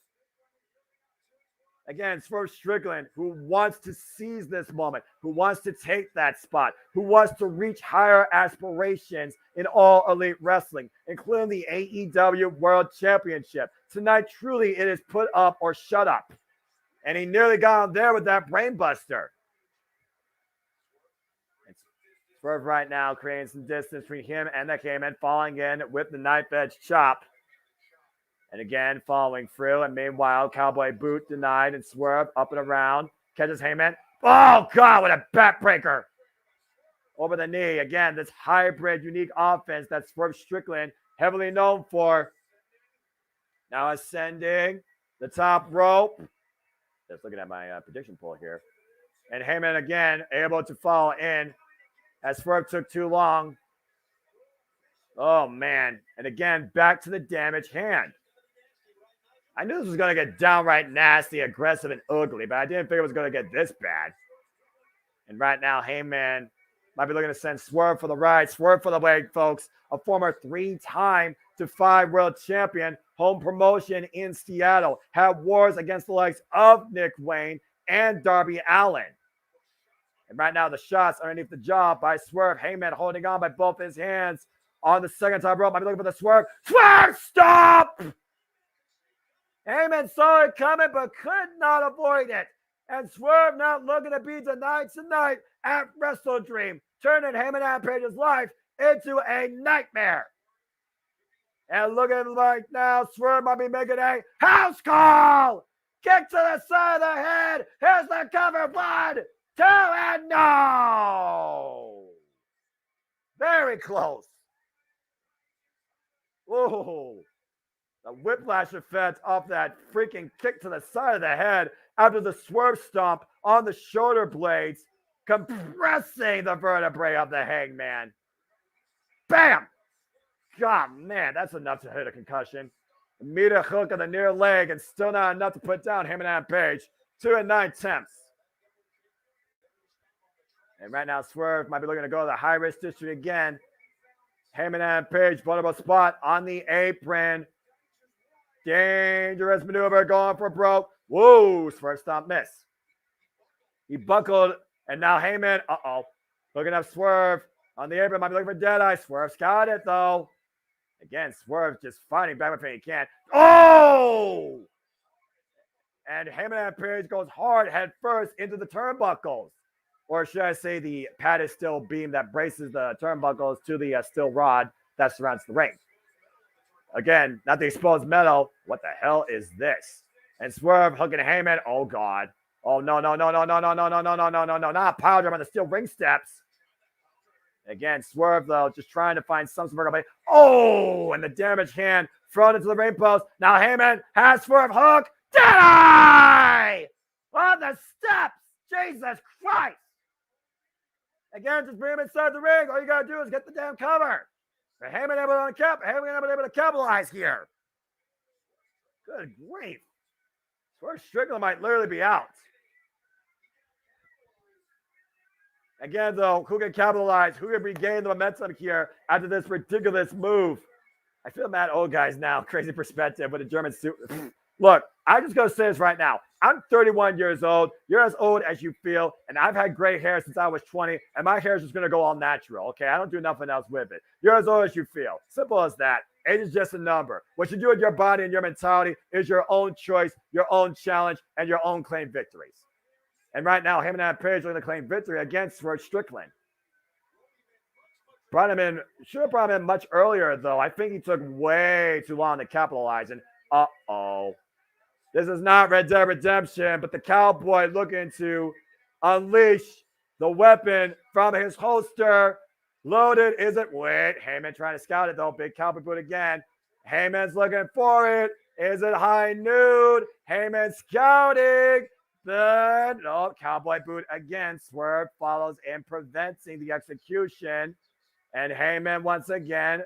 Cowboy boot caught this time, though. Oh! Open-handed shots exchanged by both men here as Swerve still holds a leg with the Heyman. And now, oh my God! And Heyman literally biting the hand out of Swerve, taking a bite of his competition. Again, trying to take any advantage possible against Swerve Strickland. Now creating distance, looking for it. Buckshot counter, drop toe hold. Incredible counter by Swerve. Now Swerve looking to trap the arm. And look at the psychotic vision of Heyman and Rampage in the grips of Swerve. As Swerve right now looking to dislocate the arm of the Hangman. Oh my God, your arm's not supposed to bend like that. Oh no. Oh my God! Oh my God!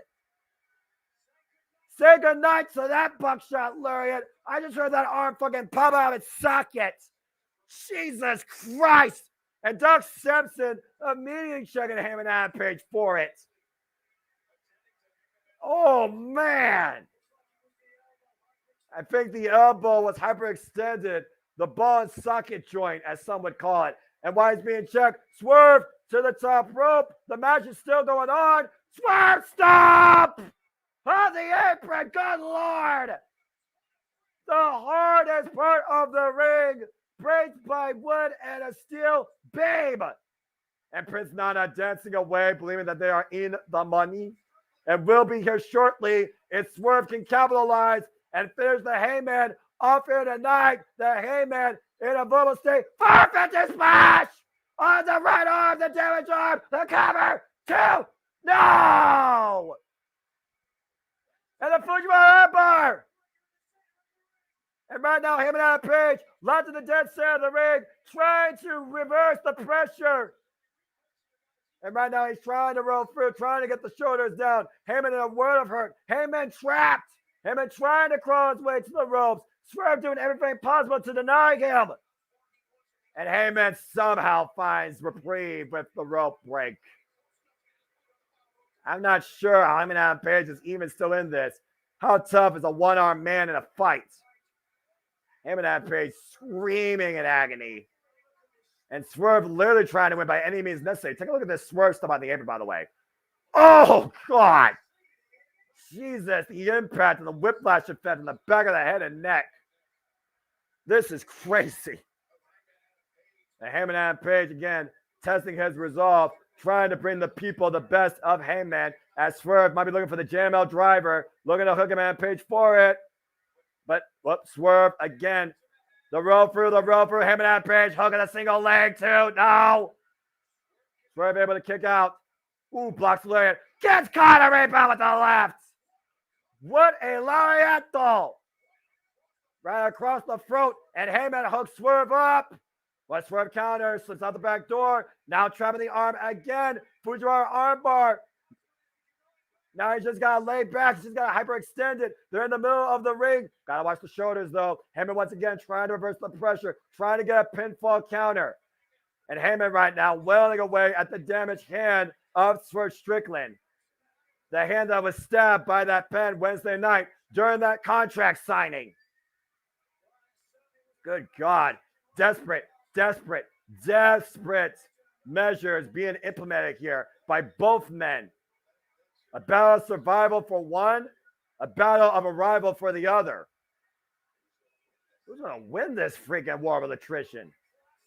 This is a classic that Nogi will be proud of, as only the strongest spirit will be victorious here tonight at Wrestledream in this match.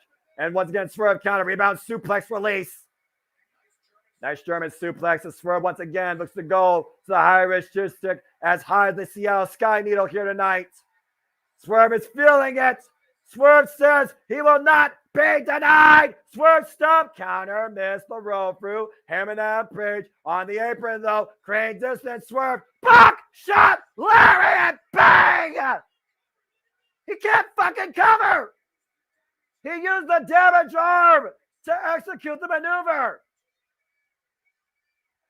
Heyman Adam Page literally calling his last shot possibly in the barrel as he finally hooks the near leg. Paul Turner, 1, 2, and the leg on the bottom row. But did Prince Nana do it? I don't know. Did Prince Nana do it? Did he catch him? Uh-oh. I think he caught him. Is Paul Turner going to do it? Paul Turner, I mean, if he saw it. I think Paul Turner saw Prince Nana put the foot on the bottom rope. And Paul Turner is, Heyman, Heyman's going after Prince Nana.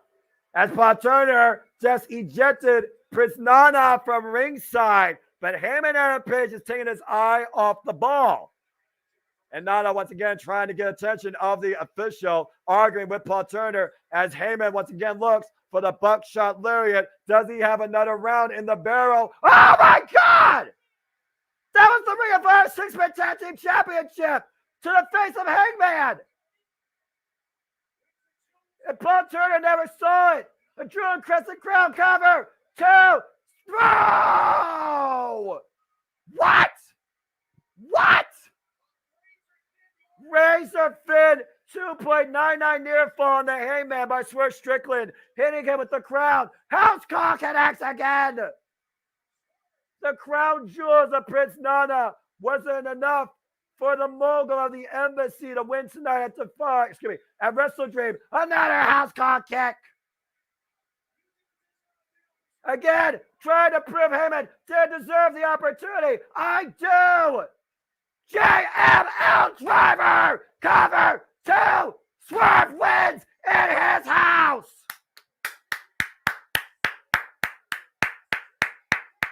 Holy hell. What a freaking match. What a freaking match. And the entire Climate Pledge Arena is in the money. And everyone's Prince Nana-ing as the victory goes to the owner of whose house? Swerve's house. What a freaking match. My God. And I think it's safe to say Swerve deserves that fucking spot.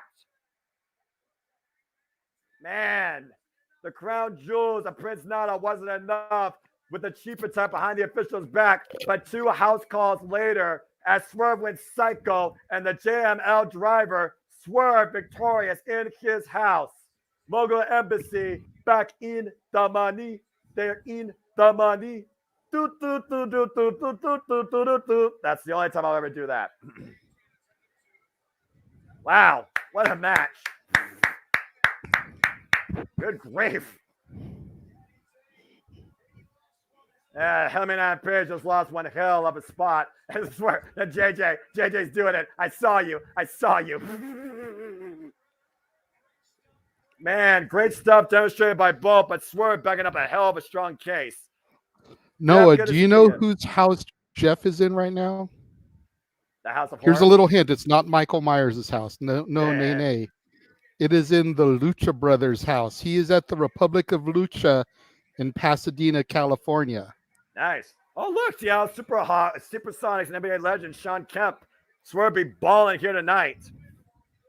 Man, what a huge win for Swerve over former AEW World Champion. Oh, my gosh. And the action continues to unfold as we see who rises to the occasion. Swerve won in his house, but will Ricky Starks absolutely put Wheeler Yuta down and keep him down? It's a grudge match. Ricky Starks versus Wheeler Yuta is next.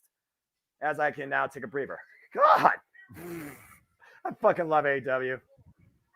Lord have mercy. Jeff, you're muted. Botch. Amazing job carrying the match, as always, my brother. Thank you for covering for me while I ate my din-din. Y'all are nice. Oh, all right. Jeff knows he's on mute. He tried to signal that it was way too loud there to really hear us. So, Gotcha. Because the Republic of Lucha always has the pay-per-views and the TV shows running when the Lucha Brothers are performing to kind of make it like a watch-along type of party vibe. So gotcha. They've probably got the show cranked up on the PA system and everything, representing the Lucha Brothers. Fair enough. Can you all hear me right now? Yes, sir. Okay, cool.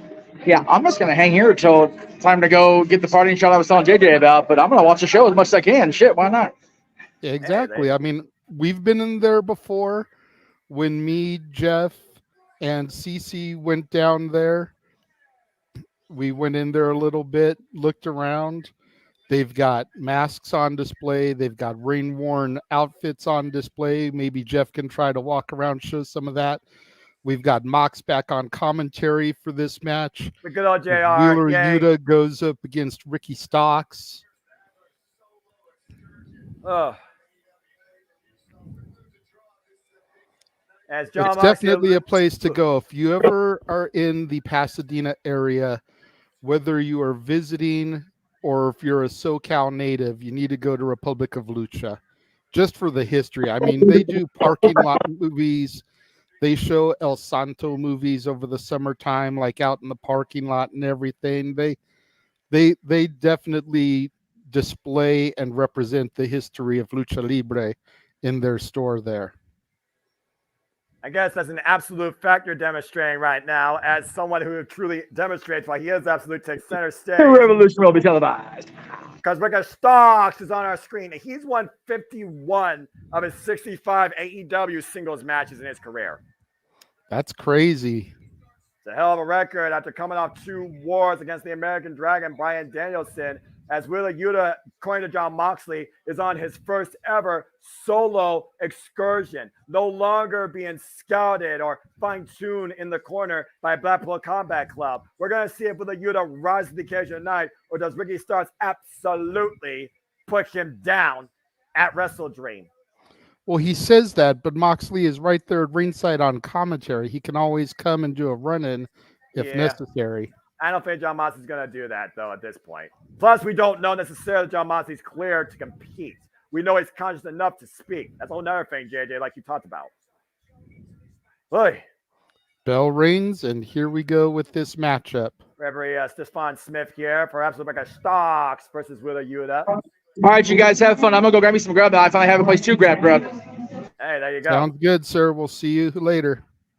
Thank you, brother. Appreciate you. Now that I'm here, I'll be checking in periodically more often.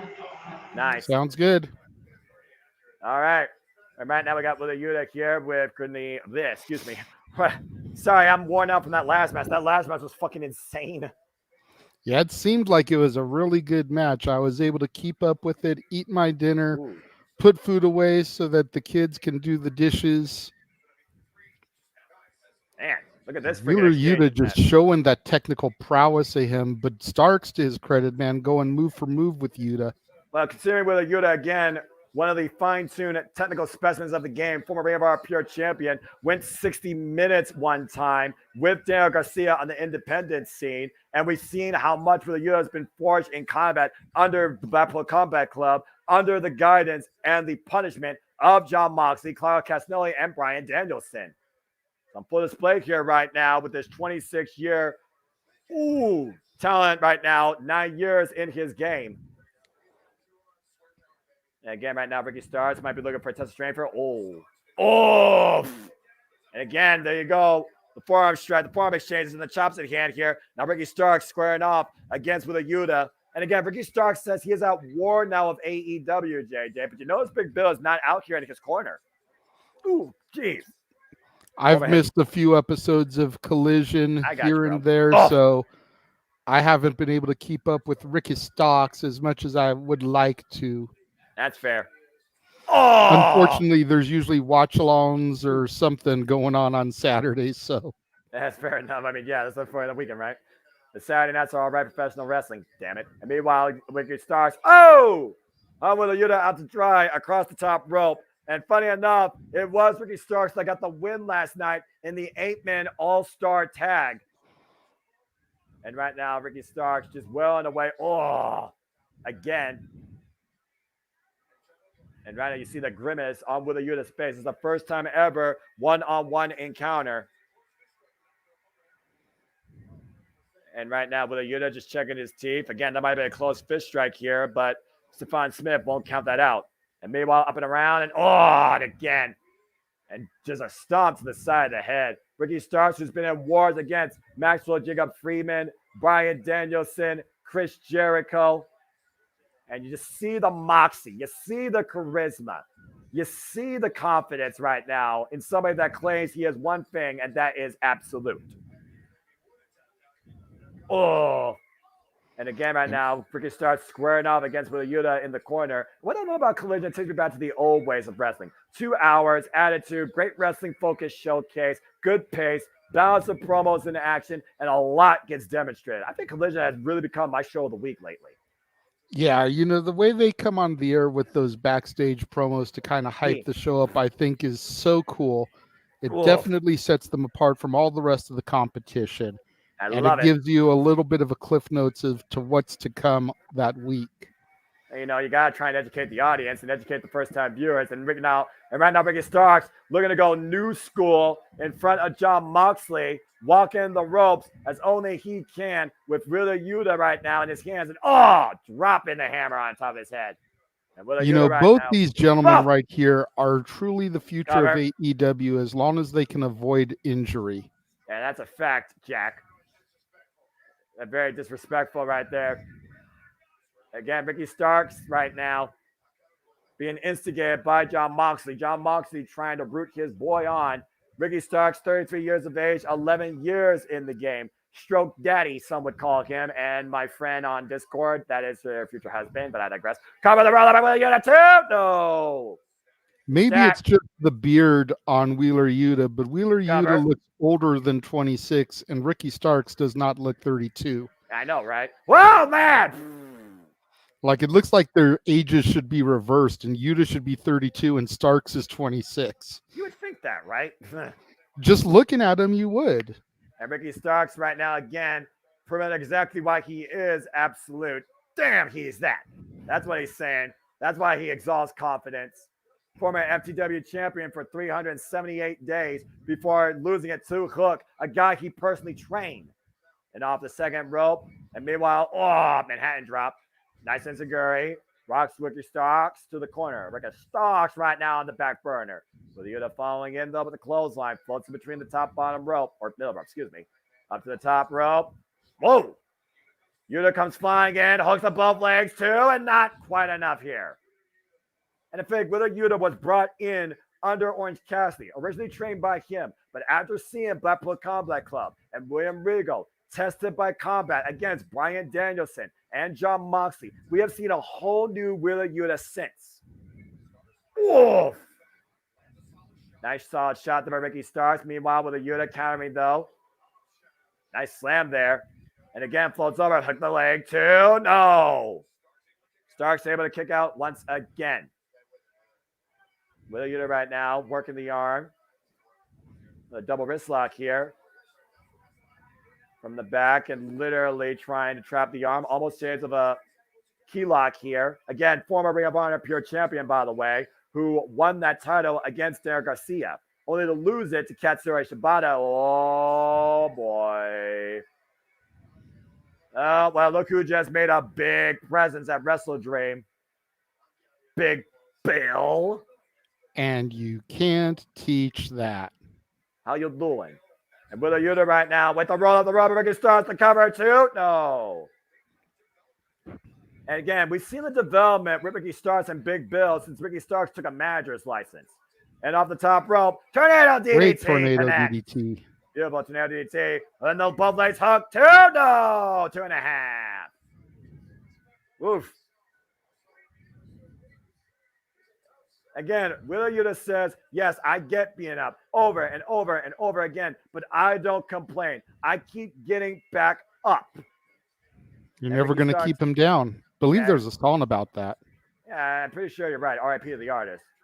I don't think it's going to take a whiskey drink, though. Meanwhile, pop up. Uh-oh. Got caught. Oh, God!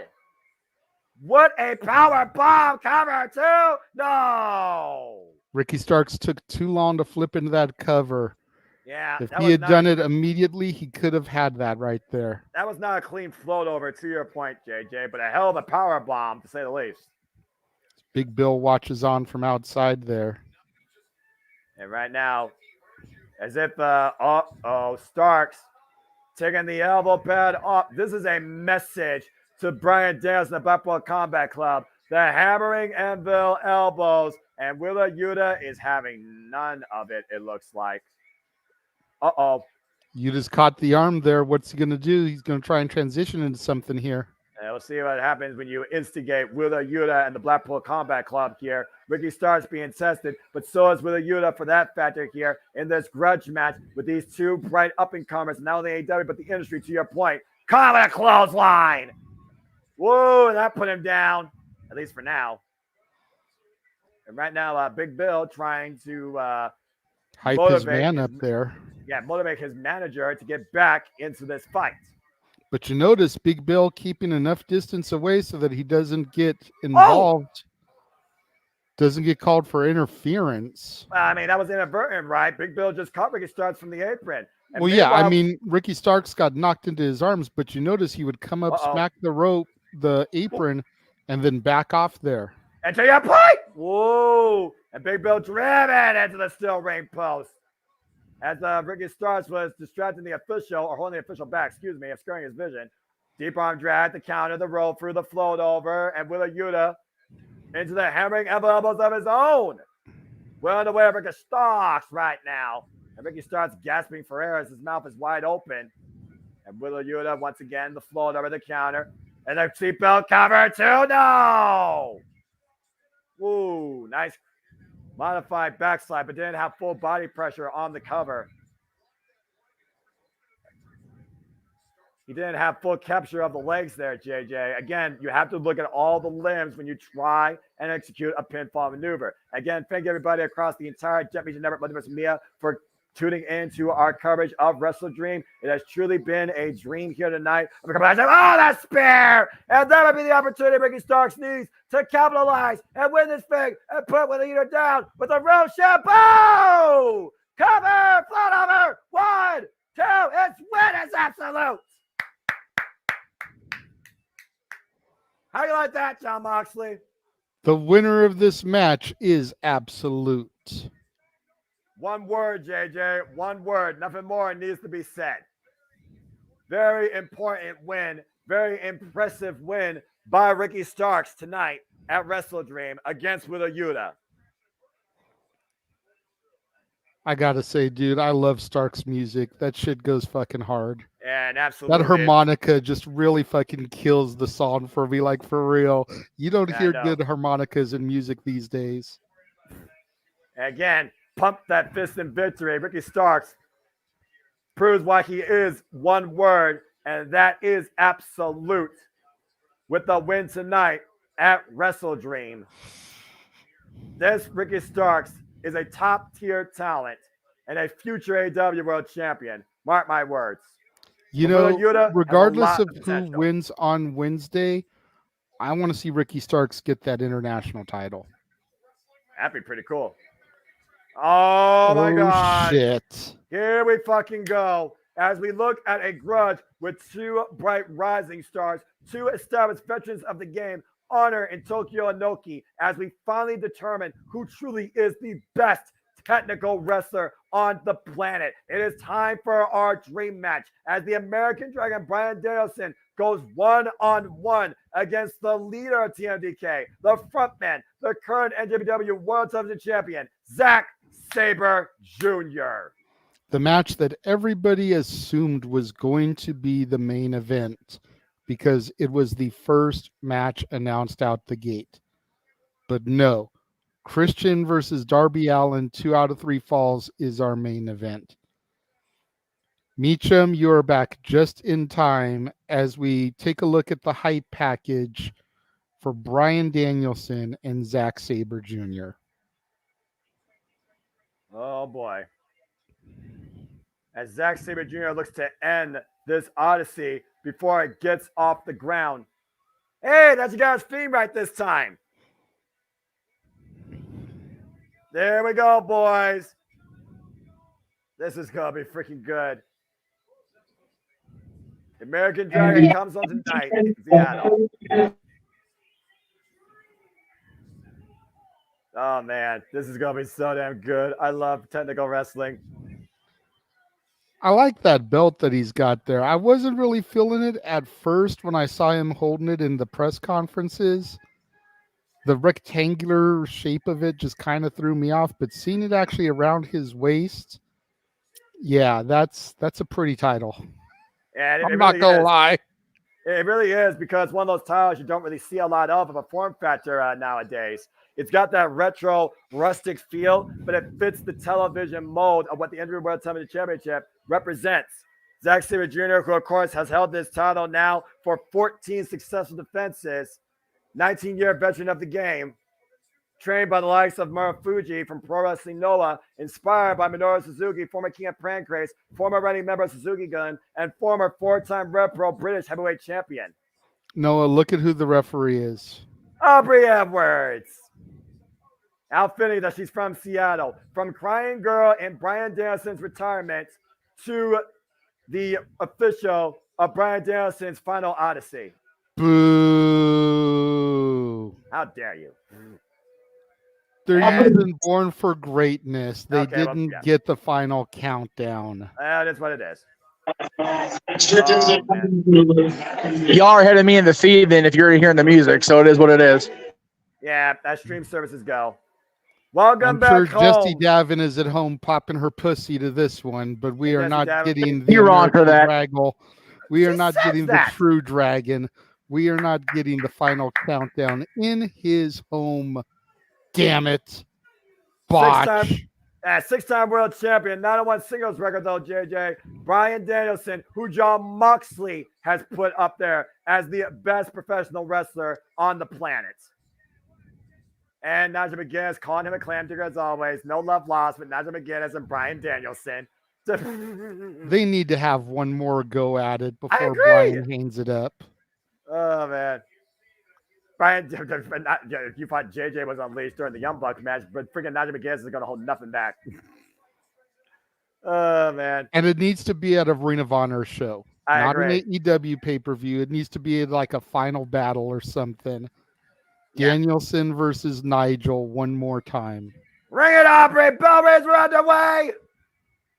Oh, man, I'm so fucking pumped for this. Bryan Danielson, 23-year veteran of the game, on his final odyssey, literally narrating it as Odysseus, looking to go into That was the bell for me. That's how far behind I am. That's all right, brother. And right now, they're slowly moving in. We're going to find out finally 1 year in waiting and over 13 years in the wondering since their last encounter who the best technical wrestler on the planet is. Bryan Danielson said himself, nobody in this world wrestles like Zack Sabre Jr. And right now you just see both men here just trying to find a hold, just trying to find a limb to pick. And Bryan Danielson picking the left leg. And oh, this is truly the human game of chess at its highest degree. This is technical professional wrestling at its highest point in this era.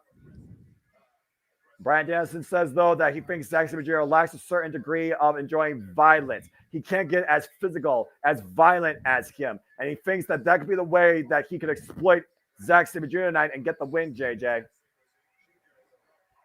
It's fair. And right now, Zack Sabre Jr. countering the attempted wrist lock here. Again, Zack Sabre Jr. has so many different ways he can trap you, whether it's Clocky Cat, a long way from home, double leg Nelson, European clutch. Bryan Danielson, of course, has the label lock, cattle mutilation, the psycho knee. And both these men have been highly active in their wrestling careers this year alone. Zack Sabre Jr. non-stop across New Japan Pro Wrestling, AEW, and Ring of Honor, defending the WWE World Television Championship after winning it. His first singles title in 6 years. His first ever singles championship in New Japan Pro Wrestling. Won this year at Wrestle Kingdom against Randa Rita in front of Katsuyori Shibata. And right now, Bryan Danielson getting the better of that subtle exchange here. The last time these two met was back in 2009. Zack Sabre Jr. won during a match at WXW. And that was just in front of maybe 300 people, if that. And they were still both very young in their technical mastery. And right now, once again, trying to drop into this relation and drops the arm. Bryan Danielson with the drop down, looking for the hip toss. And Zack Sabre Jr. counters. Might be looking for a ground cobra or domino stretch. But Bryan Danielson preventing the execution of the hold. Now, Bryan Danielson countering into one of his own. And Zack Sabre Jr. again. Some call him the vegan Hydra, a freaking udon noodle, with the fact that Zack Sabre Jr. has a mental clock. And meanwhile, the road through, caught up the cover, 2 count by Aubrey. This is just a gorgeous display of technical wrestling, Noah. Yeah, I know. If I knew we could just stay silent for this, I would. This is why I love this. They talk about technicians, Dean Malenko, Eddie Guerrero, Chris Jericho, Owen Hart, Bret Hart, Kurt Angle, Minoru Suzuki, Antonio Inoki, Chris Benoit, Josh Barnett, as you saw earlier today. In one fluid motion, Zack Sabre Jr. has taken control. And you see the cravat right now, and also still trapping the leg. I want you to look at the way Zack Sabre Jr. changes his body, changes the hold. Now Bryan Danielson might be looking for an Indian death lock. Zack Sabre Jr. has been taught where if you can't try and get somebody submitted in 6 seconds, you change the hold up. So watch how much Zack Sabre Jr. transitions the way he manipulates his body in trying to control Bryan Danielson. And right now you see the cravat. Well, again, Sabre definitely aware of those submissions that Danielson was putting Whoa! Great escape by Zack Sabre Jr. there. To your point, the bridge by Bryan Danielson. Might have been looking for a figure eight of sorts. Greco, and right now, got a knuckle hold here. Reversal again. What the hell? Both legs are trapped, and both men bridging. Are you fucking kidding me? Whoa. And now Zack's got the better of Bryan Danielson. Let's not forget that right arm might not be 100% healed. Bryan Danielson countered the Fujiwara armbar. Zack Sabre Jr. float over through and stalemate.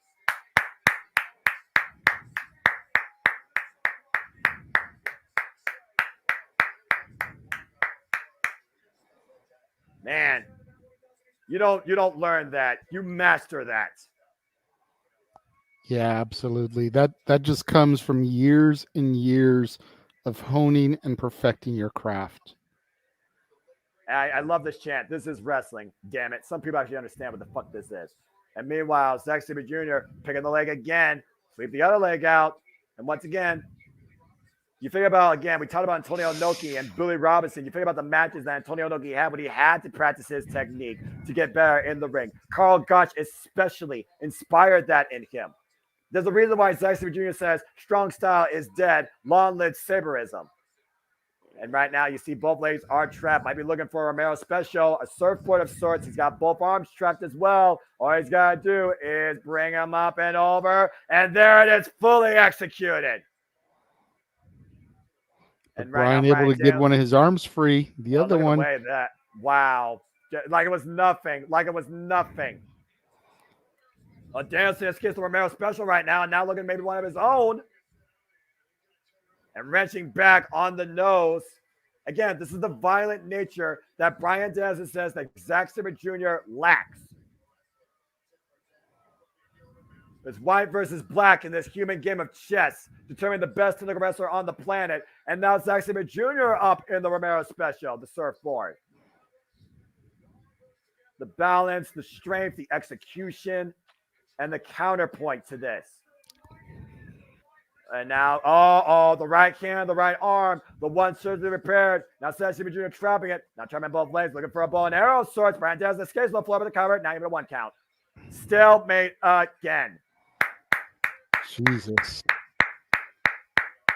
This is freaking amazing. This is fucking professional wrestling, damn it. Woof. Every time you think somebody has a sense of control, there is a counter measure, not a counter punch, a counter measure by the other. Neither man has been able to get advantage. Again, at the Federal Match, these two have not met since 2009. Put that in perspective. 14 years ago. They have no idea how far each other has grown. But that's what they're out to prove tonight. Who is the best technical wrestler on the planet? Their arms trapped right now between the top rope. And Zack Sabre Jr. again composed. Oh, big uppercut. And the first actual physical strike of this match, JJ. I think Bryan Danielson liked it. All right, now we're going to see how these two can handle a bit of a physical game. Oh, big uppercut there again for Bryan Danielson now. And we'll see if he has the same fortitude to come back from this. Another big uppercut exchange. Trying to take advantage here. You see Bryan Danielson, by the way, sporting the colors of his Seattle Seahawks, of course, tonight, the blue and the green. While Zack Sabre Jr. sports the black and orange of TMDK. Look at the way that Bryan Danielson is using his left arm, by the way, for the uppercuts, not his right. He is more dominant with his right. But again, the right is still recovering from injury. And now Bryan Danielson is trying to use the right hand. And you see the stinger effect, and Zack Sabre Jr. immediately capitalized with a picture-perfect shot to the right forearm. Oh, and right now, trapping the arm. Uh-oh. Oh, God! This is stop. God. Oh, that looked like it was horrible. Ooh, and that is the turning point of this match, JJ. God. Uh-oh. Let's go ahead and look at the stop again. Ah! We have to? I mean, this is professional wrestling. You got to see the turning points of this match. And now Zack Sabre Jr. trapping the arm in his leg, hammerlocking it. Uh-oh. Oh, no. Oh! Jesus. From a That's neck one way to cranking. snap his arm again. Yeah, he usually does that around the neck. He cranked his right arm. He's twisted in every way possible that doctors didn't even consider. And again, that is the arm he broke against Kazuchika Okada and still wrestled beyond 10 minutes. And right now, Zack Sabre Jr. once again exploiting the right arm. A little bit of joint manipulation from Minoru Suzuki. Be proud of this. Oh, God. Watch the way the digits bent. Oh, no. Ah! God! Jesus! That's one way to make a wish and not get it granted. Damn. Bryan Danielson again. He said he's going to go down. He is going to go down fighting on the most epic odyssey you ever seen. But Zack Sabre Jr. has threatened to end this odyssey before it even begins tonight. Watch the way that he bends back the fingers. Look at that. Look at the angle. Straight up. It reminds me of Pete Dunne. Yeah. Oof. And you heard the snap, struggle, and pop. And I only say that because I'm not that familiar with Zack Sabre Jr. I'm sure Pete Dunne probably took that from him. Studied him. But yeah, that's what that makes me think of is Pete Dunne with that joint manipulation. Yep, out of the corner. Meanwhile, drop toe hold, able to counter into a single leg crab. It's one of those things where I'm not sure one learned it from what, but I know this. Antonio Inoki was the trailblazer that led in this style of grappling arts, courtesy of Karl Gotch. Karl Gotch is the founding pioneer of this style of wrestling, passed down to the likes of Zack Sabre Jr., Minoru Suzuki, as Bryan Danielson just crammed both the knees of Zack Sabre Jr. into the mat. Again, Bryan Danielson was able to withstand the onslaught of Kazuchika Okada and stop the reign. The resilience of the American Dragon is unmeasurable. And right now, Dragon Screw Leg Whip. Yeah, that move has to suck. It does. And once again, going back to the leg. Oh, Jesus. That was bad. That was a bad one. The toes were planted in the ring on that. The angle contorted. That was one of the most vicious Dragon Screw Leg Whips I've ever seen. Sorry, Tanahashi. And again, Zack Sabre Jr.'s left labia works over here. No, he counter. God, there's the neck crank. Picture perfect drop kick in the back of the head and neck. Oof. You've got to love and hate Aubrey Edwards for the same reason here. And this isn't just traditional Aubrey hate. Bear with me here for a moment. But her facial reactions are so priceless for some of those devastating maneuvers. But they're also very distracting as well. And sometimes can take away from the match. Again, it's one of those things where a referee has to try and maintain emotionless and emotional environment. Easier said than done in this day and age, particularly where referees have showcased more of a personality. Allison Lee, Dave Spencer, Earl Hebner, Mike Chioda, Aubrey Edwards, Bryce Rensburg, Rick Knox, Red Shoes Umino of New Japan Pro Wrestling. There's a certain point that even the referee got to realize there's a reason why I'm a fucking referee in the first place. I'm a fan of this shit. And meanwhile, Bryan Danielson looking to hook Zack Sabre Jr. up, hammering elbows while Zack is perched on the top rope. Right to the side of the head and neck, the right pectoral muscle. Again, Zack Sabre Jr. trained by the likes of John Ryan, Andre Baker, Narumichi Marufuji, and of course, Ogawa.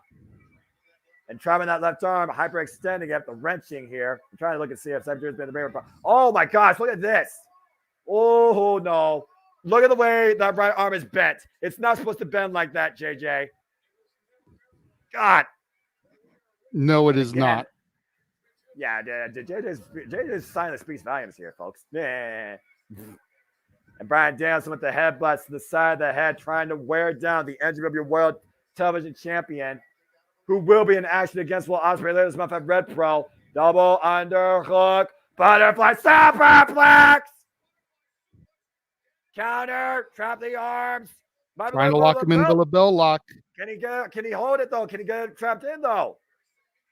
Again, Zack Sabre Jr. able to counter. Then the roll through. Now the roll through again by Bryan Danielson. Still keeping the left arm trapped. Once again, looking for the bell lock. Keeping Zack Sabre Jr.'s body away from the ropes.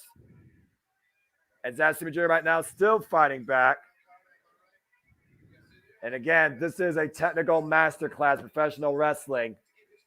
Again, now he's transitioning from the label lock back to the single leg crab while hammer locking the left arm. And that is in tight, JJ. But you see Zach trying to reach out with the arm, the leg close to the ropes, and he was able to get the rope break. Woof. Nigel, come on, man. Be unbiased here, all right? Seriously. Freaking calling Bryan Danielson a clam digger on every occasion. I think Bryan Danielson's final match should be against Nigel McGuinness, if I'm being perfectly honest. I'm just saying. Oh, boy. And meanwhile, Zack Sabre Jr. set up for those kicks. Made famous by the American Dragon himself. And to your point there, Jay, Zack Sabre Jr. has been in the ring before against Pete Dunne and has defeated him, but also shared a loss with him. Oh! Back in 2016 in Progress Wrestling. Good grief. And now Bryan's going to call to kick his fucking head in. Good deal, Jeff. I'm glad to hear that. Of course, Pete Dunne, Zack Sabre Jr. have been across Progress, Over the Top Wrestling, Amp Wrestling, Attack Wrestling, and just raining down stomps to the side of the head and neck of the Amateur World Television Champion, the King of Techers. I love the violence being demonstrated here, but it's calculated violence by Bryan Danielson. And now Bryan Danielson looking to set him up. Is he going to hit the noop? Right, Zack Sabre Jr. counter, though, the roll through. The double leg Nelson. European clutch bridge, 2! Oh, man. Now Bryan Danielson counters his own. Double leg Nelson. 2 count only. And now roll over, the float over again. Bryan Danielson able to count. Now looking for a sleeper. Zack Sabre Jr. rolls through again. Traps the legs. Euro clutch, the cover. 2! Oh, God. Not yet.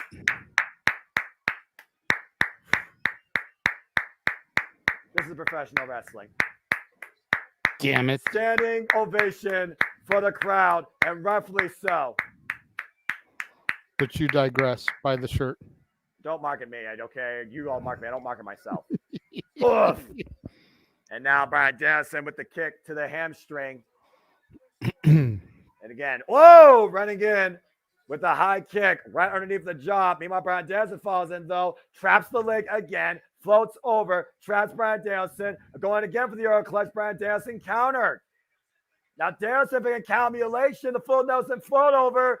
And Zack Sabre Jr. able to counter. But Bryan Danielson still maintaining control. Now going to the hammering elbows.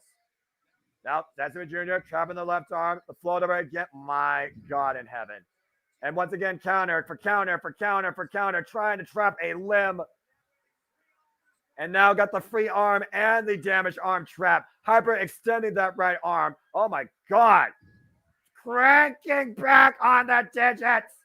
Twisting the fingers. Wrenching the arm. The bone against the bone. Oh my God. This is art. Oh my God. That's a hell of a leg wrench. And Bryan Danielson once again.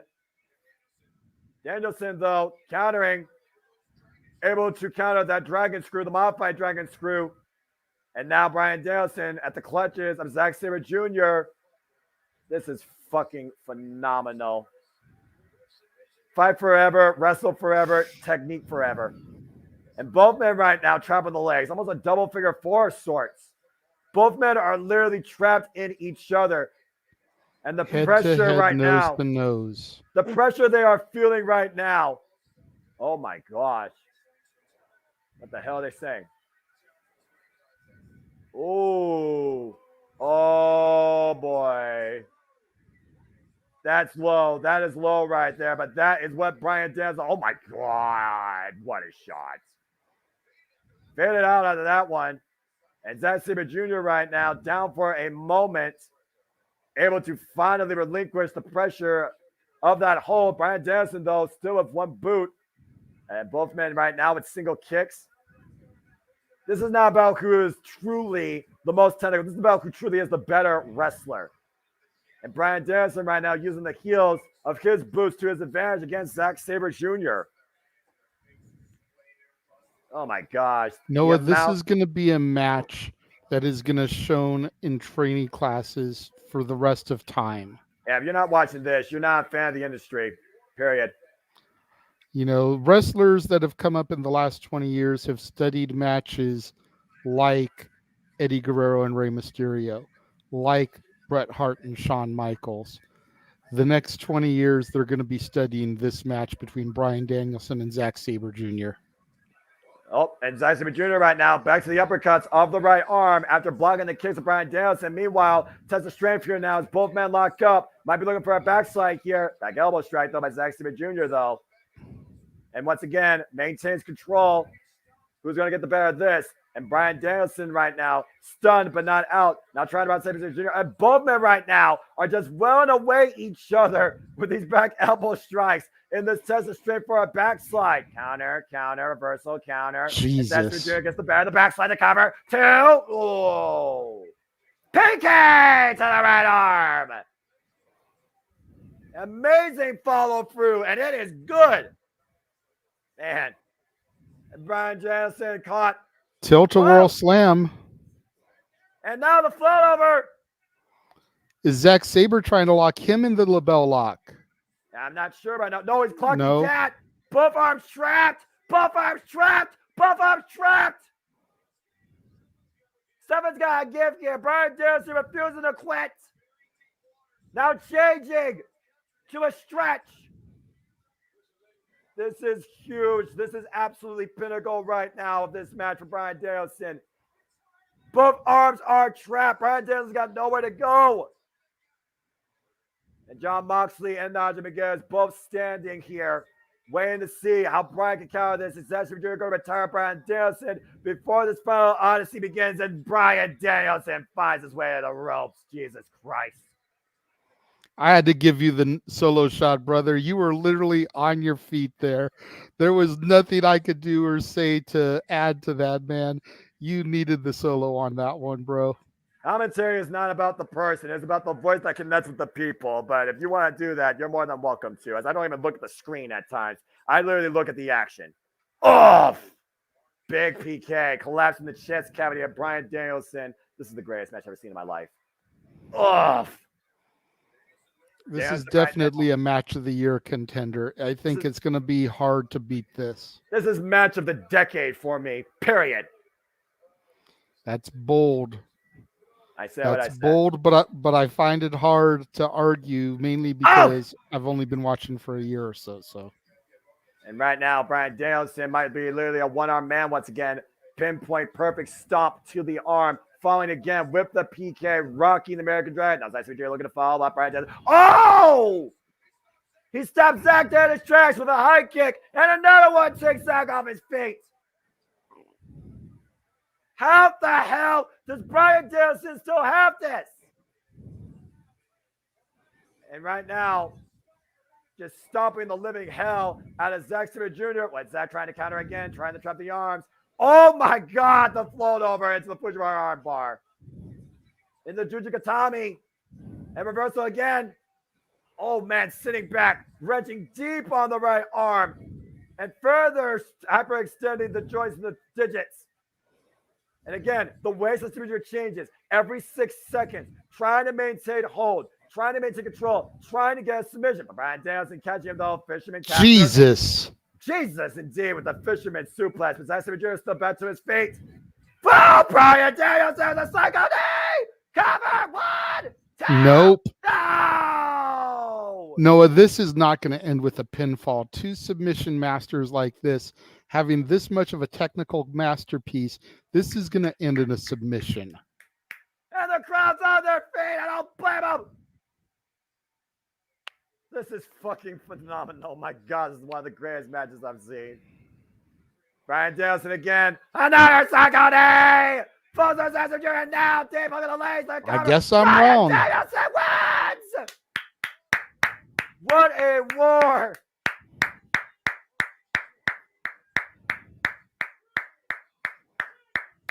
That, professional wrestling fans, ladies and gentlemen, is fucking professional wrestling in the highest goddamn degree.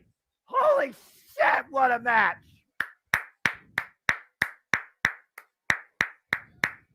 Oh my gosh. It may have literally not been the first ever time, but boy, did this match deliver on every expectation above the word high. Bryan Danielson returns home in triumphant against Zack Sabre Jr. And Bryan Danielson can now say he truly is the best technical professional wrestler on the planet. And he's holding out his arm for respect. The damaged arm, might I add.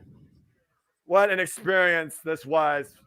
What a match. What a journey. What a Catches Cam clinic. What a chess game. Oh, man. Zack Sabre Jr., though. Oh, come on, Zach. Come on, man. Ooh. Well, it's one of those things, though. Zack Sabre Jr., he's a very prideful man. He also likes to focus on the fact that he is the most technical wrestler.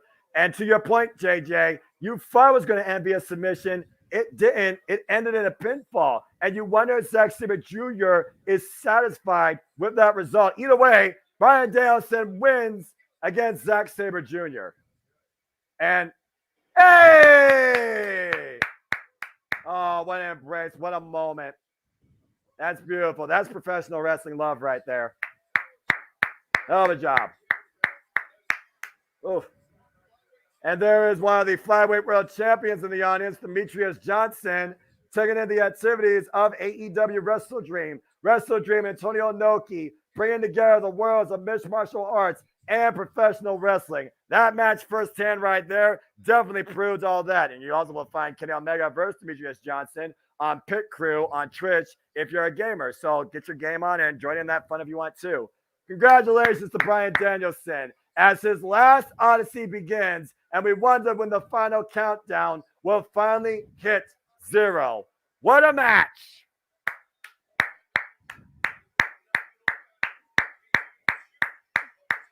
What's up, Jeff?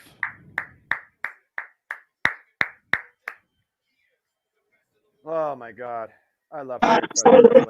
Yeah, I agree. Whoever's after this, Lord AEW will have to apologize and be with the wrestlers down there in Seattle. Amen. Well, speaking of which, as you talk about what's next after this, we go from technical wrestling to a battle of the families. Kenny Omega, Chris Jericho, and Kota Ibushi, a trio of top motivation, take on Sammy Guevara, Will Ospreay, and Konosuke Takeshita. 6-man tag team action is next. Oh my God. How do you fucking follow that shit? So, JJ, goddamn. You follow it with a member of the Elite, excuse me. Oh, Lord. Yes, I'm gonna let you talk. I'm gonna let you all talk for a little bit. So I was telling the Boys Republic of Lucha, JJ, I know we're not going to Full Gear because of the Disney commitment. We got to find a way to go to Ontario. If this is Brian's last Odyssey, we got to see him when he's in town. I'm going to be pissed otherwise. Man. Let's see what happens. It's all about the money. That's true. And it's also all about your AEW traditions as the Ocho, the demo god, the influencer, makes his way inside the building. Say it, Seattle. Oh, my God. That's right. Seattle, Washington is about to have their Judas moment at Wrestledream. As Le Champion, the Painmaker, the Lionheart, the Ocho, the Ayatollah of Rock and Rolla, Chris Jericho makes his way to the ring. Oh, my God. Oh, well. Looks like we got Taz alongside here for the commentary. Of course, the Ocho, Chris Jericho, betrayed by his running mate since day one, Sammy Guevara, who literally called Sammy basically the Judas of his own mind, the Judas of AEW. And while we're at Wrestledream, Chris Jericho's going to make Sammy Guevara's life a living nightmare and make sure that Sammy's dreams never come true. And looks like Aubrey Edwards is hanging around to referee this match as well, Noah. Interesting.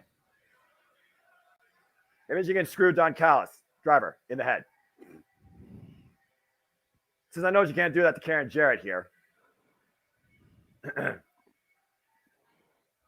Oh, man. I fucking love AEW. This pay-per-view was worth every damn dime once again. Every pay-per-view this year has hit all cylinders. I haven't had a sad bathroom break, bad experience yet. Kenny Omega! Whole store saying it. You gotta love it. Fuck yeah, I love it. Oh boy. There is only one true Omega of the industry. Kenny. Oh!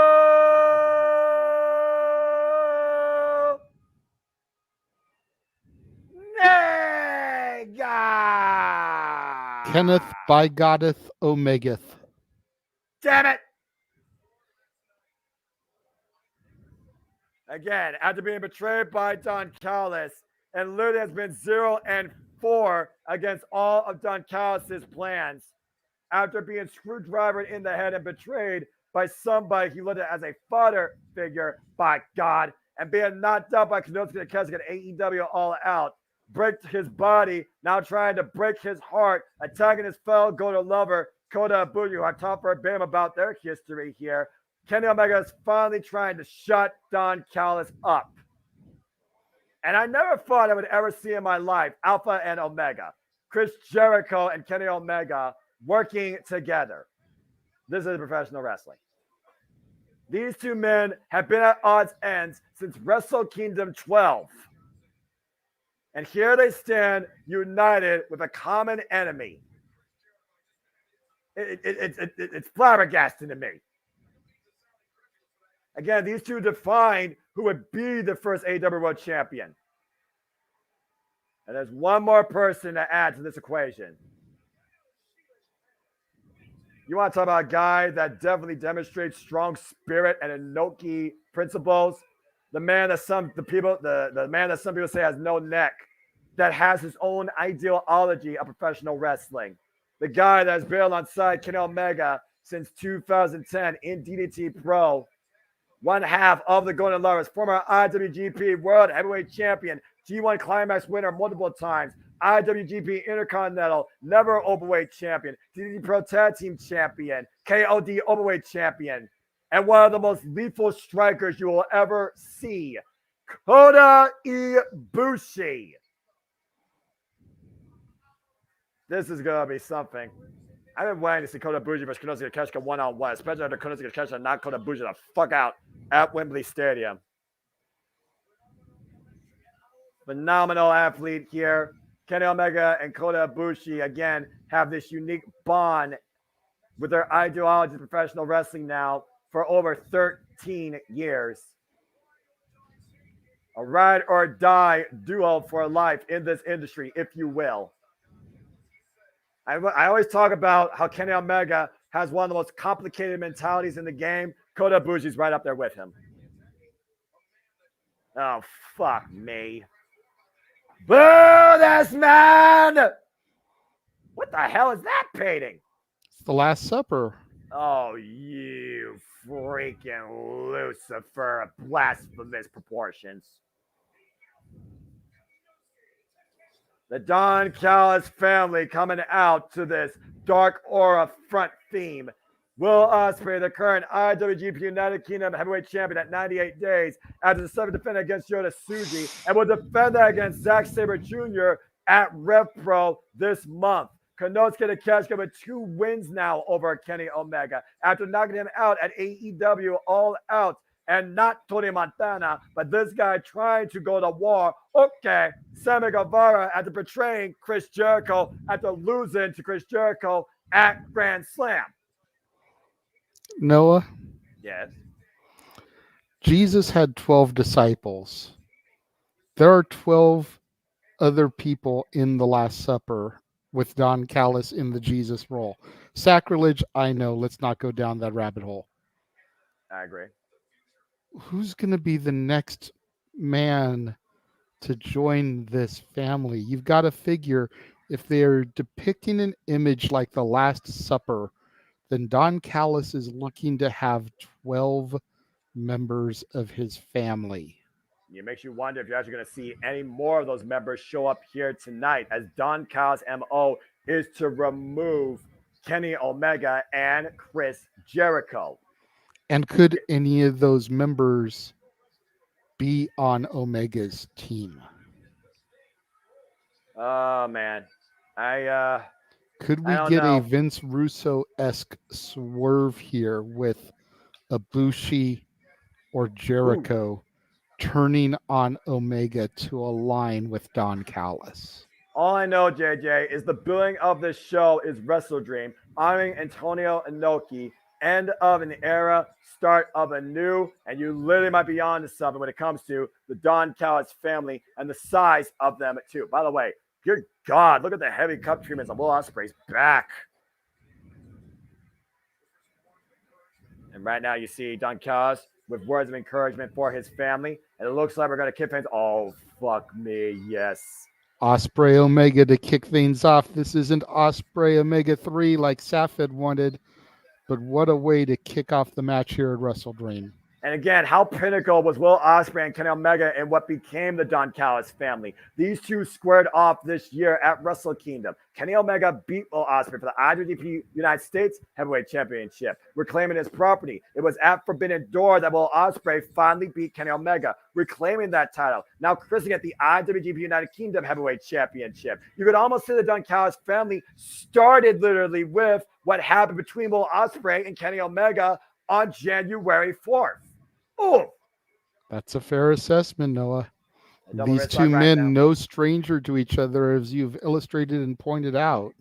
The drop down right now by Kenny Omega. Will Ospreay picking up speed. Will Ospreay does up underneath, and Will Ospreay up and over. Whoop! Whoa, man! Almost took his head off. Omega saying, I don't care what anyone says. Kenny Omega is still, by God, one of the greatest ever in the ring. I will concede that he is the member of the elite that I have the least issue with. Sammy Guevara now trying to make it all about himself. The real Judas in this equation. Why Don Callis is Lucifer, the living incarnate of the devil. Something worse than the devil. There's such a thing. Sammy Guevara is not a Judas. He took the education bestowed on him by Chris Jericho, and he pulled the trigger before Jericho could turn on him. Think about how many times Jericho has backstabbed somebody in his career, has turned on a friend, an ally, a family member. Sammy Guevara studied the blueprint that was laid out by Chris Jericho, and he struck before Jericho could strike him. I mean, again, that's still a big what if, and Morgan Freeman into the wormhole could probably illustrate that alternate reality better than you did in that sentence, but I digress. Facts are facts right now, and if Jericho said that himself, considering that Jericho and Sammy have been rolling together since day one, that has to speak for something. And of course, Sammy Guevara, no stranger to Kenny Omega, previously challenged Kenny Omega for the AAA Mega Championship during the pandemic and falling short. Nice drop kick there. And again, the athleticism of Sammy Guevara cannot be denied. He is a young stud. He is an up-and-comer. He even talked about after Double or Nothing, he needed to make some changes. I didn't think this was going to be the change, though, he wanted to make. The jabs, and the jabs, and the jabs. Overhead shot. Again, we are literally about to celebrate AEW Dynamite's 4-year anniversary. It was episode 1 that Chris Jericho chose to go alongside Sammy Guevara. And now they're on opposite sides for the first time ever. And Jericho is going to look to try and teach Sammy Guevara a lesson. Woo. Oh, he's playing second fiddle. Tad to Will Ospreay. All right. If Sammy Guevara wants none of the old show, why am I not surprised? And Will Ospreay now renewing hostilities. Again, we saw what happened at Wembley Stadium, JJ. Will Ospreay got the better of Chris Jericho. Ooh. In the corner right now, Dustin needs a clothesline or the chop and gets the chop of his own. Will Ospreay taking off his feet. Will Ospreay with one of the best resumes this year. Nice backdrop suplex there. And Sammy right now taking the mic of Taz for whatever reason. And no one wants to hear what the hell Sammy has to say. Hey, shades of Dwayne Johnson, man. Remember when The Rock would come out, put the headset on, and just start cutting a promo mid-match? Yeah, that's fair. I'll give you that. That's fair. I mean, again, I guess tugging on the headset isn't also illegal in a match, to be fair. So, you know. And right now, back to Omega and Ospreay here.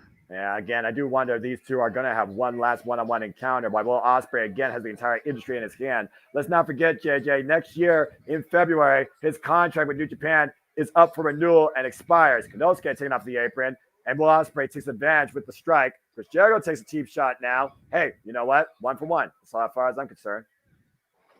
The right hand. Uh-oh. Oh, boy. Tempers flaring. I've been waiting for this. Here we go. Got Jericho paired off with Guevara. We got Ibushi and Ospreay, and we've got Omega and Takeshita all paired off. Fierce 6 brawl, quite literally. And right now, Alpha, Omega, and Ibushi in control. A shout out to Antonio Inoki! Trios planchas! Well done. Again, the fact that we're talking about Chris Jericho in 2023 and how far he still goes, JJ, that's a testament also to his career. Oof. Back and forth battle right now. We are right now down to Ospreay and Omega. Whoops, Sammy looking to take a cheap shot. And Ospreay taking advantage. Gets to the midsection. Irish reversal. Irish whip off the ropes. Handstand. Springboard. Oh! Catches him with a rolling kick. Again, the unbelievable capabilities of Will Ospreay. Kenny Omega brought in the corner. Tag to the Alpha. Now christened by Don Callis. Konosuke Takeshita. Now Konosuke Takeshita, who was first brought into AEW during the pandemic under the good grace of Kenny Omega. Once a crowd favorite, now a dark omen. Oh, man. Oh, and a Takeshita right to the eyes. Again, different tactic. You would not have seen this in the old Takeshita if y'all have watched AEW like I have. Irish reversal, Irish whip, now turns to Takeshita, picking up speed. Doesn't need to close on, picks up speed again, flies up the ropes again, and a flying clothesline connects. God. The explosive velocity and impact of Konosuke Takeshita, JJ, is something to see. Absolutely. Takeshita is one of those Japanese stars that I have gotten exposure to through the AEW product, and I am just a huge fucking fan at this point. Absolutely no respect to Konosuke Takeshita, though, shown by Kota Ibushi. Kota Ibushi and Konosuke Takeshita used to feud back in DDT Pro Wrestling. Look at the speed. Look at the speed and look at the flight. Wow. That Takeshita line still freaking going. All right. And right now, again, Will Ospreay and Kenny Omega renewing hostilities, squaring off. To think these two were first brought into New Japan as junior heavyweights. And Kenny Omega will Ospreay up on the shoulders. You can't escape. At the steamroller, hike up the overalls in the corner. Falls up usually with the second rope. Moves on. Oh, no! And Will Ospreay one step ahead this time. Man, that's a lot of heavy impact with those hands. Oh! He blocked in the fake out with the spinning Sobot. And counter up the ropes, the counter. There, Will Ospreay up the ropes again. Looking for the hip toss and once again countering. Now into the abdominal stretch. Man, just bringing him over towards center. Aubrey Edwards, perfect position right now. You know Kenny Omega's not going to give up in this. There's no way. There's absolutely no way. And you see right now a little bit of, oh, come on. Seriously. Aubrey, do you see what's happening here? Okay, there you go. Yeah, cut your hand in the cookie jar there. It's friggin' everybody trying to get a little bit of a tag assist here. Aubrey Edwards again in perfect position. Kenny Omega right now being worn down as Sammy and Konosuke and Don all trying to add pressure. Aubrey, again, once again, spots the freaking move. Could get disqualified here. Whoa! There you go. About damn time someone instructs them freaking in honor of this match. Damn. And Konosuke right now luring Kenny Omega in the sleeper hold. Will Ospreay looking for disqualification. Give me a fucking break. Omega up and over the rope. Free Will Ospreay denies him, though, to get to his corner with the waist lock and drives him down. Cheap shot to Jericho. Tries to take a cheap shot to Kota. Kota catches him, though. And Kenny Omega, big back body drop. Woof. And right now, Ibushi, but oh! Guevara sweeping Ibushi off the apron. And right now, Will Ospreay with another shot to Jericho, isolating Kenny Omega, and Konosuke Blue Thunder Bomb! Cover to no! The Blue Thunder Bomb never wins a match, Noah. Mark my fucking words, JJ. It will one day. It will. And Sammy goes to the top rope because he's local. Senton Atomical. Hook of both legs. Turn. No. Oy vey. I think literally Kota Ibushi with the save at the last possible second here. I must have Blue Thunder Bomb, by the way. Poof, up and around. And then Sammy Guevara here sends an Atomico. And look at the way he lunged his body, JJ, in midair for added impact. Yeah, Absolutely. Ibushi came at the last possible second. Kenny Omega right now the most worked over on the opposite side here. Sammy Guevara now legal for the Don Callis family. Catches a boot right to the jaw. And Kenny Omega right now. Oh! And meanwhile, Ospreay taken down.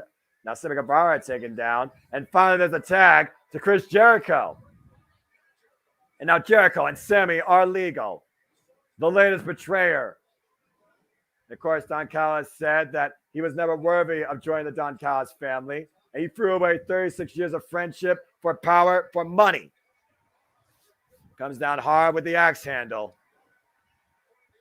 Woof. And right now, nice bulldog.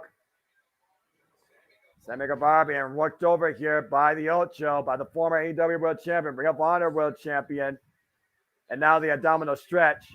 And Kenny Omega right now getting a helping hand. And Turbo's fair play, to be fair, but Aubrey, again, sees what's happening here. Seriously, at least Jericho broke up before 5. Fun the eye. Again, you talk about yourself, JJ, the innovator, the experience of the Ocho, Chris Jericho. Absolutely. Jericho has been around many a block. Yeah, where hasn't he been is the better question. Now Kota Ibushi and Jericho working together for the first time. You gotta be kidding me. I don't think Impact Wrestling. Wait a minute. Up.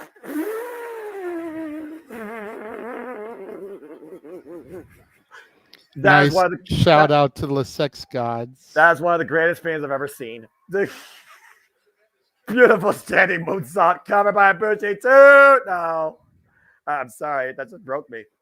Oh God, that was beautiful. That was pretty funny. I'm not even gonna lie.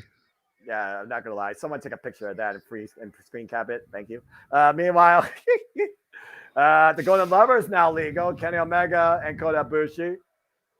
Stereo offense here. There's a kick to the midsection. Kotaro Crusher. And again, folks, if you want to do the conversation, don't need to dictate, suggest as that, but be respectful of the presentation at hand and the content we are seeing. And at the end of the day, just enjoy live and enjoy wrestling. And what the hell are these three men thinking? Kota Ibushi, Chris Jericho, Kenny Omega, out of opposite corners. And oh my God! Synchronized Lion Salt. And the Lion Salt!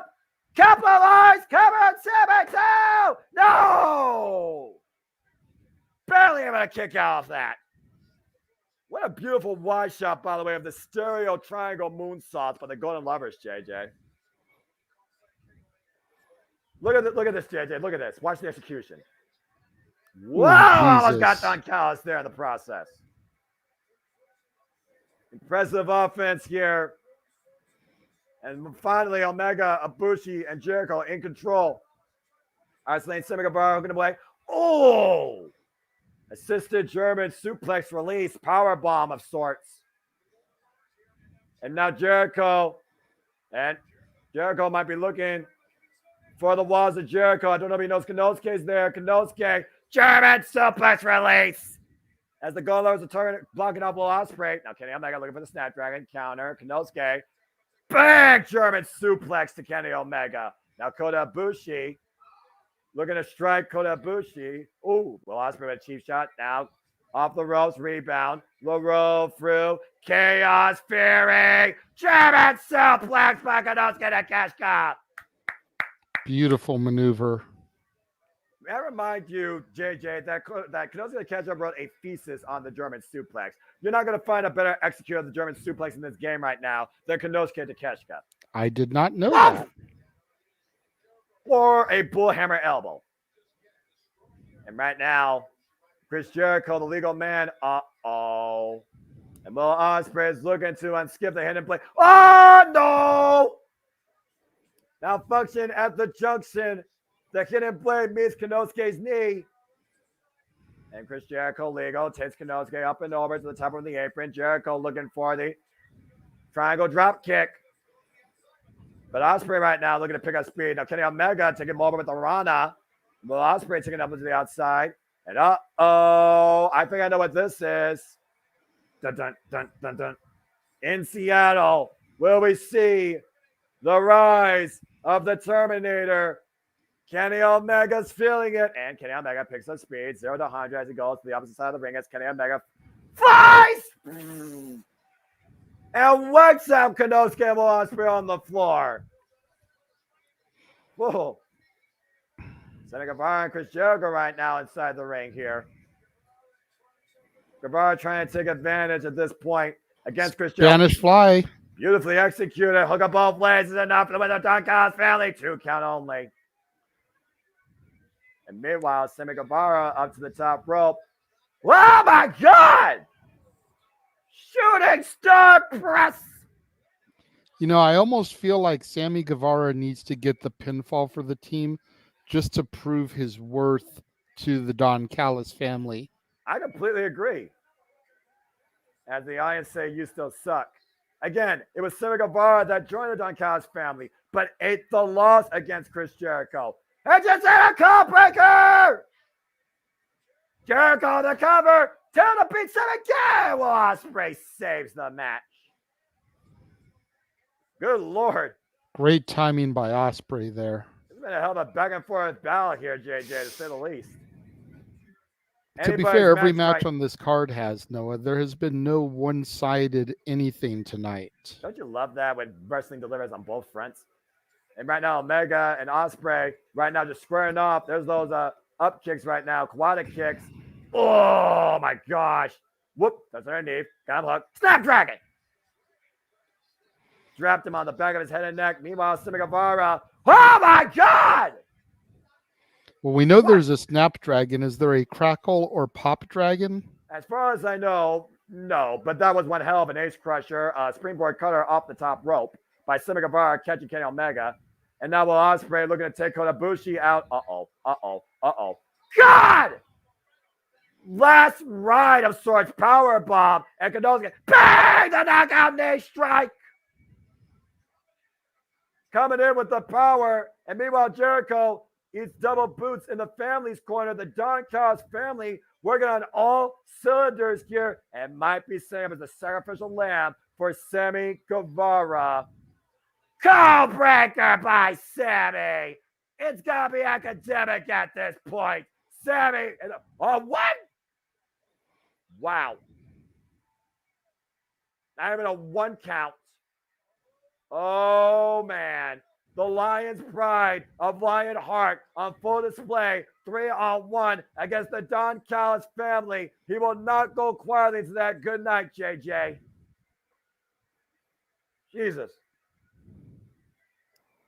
And right now, everybody just stopping the boots while the Golden Lovers lay prone. Kota Ibushi rising. Uh-oh. Is that what I think it is? Kota Ibushi, I think he just, yep, that's a scary face. For those that don't know, this is a state that Murder Ibushi could kill somebody. Oh my God! This is a fluke state, by the way, that Kota Ibushi goes in. He doesn't even know what he does in it. He says he control when it happens. Oh my God, what a heart punch. But it's almost like he feels nothing. Oh God, give me the singles match, please, and thank you. Yes, Murder Ibushi versus Konosuke Takeshita. This is what I wanted tonight at Wrestledream. This is what I hope would have been the one-on-one encounter. The Golden Lover versus the new Kristen Alpha. What a knockout shot. Just kiss, miss. Clothesline miss. Got him hooked. Up and over. Lands on his feet. Whoop. Lost balance. Wow, God, sweep for the fences. And Kanosuke right now looking to follow in, flying it. Whack! Kanosuke gets whacked up by Ibushi. I fucking love this shit. Uh-oh. Might be looking to channel one of his guns come out. Oh, big boot. A hook kick by Will Ospreay. Bang! V-trigger! Duly V-triggered by the Golden Lovers. And now Sammy Guevara climbing top rope looking for the Golden Trigger. Whoa, block with the crossbody. And right now Jericho with the single leg kick. Now Kanosuke falls in with a clothesline. Body screwed everywhere. There's a high kick. There's a super kick by Ospreay. Bang! V-trigger by Kenny Omega. Now looking to hook him up on the shoulders. 1 week. What? Counter. Way! Both men wiped out over the top rope. Drags Omega. Meanwhile, Will Ospreay looking to send. Oh, man! Sky Twister. Crash and burn. Back inside. Something about the rope. He's got the tights. Whoa. 2 count only on Jericho. Almost stole it there. And regular the eyes. And I think the 2 legal men are Jericho and Sammy. Single leg kick. The 2 overzealous trying to take advantage. Will Ospreay. Will Ospreay's the Jonas effect. He's not legal. Super kick by Sammy Guevara. And another thrust kick. Will Ospreay right now taking a bullet and distracting Aubrey Edwards while Jericho and Sammy fight out in the other corner. And Jericho has to maintain on the offense. This is his moment as he wells away at Sammy Guevara. Might be looking for a big old Frankensteiner. Beautiful Frankensteiner. Jericho goes for the pin, but Aubrey's out of position. 4, 5, 6, 7, 8, 1, 2, and no! Thanks to Will Ospreay holding her back. Saving the match for the Don Callis family. And to think, all Will Ospreay asked from Sammy is an apology. I don't think that's been given yet either. But so far, the Don Callis family is working on a united front. Super kick by Sammy Guevara to Chris Jericho. And again, Will Ospreay distracting Aubrey Edwards, trying to bring the title into play. Why Sammy Guevara hits the GTH, don't counter, double leg. Blocked, looking for the walls. Now Don Callis trying to come into play. Oh, for the baseball bat! Used by Don Callis! What the fuck? And to your point, JJ, this might be Sammy's moment. The cover, 2, and Sammy has won for the Don Callis family. Unbelievable. Now, that was truly a team effort right there. That was a family effort, to say the least. Will Ospreay holding Aubrey back, holding the IWGP United Kingdom Heavyweight Championship, and Don Callis with a hit and run with Floyd the baseball bat. Sammy capitalized on the cover, while Will Ospreay and Kanosuke Takeshita retain the Golden Lovers. Sammy Guevara only gets the pinfall win over Jericho, but the Don Callis family just beat Jericho, Ibushi, and Omega at Wrestledream. Damn. Unfortunate circumstances here for the Alpha, Omega, and the Golden Star. But for now, Don Callis' family continues their MO and make the life of Kenny Omega a nightmare. Well, that was quite a 6-man tag. Well, as this night of incredible professional wrestling action, honoring a legacy, ending an era, and ushering a new one yet to be foretold, continues to unfold. It is time for our semi-main event. As the AEW World Tag Team Championships are on the line, FTR defends the prize against Aussie Open. It is 1 year to the day that Aussie Open last faced FTR in a 38-minute classic at Royal Quest 2 for the IWGP Heavyweight Tag Team Championships. And it was FTR that got the better of Aussie Open that day. But after match, they said there wasn't equal to them. It is Aussie Open that could be the best tag team going in professional wrestling. But they need to prove it tonight. Dax Harwood begged Kyle Fletcher and Mark Davis to bring the biggest, baddest bastard tag team and prove that you guys truly can be on top. Here we go. Crowns up. Rounds up. So I am, just see, while they're making the entrance real quick, I am going to say toodles for now. I actually have to leave to catch the train to get home on time. Please be safe. But what an amazing match. My God. Don Callis, you piece of shit. Yeah, great. Fucker. God. But what, man, I'll tell you, Jay, I'm glad I'm glad you reminded me that this place was here, but Republic Lucha is fucking awesome. Like, I got to get down here more often. Right? They do shows on a regular basis, like either monthly or every other month down there. Yeah. You need to try and get down there some point and check out one of their shows. Dude. Lucha Brothers are usually there. They usually have some SoCal legends. Takesha's coming in. Go ahead. I was saying Takesha's coming October 30th. They announced that. I didn't mean to cut you off. Sorry about that. It's okay. Yeah, I was just trying to get in before I forgot. Yeah, Takesha's coming in October 30th. So we gotta, if I'm off, we gotta find a way. Okay. Oh, but anyway, guys, thank you all again. It was I will have something to say at the very end of the show, one way or the other, whether I'm live or not. But I will definitely have something to say goodnight. So thank you guys again for everybody watching. I saw that the entirety of the Multiverse is watching, and the Republic of Lucha was very grateful that the entirety of the Multiverse is watching, and that I was there doing all the chilling. So we will definitely be back there. Absolutely. For shows. So yes, we'll be back there going forward, and we'll see you guys after whatever happens in the TNT title match afterwards. I'll be back then. Later. Oh boy. Thank you, Jeff. Again, 1 year to the day, FTR and their greatest challengers to their illustrious time of the day, 2022, confirmed their legacy. Now Aussie Open looks to make history. The Living Legends, the best tag team in professional wrestling you could remember in recent memory. The top guys, the Living Legends, FTR, 179-day reign as the AEW World Tag Team Champions against their greatest adversaries after defeating the Young Bucks and putting away a 7-year feud. Absolutely.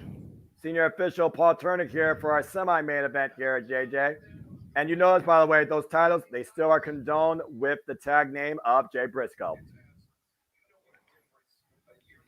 We know what time can do with somebody in this industry. It could make you, it could break you, it makes you stronger, or you have, honestly, no way of recovery. And since Mark Davis came back from injury, we have seen a stronger, more hungry, more determined Aussie Open. Let's not forget, these two are on top of the world at one point. They were IWGP and NWA Strong Tag Team Champions. At Resurgence, Kyle Fletcher had to relinquish both of them due to Mark Davis getting injured. So Aussie Open is back to once again prove that Aussie Open owns the world, but also is better than FTR too. A clean break so far. There's a lot of similarities you could draw with these two teams. Aussie Open are former IWGP Heavyweight Tag Team Champions. So is FTR. Aussie Open are former Ring of Honor Tag Team Champions. So is FTR. And FTR, of course, defined themselves in WWE with the Raw Tag Team titles when they actually mattered, and the NXT Tag Team Championships, the Triple Odd Tag Team Championships. Why Aussie Open have defined themselves across Over the Top Wrestling, WXW, and RevPro. These two teams, in their own way, have paved a path in legacy of tag team professional wrestling, JJ. Ooh. That's freaking amazing. I love these guys. I love all four of these men. This is tag team professional wrestling, damn it. Dax Harwood right now feuding with Kyle Fletcher. Mark Davis, the heavy hitter, also known as Donzilla. You know, it's one of those things where I look at both these teams, I see a much more clear dynamic of power and hybrid speed with Aussie Open. Kyle Fletcher, the faster of the two. Mark Davis, the power. With Dax and Cash, it's kind of a shared, setup with both of them, given off both attributes. Off! That's a fair assessment, and it's hard to argue you on that one. The Armbringer there and the tag to Cash Wheeler. Of course, we saw FTR start this escapade of challenging young, hungry tag teams that want to prove that they can be on top of this industry. Again, last year defined FTR's legacy after that insane trio of matches against the Briscoes. God rest Jay Briscoe. So, Now, this year, just looking to add for their history. And they've already had enough history in being the Young Bucks at the biggest event in wrestling history at Wembley Stadium. At this point, what else does FTR need to prove? The pressure is on Aussie Open. That's why Dax literally begged this man. Bring out the meanest, biggest, baddest, hungriest bastard in you that you can. Because that's the only way you're going to fucking beat us. Whoa. And we'll see if Dax gets his wish here tonight. I mean, again, it is Wrestledream, and dreams are supposed to come true, if you ask me. And is Dax going to regret wishing for that?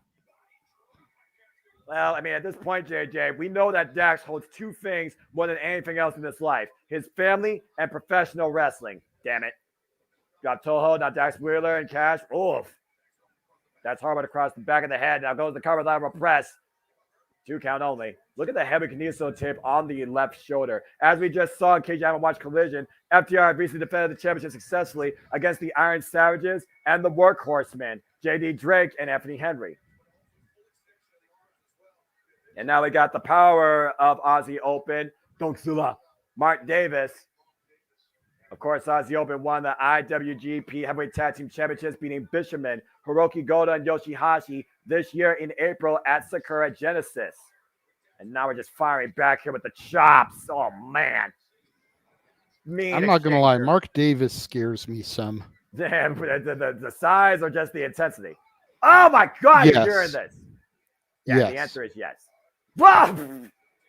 Oh! What a senton. Does that mean enough for you, Dax?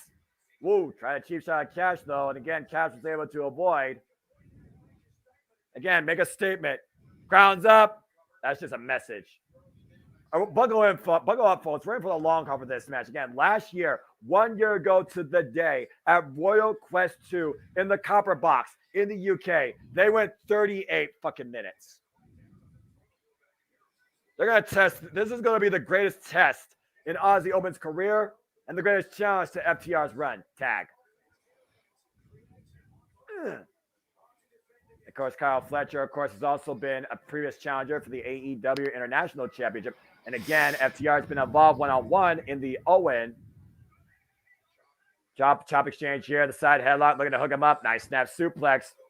Floats over into a nice leg drop there. And now the cover, lateral press, the forearm side of the head. 2 count only. Oof. Tag. And here comes Cash. Oof. And again, it's only 1.5 when you figure about the 0 hour. But quantity of women matches aside, there's no. Oh my God, that was hard. There's no doubt this show has been worth every dime. Again, the only one that knows the book women's wrestling is Impact Wrestling. Start watching them and understand what I mean. And then argue me if you want. And I will, of course, out-debate you. Thank you. And right now, both men just hammering away. And meanwhile, oh, God. The meeting of the backs and the spines in the middle of the ring. That could definitely warp your body. Yeah, just a little bit. And right now, Kyle Fletcher has Cash Wheeler. Mark Davis has Dax Harwood. They run around the world and collide again. Full velocity. Once again, Aussie Open regaining control, trying to demonstrate exactly everything that they say they are. They call themselves the best tag team in the world, and they respect everything that FTR has done, including calling them the best tag team in the world. But you can't call yourself the best till you beat the champs. Quick cover, only a 1 count. That's fair. Bottom line, you have the prize. You are the best. Simple as that. A legendary WWE Hall of Famer, 2-time Hall of Famer, once said, to be the man, you gotta beat the man. You're damn fucking right. A former tag team champion in his own right, multiple times. Oh, nice scoop slam. And another big senton by Mark Davis. Big PK. Again, how impressive is this big man, Mark Davis? He is a mean, heavy hitter. Formerly involved in the New Japan Cup after Will Ospreay had to relinquish his spot due to a shoulder injury. Mark Davis has risen to the occasion just like Kyle Fletcher has. Of course, we've also seen Aussie Open contend for the Ring of Honor World Tag Team Championships earlier this year in fatal 4-way action. They stop once again to the shoulder blades.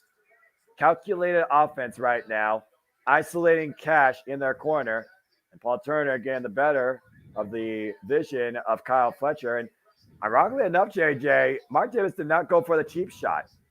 Ooh. You see Cash Wheeler right now, single leg kick.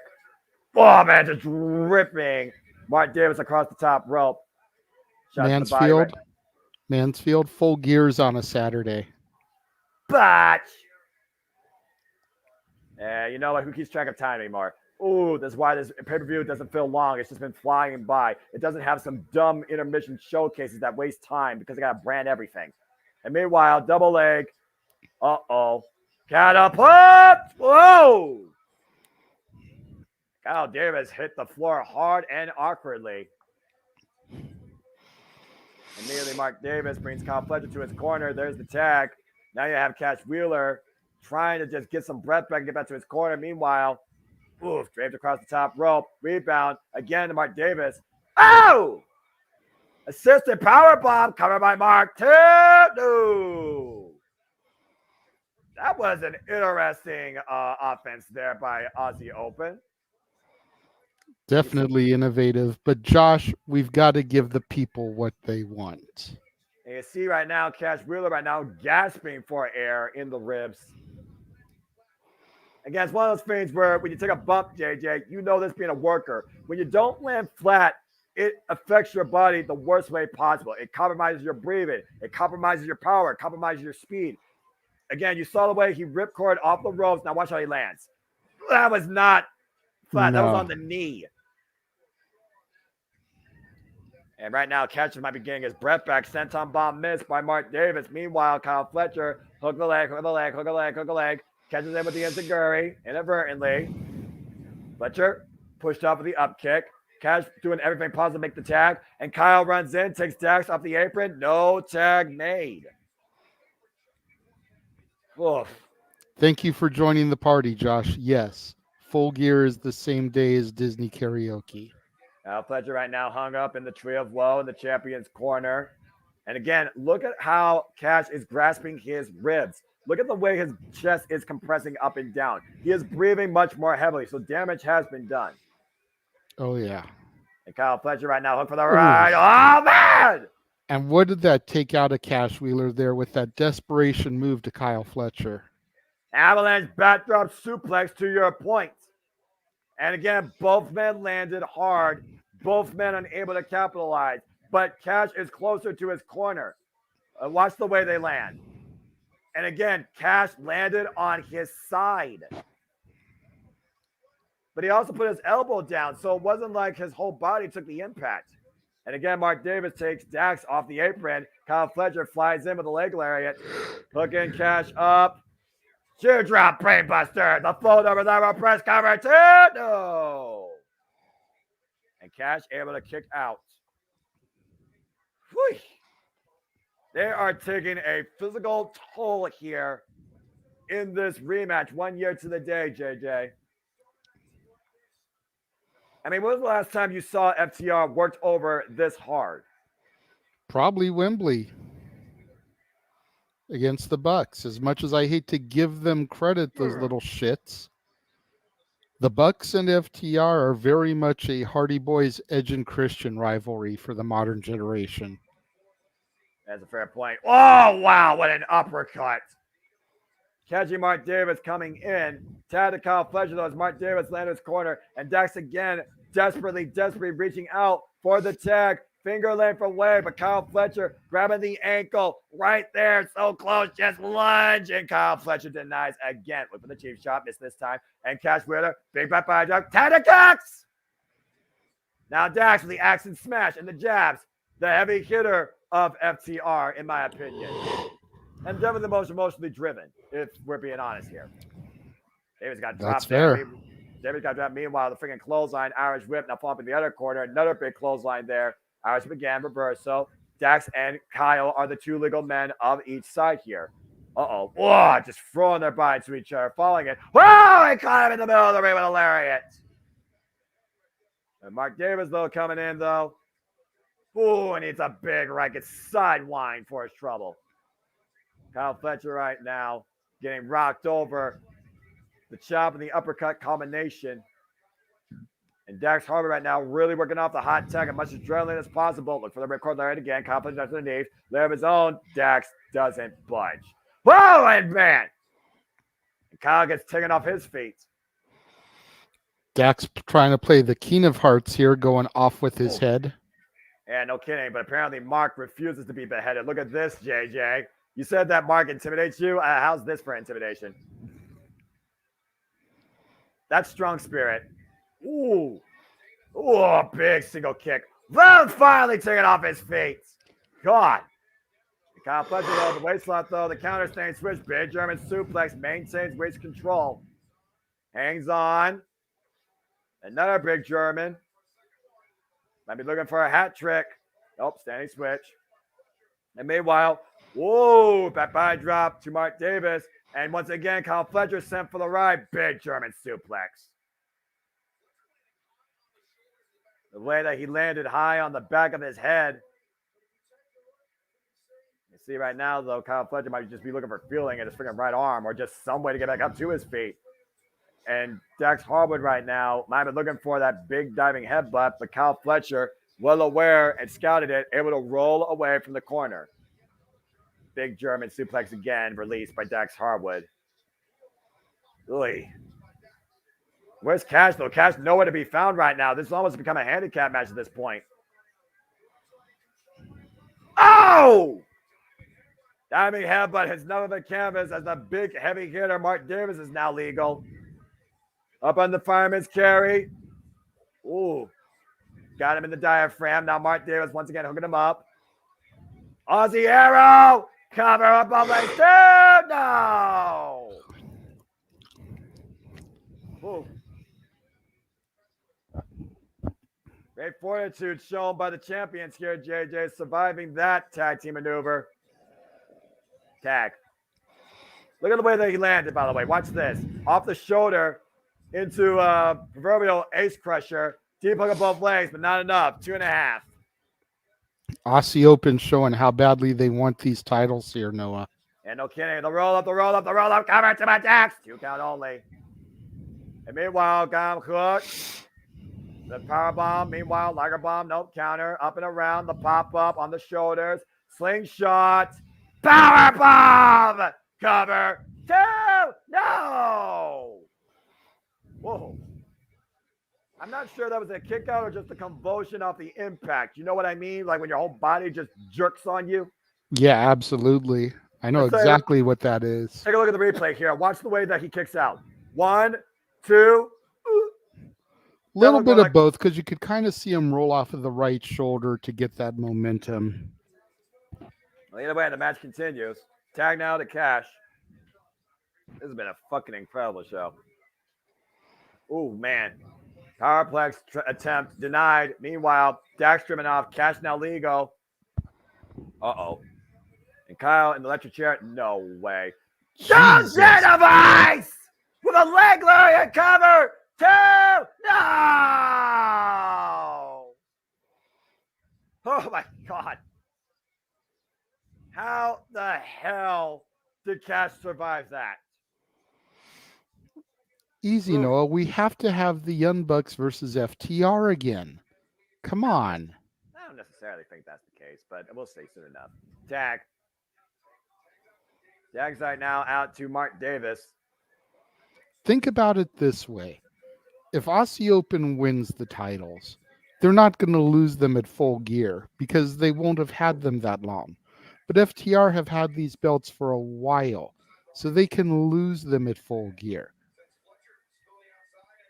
Again, that sounds like a nightmare waiting to happen as we're trying to see if a dream's fulfilled by Aussie Open here. It's definitely a nightmare for me, but it's probably what's going to happen, my brother. Superplex into the elbow drop to your point by FTR. Mark Davis hooking the near leg cover. 2. Kyle Fletcher. Jesus. Crossbody onto Dax, crashing onto the pinfall, breaking it up before the 3. Take a look at this. Mark Davis with the superplex by Dax and the elbow by Cash. Hooking the far leg, Paul Turner gets caught just before the 3 by Kyle Fletcher and Dax Harwick that crashed into the cover. We saw how far Kazuchika Okada and Bryan Danielson were willing to go at Forbidden Door. How far are these two teams willing to go here tonight at Wrestledream, honoring Antonio Inoki, a former multiple-time NWA International Tag Team Champion with Giant Baba, former NWA World Tag Team Champion. And right now, both men in the middle. Oh! Sandwiched against each other.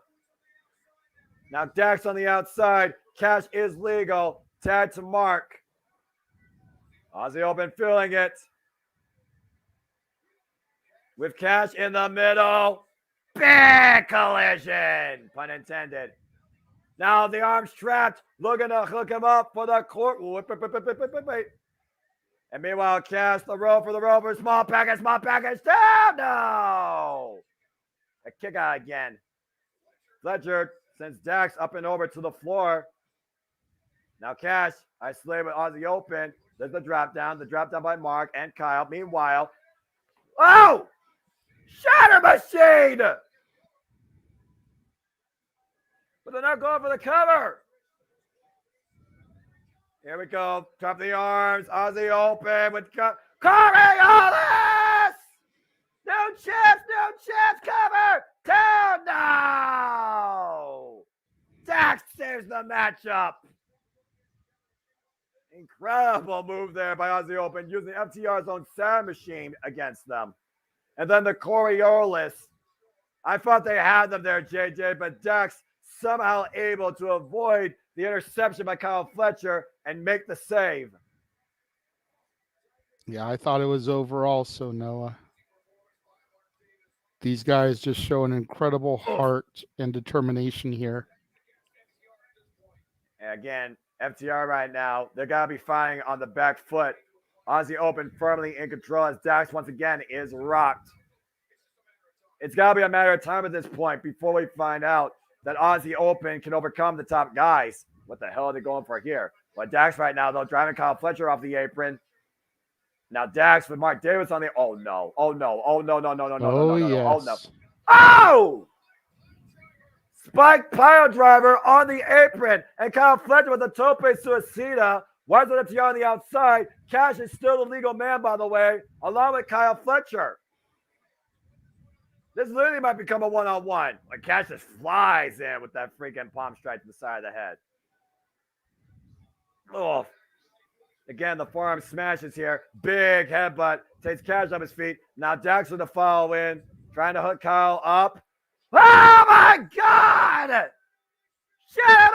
Top rope 2. FTR are victorious!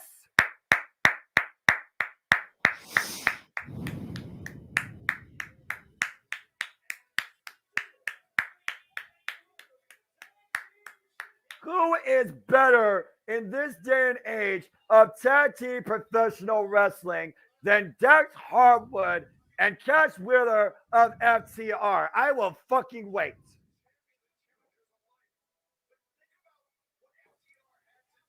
Man, they had to elevate their game tonight to beat Aussie Open. That brought a much more meaner offense tonight. An avalanche Shatter Machine into the pinfall, JJ. There is no way Kyle Fletcher was kicking out of that, even with Cash Wheeler's compromised ribs. Yeah. Tremendous tag team showing, tremendous tag team match. FTR once again prove why they truly are the top guys. Mad respect being shown here tonight. You gotta tip your cap off to Kyle Fletcher and Mark Davis. If you didn't know who they were now, get some fucking education. They are a team to be reckoned with in this industry. And we see right now that Aussie Open are being attended to by Doc Sampson. As once again, FTR wonders what team can beat them. at what has been an absolutely incredible night honoring Antonio Inoki with strong style, technical wrestling, absolute incredible show of will, spirit, determination, and innovation of offense. It is time now for our main event as we wonder if somebody will finally achieve once again that validity. It is their finale. It is the TNT Championship as Christian Cage defends the gold one last time against Darby Allin. 2 out of 3 falls. And that is our main event tonight. Oh my gosh. JJ, I mean, again, you've been pretty quiet because I know where your emotions are. Thinking about the future, but let's look at tonight, my friend. Think about the TNT Championship. Think about Christian Cage working everyone. Think about Darby Allin, the determination, his identity in this industry, finding validation in holding this title. We are going to see if Darby Allin can defy Christian Cage tonight. But Darby Allin said something very interesting. You are finding someone you've never seen before. Are we going to truly see a different Darby Allin? Will face paint be involved? How will he wrestle? Because this is going to be a wrestling match, and only the better wrestler will win. But they have to win not once, but twice.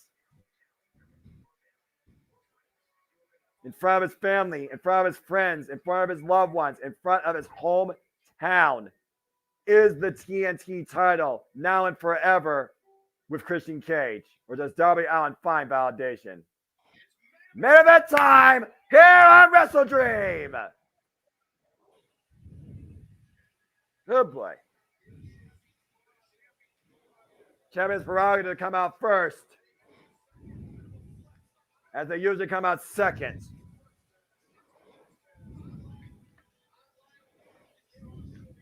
And there is Christian Cage, the absolutely true, I have to fucking say it now, face of TNT and TNT champion.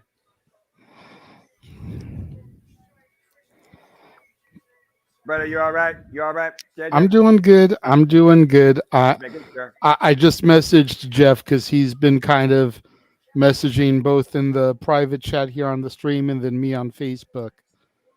I'm just exhausted, and my lady is asleep already because, you know, it's back to work tomorrow. So That's trying fair. to keep quiet, trying to keep, you know, calm so I don't disturb her, wake her.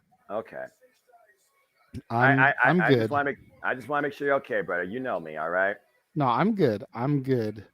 You Again, know, we've been calling this Wrestledream show all night long. It's been an incredible night of professional wrestling, and I really have been a pleasure to call with you, JJ. I truly do appreciate. yeah. I truly do mean that. I know you do, bro. I enjoy calling all the wrestling action with you, dude. The way that you have said over the past year that my love and my passion for the WWE product has helped you get back into it and enjoy it more. Your love and your passion for the AEW product has helped me go neck deep into this company. Well, we're gonna see soon enough if history repeats itself. A We see bandage Nick up. Wayne there with his ribs taped up pretty heavily. Yeah, but again, the connection with these two, JJ, goes far and beyond. Darby Allin, made in Seattle, defy in professional wrestling here tonight, looking to once again become the holder of the TNT title, to feel complete, to feel like he belongs, to find validity, a sense of validation in what has to be the conclusion of this summer-long saga of the TNT title. Whoa. All right, Darby Allin's fired up, clearly. Again, you think about this man and the tormented life that he's faced and how much the past has been used to try and define him. He doesn't let that define him. Oh, man. Let's go down to the Dapper Yapper, Justin Roberts, for the introductions. Mansfield, if he doesn't watch it live, I'm sure he'll be searching out the video of it. Oh boy. Big fight Theo, big fight Theo, big conclusion. Justin Roberts.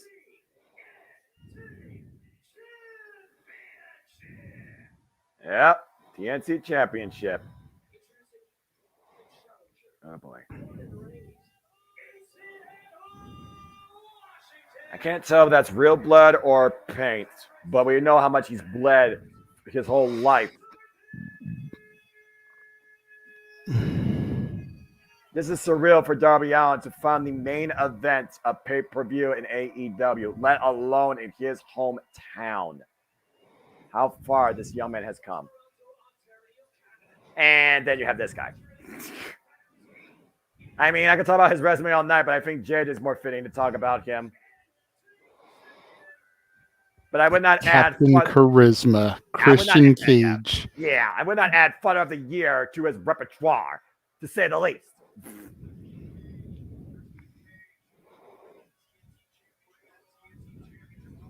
Christian Cage putting the TNT Championship on the line after winning it finally himself. Darby giving his skateboard to a fan at ringside with his face painted. That's a moment right there. When you think about Darby Allin's unrelenting, unbreakable, relentless fighting spirit, the demons that this young man faces and embraces have only made him stronger. As you see the heavy kinesio tape up and down the spine. As Christian Cage, you've said yourself in the past, JJ, is he kissing it goodbye? Or truly will Christian Cage be the face of TNT now and forever? Referee Bryce Rensburg for this contest. This is our main event at Wrestledream. TNT Championship. Darby Allin, the challenger. Christian Cage, the champion, the defender. 2 out of 3 falls will be the decider.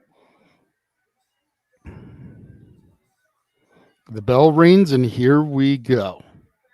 The focus of a 2 out of 3 falls match, JJ, really comes down to how you go about going for the first fall and how important it is for one of these two to get it. We know Christian Cage works everyone. He is a savvy veteran, patriarch of the game. The last time these two went one-on-one, though, they went close to 30 minutes over a single fall, and Darby Allin caught him literally in a trapped roll-up. Darby Allin tonight looking to shut Christian Cage up. Says the past does not define him. You are fighting someone you've never seen before. Christian Cage says he chose this match because he wants to see Darby Allin actually try and out-wrestle him. He wants to expose him for the fraud that he is, that he's no mentor to Nick Wayne, and that as long as he's here, he will never be champion in AEW again. And already Christian Cage might be trying to instigate Darby Allin. As we know, 2 out of 3 falls can happen via pinfall, submission, or disqualification. It's the first ever 2 out of 3 falls match in TNT title history. Kind of a tie-up right now. As you saw, Darby Allin's trying to become the third ever 4-time TNT champion. Christian Cage comes in, JJ, as the 20th TNT champion in this title's history. And will Christian be the last TNT champion in this title's history? Yeah, that's a whole different Mr. TNT. Now and forever. And we'll find out together. Nice arm control there with the arm ringer there and trying to take the leg off of Christian Cage. And we all know cover. And we all know Darby Allin can wrestle. We saw him have a match-based clinic with MJF. We've seen him survive Minoru Suzuki. He's not a daredevil. He doesn't have just reckless abandonment. He actually has in-ring savvy. And Christian Cage is looking to exploit that out of him. Oh, and spitting in the face. Whoa, and caught with the hip toss. Counters. And right now trying to cover up. Now Darby Allin trying to hyperextend the left arm. Again, Christian Cage right now, who's been instigating every dead father known in professional wrestling lately. It's one of those things you mock the dead, you might suffer for it. And he literally might suffer for his sins tonight. And the hammerlock right now with the left arm. Again, Darby Allin first won the TNT Championship against Cody Rhodes at Full Gear 2020, November 7th that year. He held it for an illustrious run until he ran out of lives, some would say, and he faced the Redeemer Miro and lost it on a knife defense. Fast forward later in Seattle, February 1st, last year. Oh, nice drop down with the hold the cover too. Or this year, excuse me, botch. This year in Seattle, he beat Samoa Joe for that title. And then lost it shortly thereafter against Samoa Joe in a Falls Count Anywhere bout after being muscle busted on exposed wood. Again, you control the head, you control the body. You see right now Christian Cage is under Darby Allin's control. Hits the cover. And watch the shoulders here. Very calculated, slow approach. Again, it's going to be Pinnacle who gets the first fall here and who can exploit. Not necessarily. Not necessarily. You tell. From my standpoint, and something that I used multiple times in a 2 out of 3 falls match, is you take the first 5 to 10 minutes of the bout and you pace it, you target something, you start to break down your opponent. Then you go and you get a weapon and you bludgeon them to shit, drawing a disqualification. But they're so beaten, so battered, so bruised, so weak that you can then go right in for 2 immediate pinfalls and steal the victory. So similar to what MJF did in the Iron Man match to get 2 straight falls with the American Dragon Bryan Danielson in the span of 10 seconds. You think Christian Cage might possibly exploit a strategy like that? It's always possible. He is a veteran in this business, Noah. He has been around. He's been world champion for ECW, WWE, Impact, and the NWA. Oof. Fair point. Nice sunset flip. Looking for the roll up. Christian Cage preventing it though. And Darby on off the second row. Cup and splash caught in the waist lock. Kill switch. Oh, engage. Countered. Nope, counter. Oh, look at that. The shirt and the roll up the rope through. Deep. Bring it back inside. And the knife floor two. Darby out with the first fall. Oh, man. That was absolutely brilliant. That was some straight up debauchery and cheating. Hey, Christian Cage, you don't think he would have worked that? Look at the way he did this. And also brought him back to center. And the jackknife float over, trapping the single leg. That was brilliant.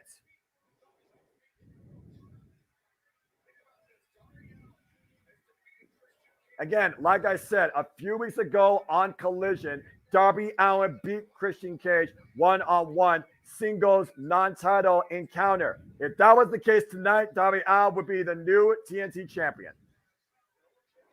And there's Nick Wayne's mom again. Yeah, Christian heading over there towards her, making eyes with Nick Wayne's mom. You better focus on this match, you freaking pervert. And Nick Wayne's mom does not seem impressed by Christian Cage. She's over it. Darby Allin right now waiting for Christian Cage to get back inside the ring. Now Christian Cage has to get 2 straight falls on Darby Allin. Oh, man, what a shot. Again, the connections with Nick Wayne and the Nick Wayne family, it was Buddy Wayne, Nick Wayne's father, that helped Darby Allin get into professional wrestling in the first place. He was pinnacle in Darby Allin's career before AR Fox. And since Buddy Wayne's passing, Darby Allin has taken upon himself to pay it forward, to be the mentor to Nick Wayne. And right now, Christian knows, oh my God! What a whiplash arm drag. Is the cover, hook of the leg, and gets a 1 count. But Christian right now heavily working over Darby Allin's spine. Now just wrenching the nose, breaking the eyes, going for a cravat of sorts here. Matthew and Walter are just both so wrong in the chat room. Good thing I'm looking at the monitor as I'm supposed to, being the play-by-play guy. All I got to do is look at the monitor, not my phone. That's I know. I've got to be producer man, though, Noah, so. I know, and I love it. I'm just playing with you. By the way, you guys need to freaking get out the gutter. I know. I got a sense that I knew what you're doing. And y'all are wrong. Just like Christian Cage is wrong. And I hope that Darby Allin makes him freaking pay for his sins. And so far right now, Christian Cage just literally having his way with Darby Allin, stomps to the side of the head. Yours might be Josh, but I'm not sure who Zach Wilson is to make the comparison. Zach Wilson. Yeah. Don't ask me. I have no fucking idea. A bit of a partisan crowd here at Seattle, actually. Chance for Christian, chance for Darby. Darby Well, we Allin expected the crowd to favor Darby being a local boy, Ooh. but Christian is worldwide. He is global. World renowned, I think is the other word you're looking for, JJ. As he goes back to rigging the eyes of Darby Allin. Again, the savvy 49-year-old veteran, 28 years in the game. To your point, trained by the likes of Dory Funk Jr., tag team specialist, in-ring technician, multiple-time world champion wherever he's gone. Darby right now. Trying the only company he's worked for so far where he hasn't been world champion so far is AEW. But he did. Could an AEW world title reign be in his future? Yeah, very possible. He was the Impact World Champion at the expense of Kenny Omega, beating him on the premiere of Rampage. Oh! Thank God. The whiplash effect off the top rope. And Christian Cage right now up to the top rope looking for the splash and misses. Darby. Sunset flip powerbomb. Correct. Cover 10. No. Whoa. 2.5. And now might be looking for the ropes. O'Connor roll. Cover 2. Spring off the bottom rope. Nice crossbody. Cover again. 2. No. Great moves here. Now the crucifix. Cover 2. No. He's exhausting Christian Cage if nothing else. This is smart by Darby Allin. Ooh. And from the outside. As Christian Cage tries to alleviate some of that building momentum for who could be our future AEW TNT champion. Darby Allin even said he doesn't fear anything. He doesn't fear death. But Darby Allin has been called by Christian Cage a coward, a mockery, a failure, a false mentor. Jesus. Bounced off that guardrail. Christian Cage again. All this is about is cementing his already known legacy, to your point, JJ. That's all this is about to Christian Cage. This is about so much more to Darby Allin. Oh, God. At first, set hard into the barricade. And stay tuned, folks, for me and the King of ATW to do our own little simple review on the interview impromptu later this week. And me and JJ, in time to be determined, will do a simple take on Wrestledream and maybe NXT No Mercy. Again, you see Christian Cage trying to instigate Nick Wayne's mom again. No. What the hell is this guy doing? I think Christian Cage has got the Fountains of Wayne's song, Stacy's mom, going through his head. You know, Nick Wayne's mom has got it going on. Yeah, right. Friggin' Look at the way he just saunters over to her. Look, she's digging it too. Oh yeah, that's what you deserve. Throws her drink into Christian's face, but you know she was feeling it. She was feeling the swagger of Captain Charisma. Oh God! And Darby Allin felt that bullet. Tope Suicida taking out Christian Cage. Now Darby Allin's pissed. Real smart move, you fucking idiot. But Christian Smart going to the outside. Oh, you were saying coffin drop. Coffin drop connects, but on the outside, to your point. But immediately, Darby Allin beats Christian Cage back inside the ring. Might be one more coffin drop away. New TNT champion, coffin drop on the knees. And this is Christian's opportunity to capitalize and go 1-1 here. Good God. I'm just wish Nick Wayne threw a freaking hand and slapped the taste out of Christian Cage's mouth. Well, watch out! Oh God! Wow. Damn. Okay. Well, gravity was Darby Allin's worst enemy there as he went up against that announce table. And unlike other announce tables, that announce table actually can hold up to punishment because it's braced by a steel beam. Take a look at the replay, JJ. Boom! Jesus. Thought about knocking yourself out. But again, Christian Cage, he needs to be aware that he needs 2 falls to win here. And kind of charisma right now. What the hell is he thinking here? And now Christian Cage taking the steel ring steps. A single piece, by the way. These steel ring steps that weigh over probably, I don't know, what do you think? 200 pounds? Something like that? Close to that, probably, yeah. That's ridiculous. I'm just going to say See what Christian's got in store here. It's definitely plotting something here. As they're trying to repair the announce table after Darby Allin wiped out face first and ribs first on it. Darby Allin's just trying to get back in the ring to get his breath of the price Christian Cage and then take a count out. And Darby Allin right now up on the shoulder of Christian Cage. And wait a minute, what's he looking for here? Whoa, whoa, whoa, whoa, whoa, whoa, whoa, whoa, whoa, whoa, whoa, whoa. Got up to his feet, saw the steel ring steps. Oh, man. To the midsection with the shoulder block. And Darby Allin still fighting back. Now Christian Cage might be a victim of his own device, JJ. Trying to fall on those ring steps. Darby Allin trying to make Christian Cage fall on those ring steps. Was unable to. Looking to fall in. Whoa, and a thumb to the eye. Looking to fall in with the dive. And Christian Cage, what the fuck is about to? Oh no, no, no, no, no, no, no, no. Oh no, yes. No. Oh no, no, no, no, no, no, no. Not the deadlift German suplex. Vertical. Oh my God, got him hooked. Christian Cage sees it. Jesus Christ, no. Oh man. Whoa. Darby just thrown to the floor, which I think was the better of that situation that could have happened there. And Christian Cage, though, hooking him again. Jesus, just dropped them on the stale stairs there. Yeah, and his legs crashed first. Mick Foley knows a thing or two about that. Just get him back in the ring and get the cover already. He's going to. We got one right here for sure. If Christian can just get him in the ring. He's not done yet. Look what he's doing, JJ, on the apron. Oh, God, no. Whoa, man. Darby unable to counter. Darby, what the fuck? He's ragdoll. Oh, Jesus. Oh, my God. That's it. That's it. That's it. That's it. He's dead. That's it. Oh, my God. They killed Darby. That is absolutely wrong up there. Yeah, you sick fucking Gene. Didn't even use the top. He used the front of the steel ring steps, by the way. So Darby Allin's body crashed the most awkward way possible across all three. Damn!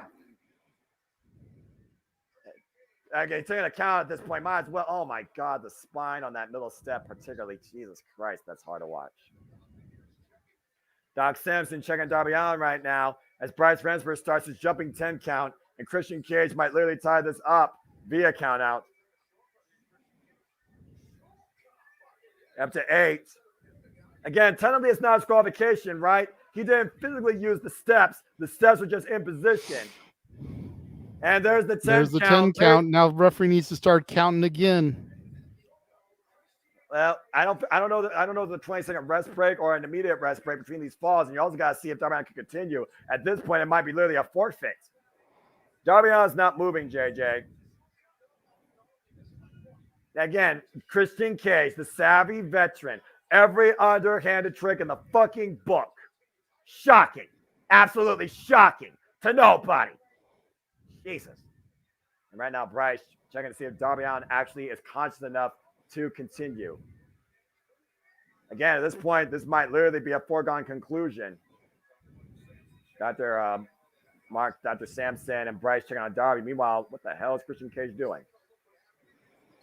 He's literally, we gotta look at this again. Seriously, watch the way Darby lands. I want you to look at each part. Fuck God! I think his head hit the bottom step, JJ. God. Christian's looking for something here. What is he doing? Is he looking for something or is he actually removing something? Do you see him cutting the ropes that brace the tarp and the canvas together with that steel structure? Oh, God. Look at the other angle. Oh, God. That's horrible. The legs, the shoulder as the gurney is being brought out. I think this match might literally be thrown out here. Darby Allin's not fucking moving. He is not moving at all. Nah, we're not going to throw this out, Noah. It can't be. I mean, but again, though, look at this, JJ. Oh, God. The shoulder, the side of the head, the spine, the legs. I think every part of Darby Allin hit every part. He is trying to remove the padding, Noah. What the fuck is he doing? He's going to drop Darby onto the wood. Those are explosive wooden boards, JJ, and they are loose as the day is long. You know this. I do know this. You built rings. Christian is looking to legitimately kill Darby Allin. Yeah, screw the TNT title at this point. Just kill Darby Allin's career before Mount Everest or death takes him. But again, what did Darby Allin say? He doesn't fear death. He is relentless, but right now, what the hell? I mean, I know we're trying to end the show, but I don't think the cleanup crews are yet. Look at that exposed fucking wood. For those that don't know, that's how a ring's built, by the way. You got the steel structure underneath, and then you have these exposed wooden planks that aren't braced by anything, by the way, except for a thin layer of padding and an even thinner canvas on top, tied down with What the is ring Christian apron. doing, Noah? Oh, God, what the hell? I don't know. Off the top rope. Christian Cage, don't do it. Don't do it! Oh, man! The frog splash off the top rope to the stretcher Darby Allin was being dragged down on, wasn't even tied down on it. Holy shit! Take a look at this. Oh! The stretcher buckled under both those men's impact. Pun intended. God. To your point, JJ, this is about ending a title feud. This is about ending a man's career. Jesus, man. Christian Cage, freaking fucking psychopath.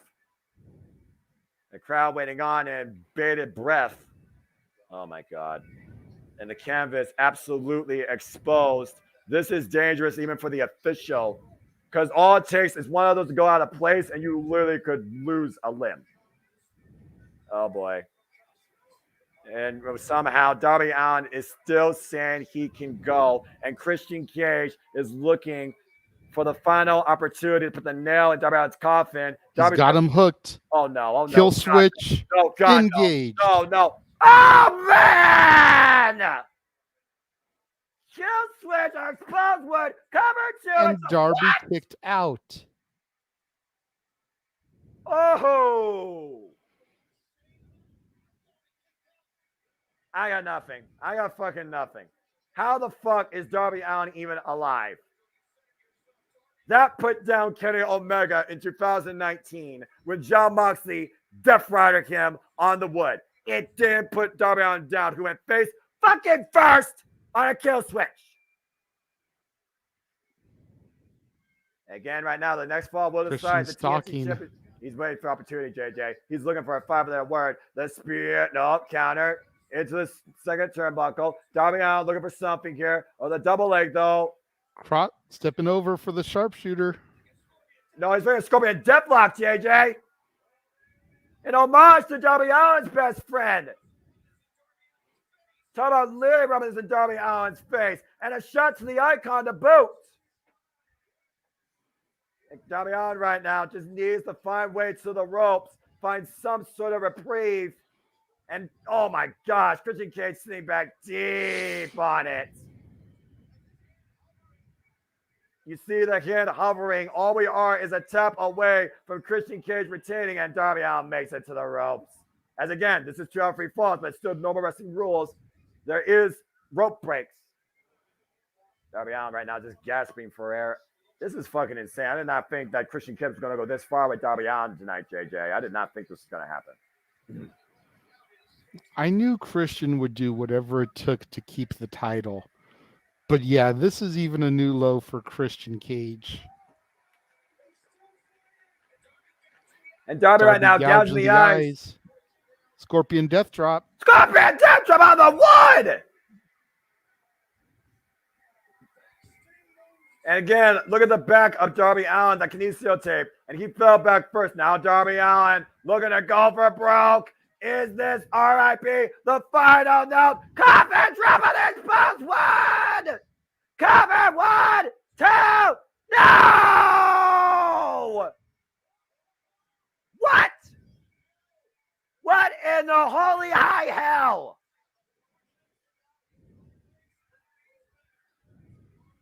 The lengths of relentless nature that these men are willing to go through in the name of finality and the TNT title too is absolutely ridiculous.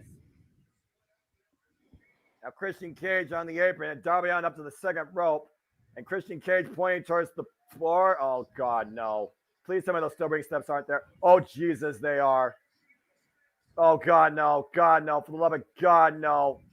Lord, forgive me for I've taken your name in vain. I do not mean to, but I think someone's about to get last rites here. Sunset power bomb on the fucking wood.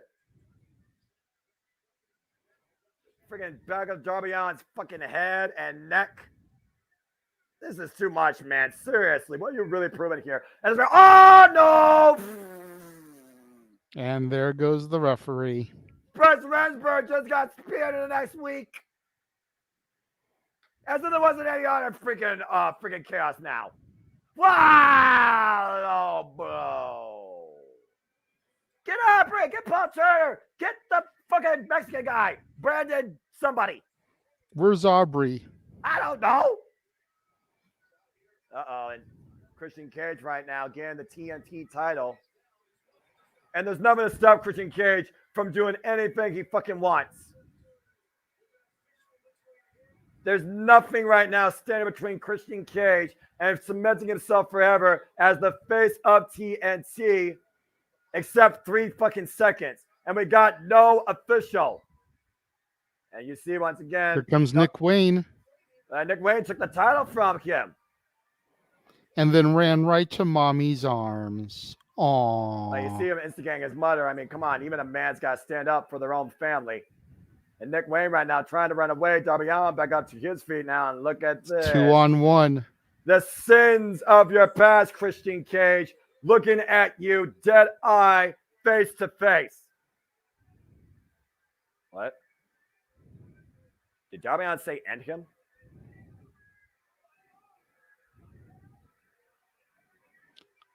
Oh, Nick Wayne just turned on Darby Allin. What? That's awesome. His mom is beside herself and Christian is just beaming. Good boy. I'll be your daddy now, says Christian.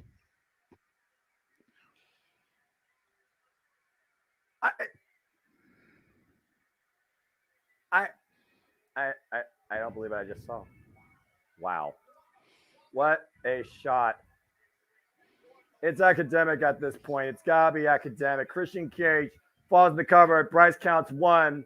Bryce counts 2. Ladies and gentlemen, Christian Cage is still the face of TNT.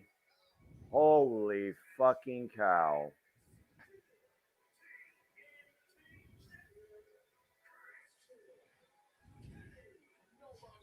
I cannot believe what the fuck I saw. An absolutely life-defining moment choice by Nick Wayne, and the moment that ensured that Christian Cage will still be the face of TNT truly now and possibly forever. Wrestledream ends with Darby Allin's absolute worst nightmare as Nick Wayne adopts a new fucking father figure. I cannot believe the sheer amount of brutality we saw out of Christian Cage and what Nick Wayne chose to do at Darby Allin's expense tonight. Either way, Christian Cage still leaves Seattle as the TNT champion. I don't know how I fucking feel about that. Again, what do you have to say for yourself? You fucking turncoat.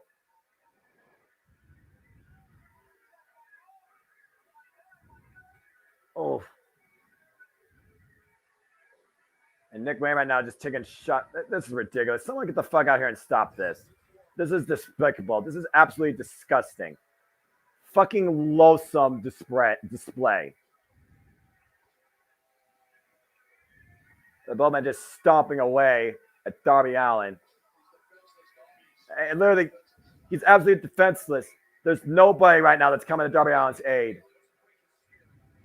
You want to talk about breaking a man's body? How about breaking a man's spirit? Maybe now and forever. Oh, wait a second. Here comes Sting. Oh, boy. Now you pissed off the wrong person.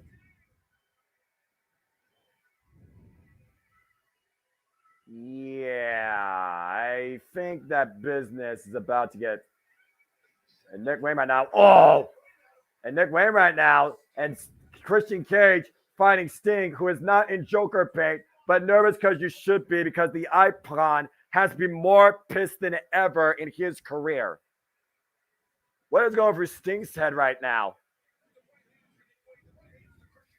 I mean, at this point, someone deserves to do this to both of these men. And Luchasaurus now trying to come into play.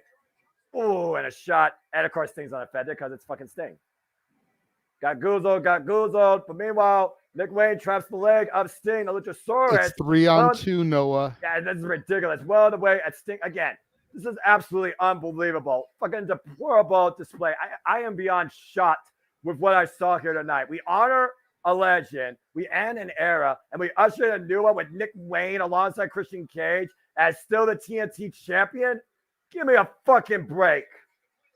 Noah, it's 3-on-2. There are still 7 minutes left in the broadcast. Oh, well, I'm sure we're waiting for the opportunity to strike, but I better strike soon because I think Christian Cage is ready to put a final note on tonight's event, courtesy of a concerto. We broke a spirit, we broke a body, we defeated an individual, and now we're looking to end an icon. It is concerto time. Dramatic reverb will be played. Christian Cage with the final note in hand. Deep breath. The lights are out. Wait, what? What the fuck? The lights went out. What happened? I can't see anything. What? And now our feature presentation. Could it be rated R, Noah? I don't. I think our feature presentation may be rated R. It is rated R. Noah. You have got to be fucking kidding me! I'm not saying nothing until it shows up on my screen. You better say it first if you're ahead of me. Noah. No. Yes. No. You think you know me. Oh my fucking God! And the sounds of metal ingots. Adam Copeland! Edges all leaks! Holy shit!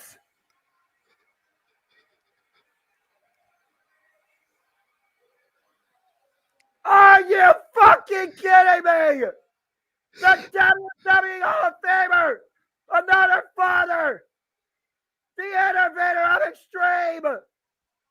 The ultimate opportunist! Adam Copeland! It's all legs! And Christian is shocked. I'm fucking shocked!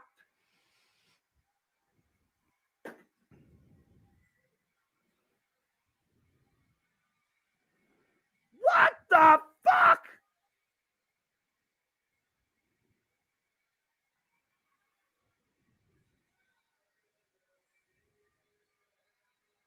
Christian Cage seeing a ghost of his past, and dare I say, the fucking better half. Now the question is he going to align with his best friend? Or is he on Team Sting? I don't know, JJ. That still remains to be determined. He's asking for the chair. Christian trusting his best friend. The end of an era, right? Sting and Edge have never, ever, ever had a confrontation before in these respective careers. And he might be looking to end an icon as we look to usher in a new era of extreme rated R all elite. What's Edge going to do? No. Oh! He threw it at Nick Wayne and a offensive shot. Look at the route. Spear! The rated R superstar! Spear to Nick Wayne, you fucking despicable brat! Adam Copeland is officially part of All Elite Wrestling!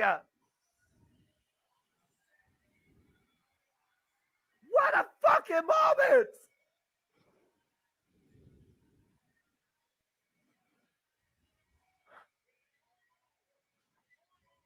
Your move, Christian Cage. Say hello to a better father and always the better half of you. Talk about the ultimate opportunity to end an era and start a new one. That is fucking nuts. Adam Copeland is in All Elite Wrestling. Fucking believable.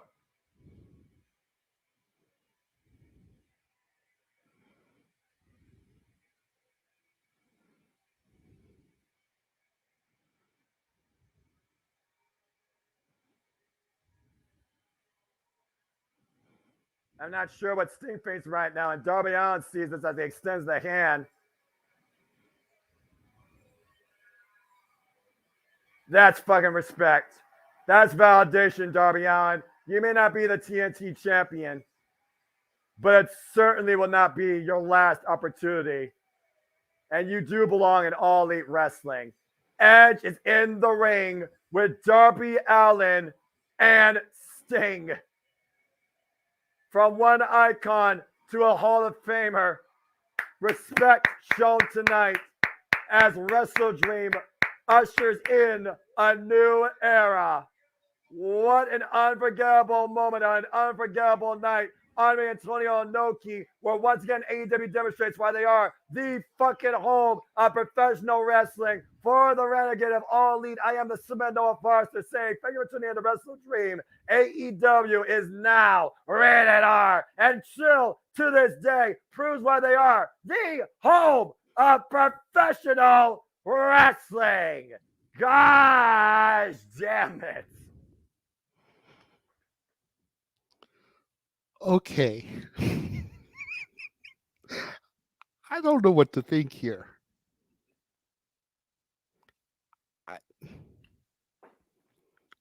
I expected it. We talked about it last night on open mic night.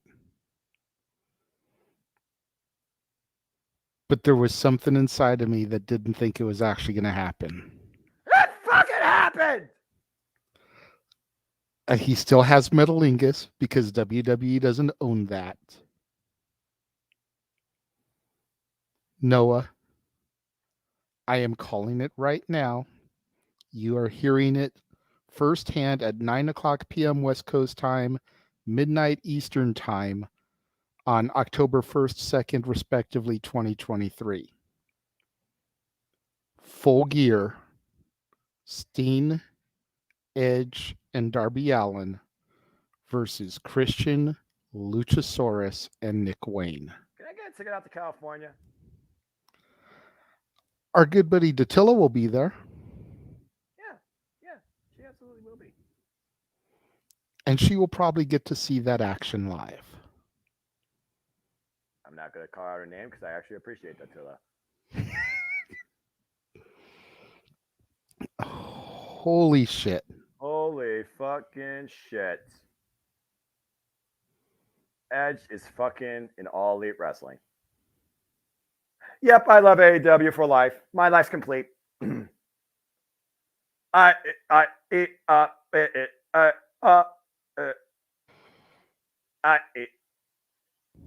got nothing. I got nothing. AEW is the greatest thing in the industry. I got nothing. That's And that's just me as a fan saying that anything's possible in All Elite Wrestling. They just prove that. Fucking phenomenal pay-per-view. Edge is All Elite in wrestling too. Fuck any other opinion. I don't give a fuck. That's it. I'm good. I'm good. I'm done. What do you say? What do you say? What do you say when that happens? Then Cargill goes from AEW to WWE. Edge goes from WWE to AEW. Anything can happen in this industry. It's not about what company you fucking support. It's not about where a wrestler goes. It's not about what the superstars do. But let this be known. In 2023, Edge is in fucking AEW.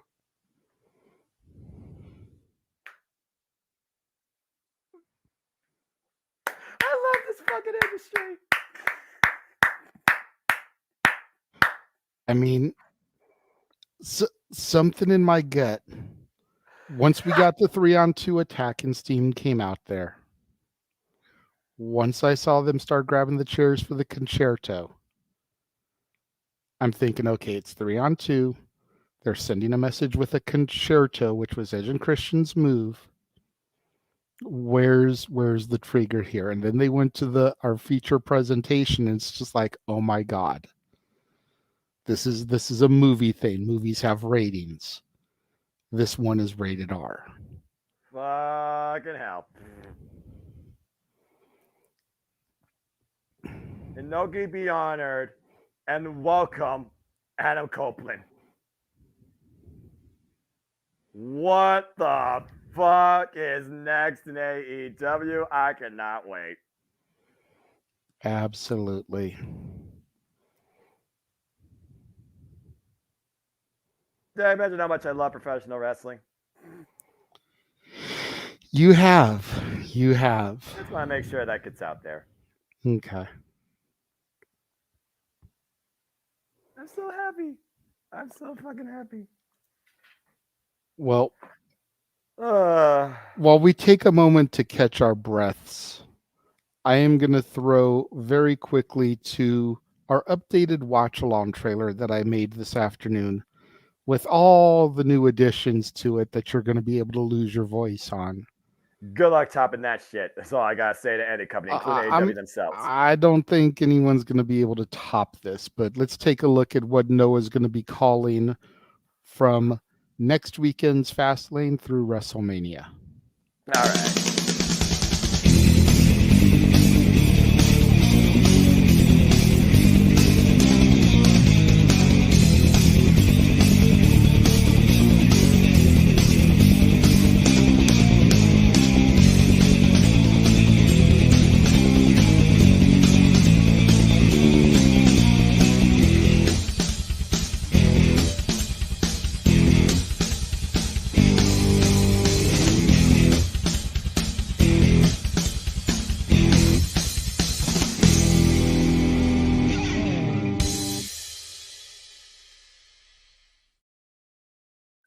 All the wrestling, all the wrestling, all the wrestling, all the wrestling, all the wrestling, all the wrestling, all the wrestling, all the professional wrestling, damn it, and sports entertainment. You know, Noah, usually you at least give the WWE NXT things I'm exhausted. Sorry, I'm exhausted. And today you were just like, you know what? Fuck that. It's not even worth my time. It's not right now. It's not about reacting to what's ahead. It's about reacting to what we just fucking saw tonight. And what we saw tonight was Adam Copeland arriving at All Elite Wrestling. And once again, what we saw tonight from AEW across this pay-per-view, once again demonstrating why I eat, sleep, and breathe this business. Because truly tonight, I will say it once again. Say amen if you agree with me. That is professional wrestling, damn it! But I digress. All right. Well, I'm seeing in the comments that it is time for Jeff to catch his train home. So we are going to throw to him very quickly in Haddonfield, Illinois, on location. I just wanted to say really quick before I depart from my train to get home, get the heck out of here. Much appreciated to everybody that's watched the last 2 days while I've been absent. I know I've been absent a lot, more than I wish I could be. But thank you guys again very much. It was great having everybody watch along for No Mercy yesterday. Open mic night, it was crazy with Frankie Kazarian and everybody. And of course tonight's presentation of Wrestledream. What a night. I just got lucky after the 2 days of the convention. Yeah. I got very lucky that tonight was not the night that Michael chose to come home. Do you know where you are, Jeff? Give you guys a parting shot. You know thank where you all you very are. much. Again, Meacham's Musings tomorrow coming up with all the recaps from the convention, doing everything we're doing, and so much more across the network. Meacham. Look out behind you, Meacham. See you guys all week right here on the Jeff Meacham Network. Jeff, Bye. run.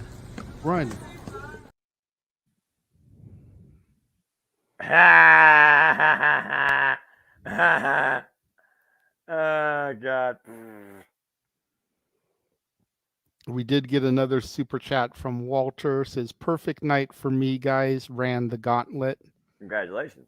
Jeff, we hope that you are safe, that you are okay after that maniacal man in the mask came up behind you. Yeah, Matthew, Jeff has died. Yep, that's it for the man in the marquee. Now JJ has to take the spot. Oh man. Josh Mansfield says WWE got Jade Cargill, AEW got Adam Copeland. Both companies win. The fans win. Wrestling wins. Damn it. You know what, Josh? You're a young boy that usually has a short sight on analysis. That is the smartest thing you ever said in your life, and I'm proud of you. Oh, good. Jeff's able to chime in there. He says that he is fine. Good night.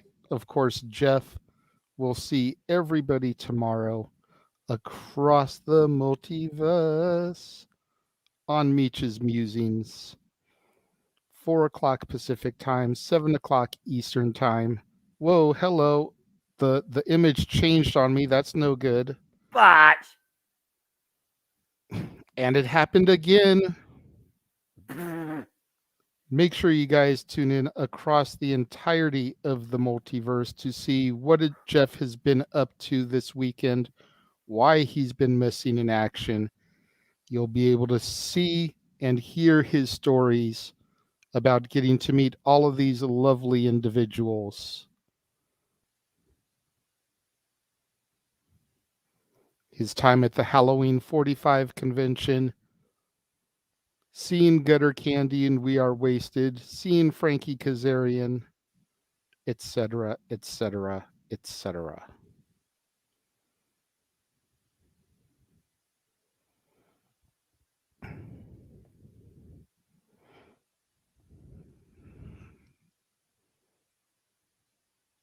You're awful quiet, Noah. Did you freeze? I fucking love professional wrestling. Got it. I'm fine. I'm absolutely fine. Awesome. Jesus. Stupid thing. Bad producer, man. Bad Meacham. Sorry about that. It's freaking not working. Anyway, I trying to play it off. It was a cute little thing. That's okay. Yeah, that was my bad for not letting you sit on that properly. I apologize. Tell stories. You should know this by now. I understand. I didn't know because I didn't know if you saw it. Yeah, thank you to a gentleman named Chris for the bit. It's good stuff. But yeah, great time, and dude, I got to see everything up until the end of the trios match with Jericho. Such a good show. Oh my god, how good was that? Oh man, so good. But we are. Where the hell are we anyway? Oh, we're just past the Delma stuff, so we must be in the valley. Anyway,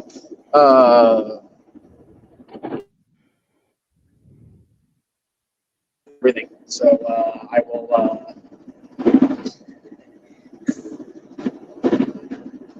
Considering it would cost you probably about $20 and a hot dog to a local public defender, I'd go for it. No copyright.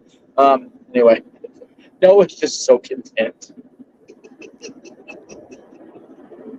You love to see it. But you know what? You've been at Bad Mansfield all night with your comments in the chat. You hush your face. Dirty little Catholic boy, you. Anyway, terrible. Yes, Noah, breathe, Noah. Breathe. I'm fine. I'm fine. Okay. I'm absolutely Making fine. sure up there. Making sure. Just take the words of Faith Hill to heart and just breathe. We need to do a country karaoke here before too long. We'll get my true there, rhythm going. Don't get ahead of yourself. No, we got to. I gotta get my shit going. We already have next year booked. Not get too far ahead of ourselves. Okay, fine. Karaoke is your side of things, so that's fine. Whatever. Exactly. Damn it. But I do have the next game show after. We don't have that's like okay. So he came out to Alter Bridge. Yes, he used Metalingus. Oh dear Christ! Well, at the end of the day, he can. All Tony's got to do is pay the rights to Metalingus to Alter Bridge. It's not WWE owned or contracted. Okay, so can we get Adam to loan some money to Tony to pay for Final Countdown going forward for Brian? Can we do that? Maybe. Just saying. Yeah. All right. Well, dude, you are just nasty in that comment room tonight with your nonsense. Goodness gracious. All this verbiage about Nick Wayne's mom and whoever, terrible people. Nick Wayne's mom has got it going on. Stop that. That's cat. Shame on you. We don't want to use the official image. We want to use the one we made. So shush, Josh. We'll use the official one tomorrow. I'm the boss. JD does what he wants. Yeah, exactly. Your name is Josh Mansfield, not Josh Meltzer. Okay. You're the Meltzer of the multiverse, but you're. I'm sorry. Was I talking over the official announcement? Anyway. Such a great weekend. So much good. My goodness. No mercy was good. If you want, I'll tell you what, Mansfield. If you want me to use that image, super chat my channel. Simple as that. I can't even argue with it. Hi, ladies and gentlemen. This is 271 Fonda Station, Lancaster. 271 Fonda Station, Lancaster. This is downtown Renegade. There we go. Oh no. Trust me. We're all going to be. Stay clear. I got this Josh Jared bugging me. I got this Josh bugging me over the PA. All the Josh fathers today. Goodness gracious. Okay, well then be like Wimpy. We'll gladly pay you Tuesday for a super chat today. If I knew I could trust Mansfield to keep his word. Oh, now that. I mean, you're not. Okay, whatever. I'm not going to go there. Because I will find a way to fly out to Cleveland and beat his ass if he doesn't come through. Man, that's fair. As you have the right Josh, to.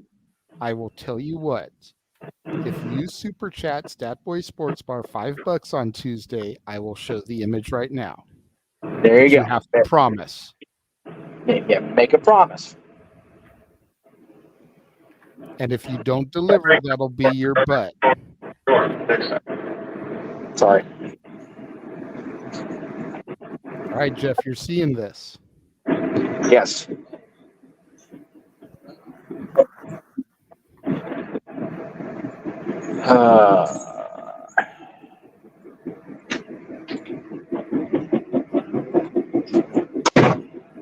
I shall do the thing. All right. Then we'll go ahead and use the official Tony Khan image.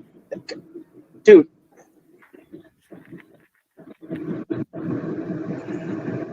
Oh, we need to start rating our chat rooms better. Good grief. How you doing up there, Foster? You all right? I'm good. So, like I said, so much good this weekend, man. Oh my God.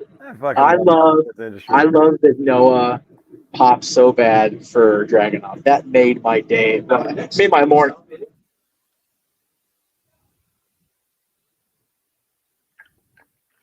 There you go, Mansfield. You made the promise. There's the image I delivered. Oh, I like that shot of that. That's a good shot. Let's fucking go. Right? Like you hear about stuff like this, and you take it as rumors, right?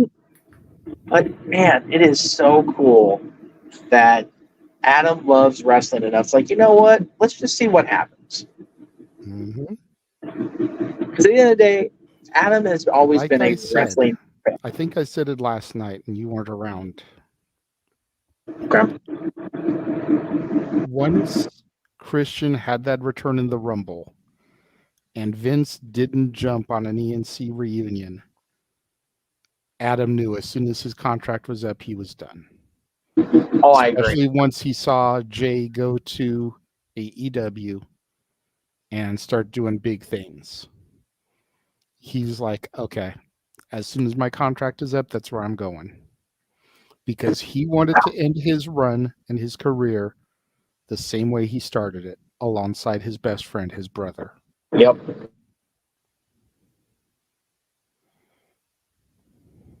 Yeah, it's having the opportunity to get acquainted-ish with him and Beth over the last little while. It's, again, I saw a lot of people this weekend that lived in Haddonfield in their movie lives. None of us are getting any younger, man. And it's wonderful to see Adam still doing his thing. But while I'm on that topic, I want to chime in with what Walter was talking about earlier.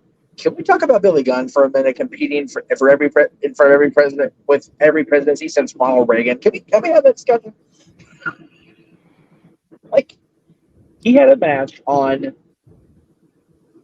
NWA television 18 days before George Bush Sr. was inaugurated president. It was a squash. Road Warriors done ate him alive, but it was still on TV. And he's been wrestling ever since. That's crazy. So both Bushes, both terms with Clinton, both terms with Obama, number 45, and then now with President Biden, he's still wrestling. It's bonkers that guy is in as good a shape as he's in as long as he's freaking been around. It's awesome, man. Speaking of awesome, like the way they were teasing it, the new era, it's like King of the Ring was the era of awesome. Being station stuff. I'm talking over it. Screw it.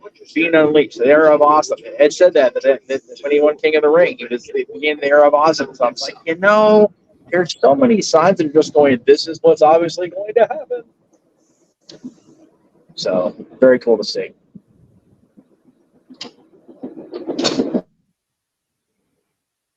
Absolutely. And I am appreciative, again, of everybody in the chat room, even you dirty-minded, dirty-mouthed people, you naughty people. Look at that. I need that right now. All right, ladies and gentlemen. In triple. Shit.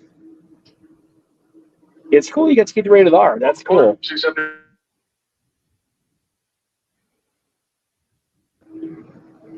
I always wondered about that. Like, how did Vince let that be a thing? Last call, stand quick.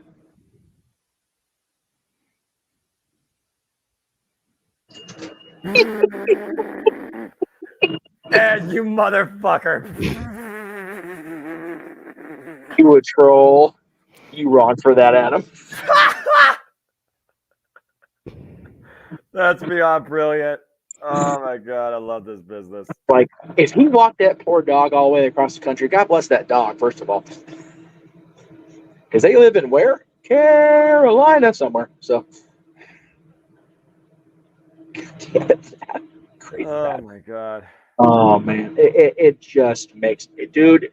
And Walter, we still on October 1st. We still got 3 months to go. Yeah, and we just took a look at all the watch-alongs that are still coming up. That doesn't even count Final Battle.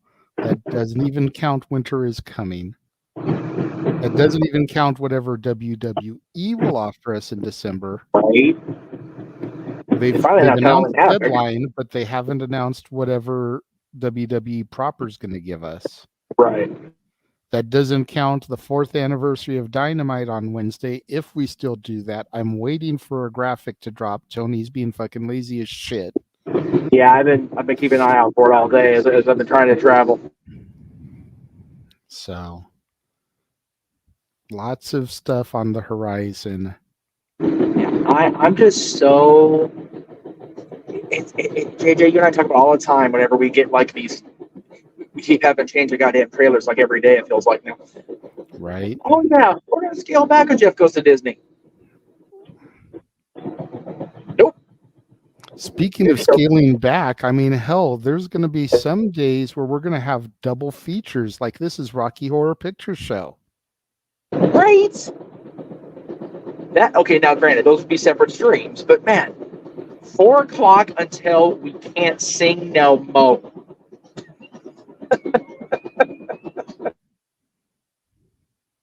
And as long as the money just keeps on coming in, dude, I ain't gonna be anywhere till the next day. I don't give a shit how long we go that night. I don't care. Disney songs, baby. I can do that. I can do that shit all night. Right? Captain America style. I can do this all day. That's it. I mean, I have to be off property at 1 o'clock, but I don't care.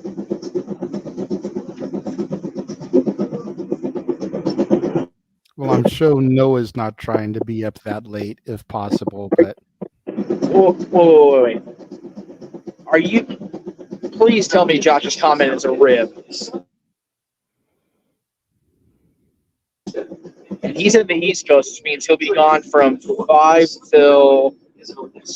Damn, he's gonna be home like just in time to catch the open mic night part of the night. as long as he's home in time for open mic night, that's all that matters. For his Disney fandom perspective, yes, he's gonna miss a hell of a call. He's gonna miss a hell of a call, but he doesn't seem to care about AEW as much as he cares about other stuff. So, and if I'm wrong, I apologize for being wrong. But as long as he's there for open mic night. Yeah. Yes, he'll be. The thing is, how tired will he be trying to make Noah do that eye for eye duet? Okay. Ken, this is why I timed you out. Are you even fucking watching the show? Because if you're just listening to us and you're not even paying full attention, I'm going to delete you fucking again and put you on timeout. Pay the fuck attention. Seriously, Ken, this is why. You ask why, that's why. Stuff like that. And you do it all the time. Like all the time. And it bugs because you come into the chat room and make it about you. And then you get me on here wound up because I make the screen part about you. This is why. Okay, so now that you've been timed out again and you're seeing me say it, matter of fact, here, I can call you one better. That is why you keep getting timed out. If you can't behave yourself like a grown-ass man, we'll ban your ass. Similar San Fernando. Next up. There. There's my moment of dwelling into negativity and trying to do anything but that today. So thank you. I think he's on Jeff's channel, Walter. It doesn't. At this point, it doesn't matter. Well, no, he's asking because if he's a moderator, yeah, I think he's on Jeff's channel. Yeah, but like I said, anyway, I'm gonna stop. Yeah, stop. And yeah, and Matthew, to be fair, I got you because of the direct pot shots at Chris and Aubrey. Just not okay. So that's why. But you've been behaving yourself. So anyway, let's start to wrap this up and get out of here. It is past midnight. It is 12:30 on the East Coast. Noah has work. Yes. And I have one more stop before we hit the tunnel anyway, so I'm gonna lose my signal here soon anyway. So We want to dwell on the negativity. We want to embrace and bask in the joy that was this show. Noah, exactly. Noah, can you tell everybody one more time what this was that we witnessed this evening? I suppose I can. I mean, it's not like I have to say a whole lot. It's a pretty simple expression. If people don't understand it, well, I guess, that's just the loss that you just pray is one day found. But there's no denying that tonight, once again, AEW proves why I love this industry, because this pay-per-view, simply put, that was professional wrestling. Damn it! But I digress. I love you, Noah.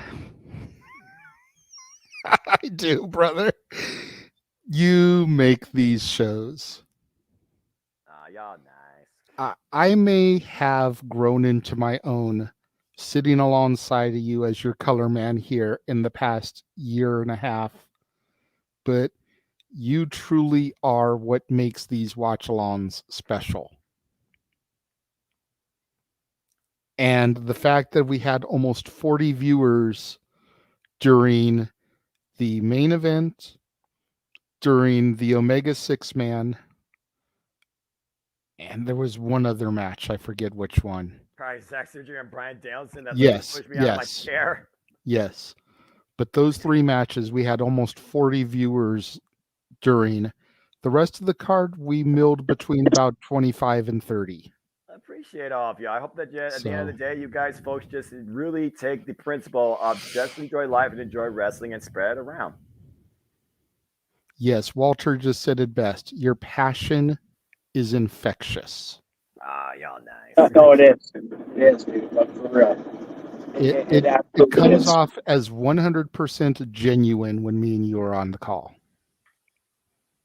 You and your passion for AEW, Impact Wrestling, me and my passion for WWE NXT.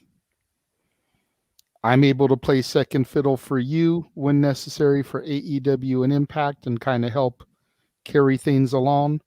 And you're able to play second fiddle for me and help move things along. But it's our passion for both of those brands that really shines through, I think, and is the reason why we get the turnouts we get. So thank you very much, brother. I appreciate that. I really do. Again, this is I just know. again, this to me is just absolutely just why I live, eat, sleep, and breathe for this business. And doing this is honestly the show was Wrestledream. It was truly a Wrestledream. It's a Wrestledream every time to do this. Just to know you two as friends, just again, out of pure circumstance. And I thank you and I thank everybody across the multiverse of media too. There we go. So I'm just going to say it very simply for the West Coast professor, Jeff Meacham, who is on a train and about to lose his signal. For me, the renegade of all elite this evening, J.J. Williams. For the simple man with the spectacular voice, who may not have much of a voice, Noah Foster. You've already done your professional wrestling damn it quote, but go ahead and take us out of here as you always do. It doesn't matter whether you watch WWE, NXT, Ring of Honor, GCW, MLW, NJPW, AEW, or any other company you can think of, Western Front International too. We all share this passion. And I simply illustrate it to all of you, forever grateful to share that passion and try and inspire and encourage you with it too. Why do I do this? Simply put, it's because I am but a simple man and a lifelong fan of professional wrestling. Damn it! But I digress because my name is Noah Andrew Foster, here to encourage you to just enjoy life and enjoy professional wrestling too. Where there are no winners, there are no losers, there are no graders. Just fans with opinions with passion we all share. At the end of the day, folks, support one another, respect each other, protect your fucking mentality too. Treasure your family. It's the greatest gift you are ever blessed to have in this life. And just enjoy life and enjoy professional wrestling. It is truly as simple as that. And I thank all of you. And we thank you, and we thank all of you for joining us for AEW Wrestledream, the first ever. And we hope y'all will tune in next week for our watch-along coverage of WWE Fastlane, as we are still unsure if we'll do the 4th anniversary of Dynamite yet. Until then, have a good night, everybody. Have a good night, folks. And thank you, AEW.